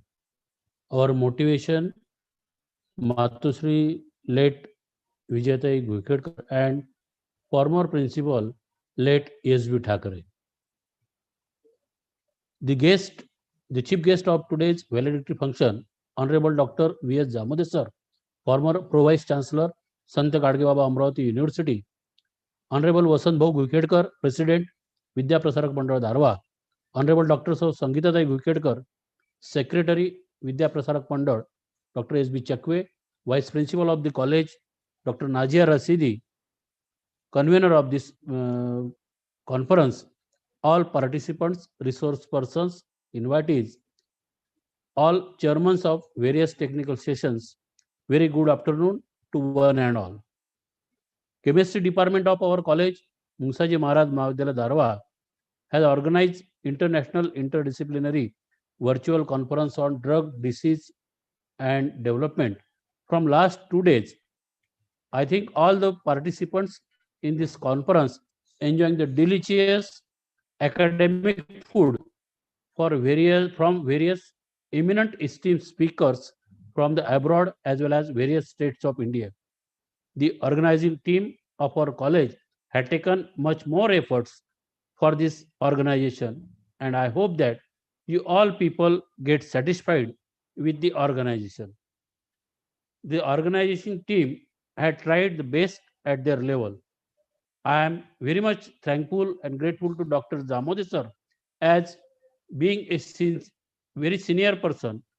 He has given much more valuable time from last 2 days and guided us to make this conference success. I also very much grateful to Dr. M.G. Chandekar sir, Vice Chancellor, Sant Gadge Baba Amravati University, for the motivation and kind support. Due to some medical emergency, he was the chief guest inaugurator of this conference, but due to medical emergency, he could not attend the conference yesterday.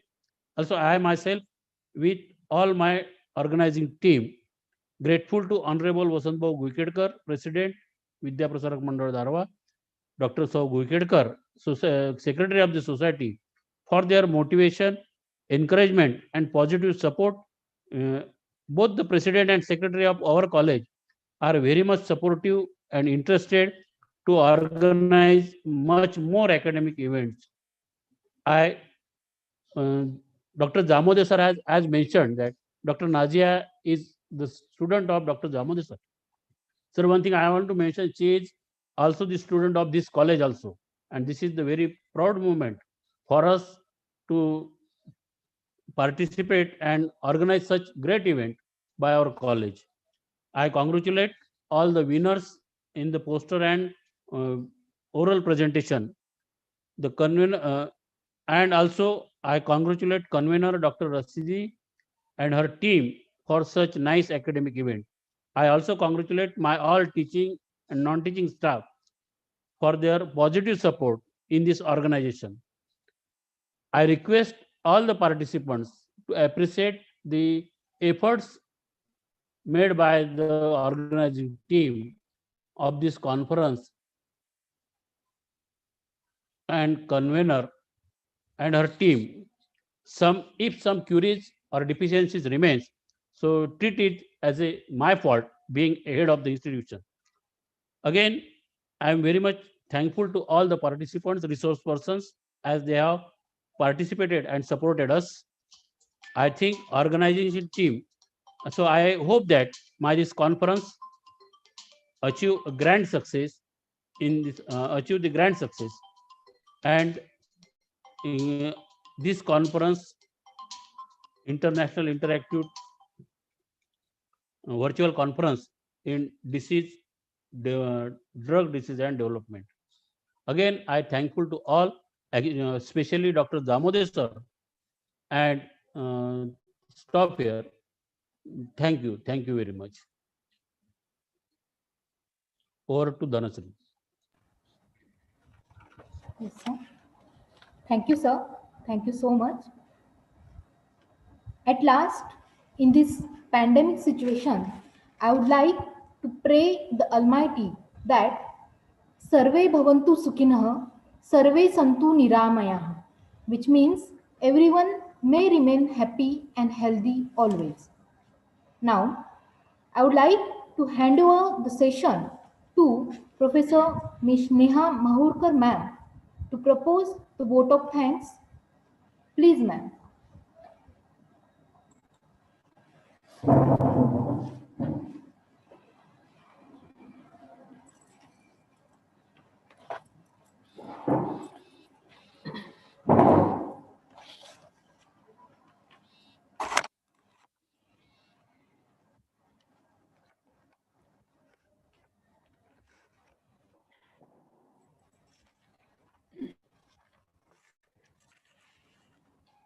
A very good afternoon to one and all present here. Thank you, ma'am. Honorable Chairman, Dr. V.B. Raut sir, Principal, Mungasaji Maharaj Mahavidyalaya, Darva, Guest of Honor, Professor Dr. V.S. Damodar sir, former Pro Vice Chancellor, Sant Gadge Baba Amravati University, Amravati, and all the delegates, participants, and all my colleagues. It's my privilege to have been asked to propose a vote of thanks on the occasion of International Interdisciplinary Virtual Conference on Drug, Disease and Development 2020. I, Ms. Neha Mahurkar, Assistant Professor, Department of Chemistry, Mungasaji Maharaj Mahavidyalaya, Darva, and the entire organizing committee of this International Interdisciplinary Conference here together and on my behalf extend a very hearty vote of thanks. I am very grateful to Principal Dr. V.B. Raut sir for chairing this valedictory function. Respected Dr. Raut sir always motivates us for various academic activities. So I am very thankful to you, sir. Thank you. Professor Dr. V.S. Damodar sir is a very dynamic personality. An opportunity to attend sir's lecture in a PG. So it's my pleasure to extend my thanks towards respected Damodar sir. Thank you so much, sir, for gracing this function by your presence. Thank you for the valuable time you make for us. It's my pleasure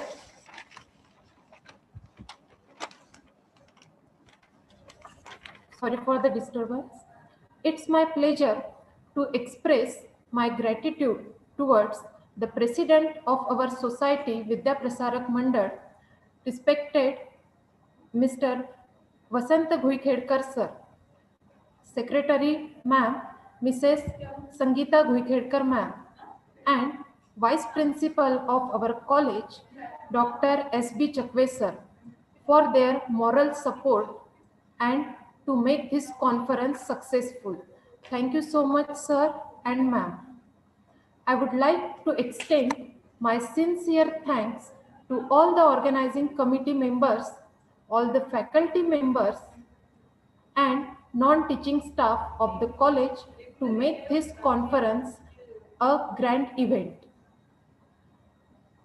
With this, I would like to mention My sincere thanks to the technician, Mr. Vishal Kadam, without the help of whom this conference would not have been run so smoothly. Thank you for this, for arranging this conference and for providing this online platform. I would also like to thank Mr. Rahul Sabu, who is the advertiser for this conference. Last but not the least, this conference is successful because we got help directly or indirectly from all the members. So I extend my sincere thanks towards them. Thank you so much. One quote I would like to mention here is that Parivartan meva sthiramastu, which means the only constant is the change. And as we all know, being a chemist, chemistry is full of changes. So on this note, on behalf of chairperson, I declare that this valedictory function is over. So thank you so much. I again heartily extend my sincere gratitude towards all the delegates, guests, chairman, and all the members, as well as the enthusiastic participants for a huge response. Without them, this conference would not have been a grand success. So thank you so much.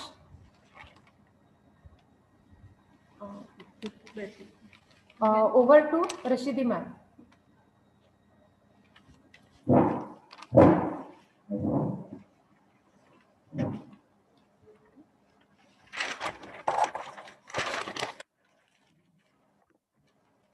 Hello? Hello?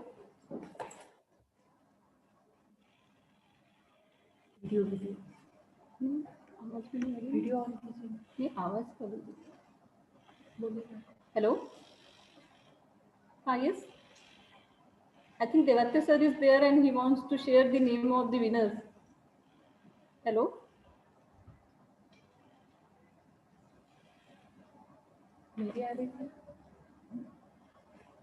Hello? Sir? Devatya sir? Hello?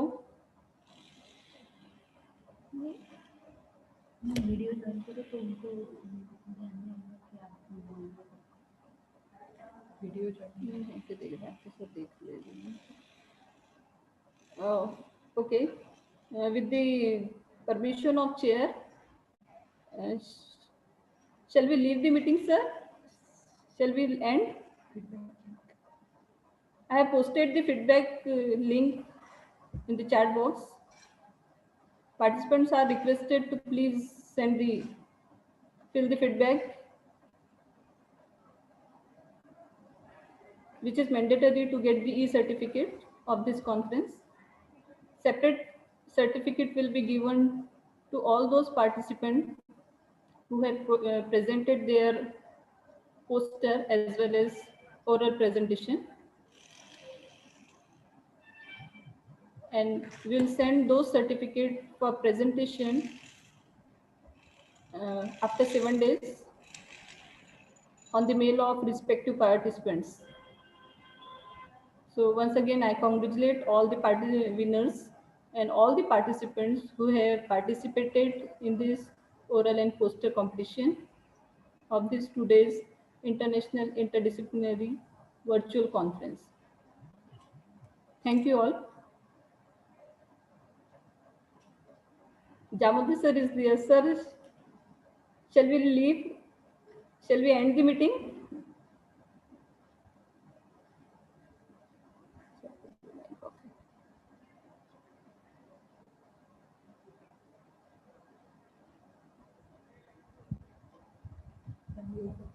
Link कब तक active? Hello. Hello.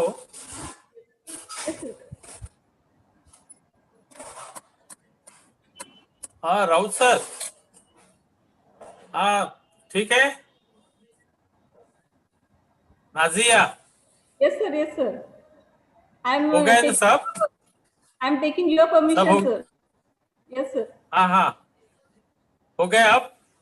Yes, sir. Yes, sir. What about lunch? It is pending, huh? I may come anytime to your college for lunch. Anytime, sir. Conference lunch. You just ठीक visit है? our college. We Yeah. will welcome you for any time. Okay, thank you. Thanks, sir. ठीक है, Rao sir.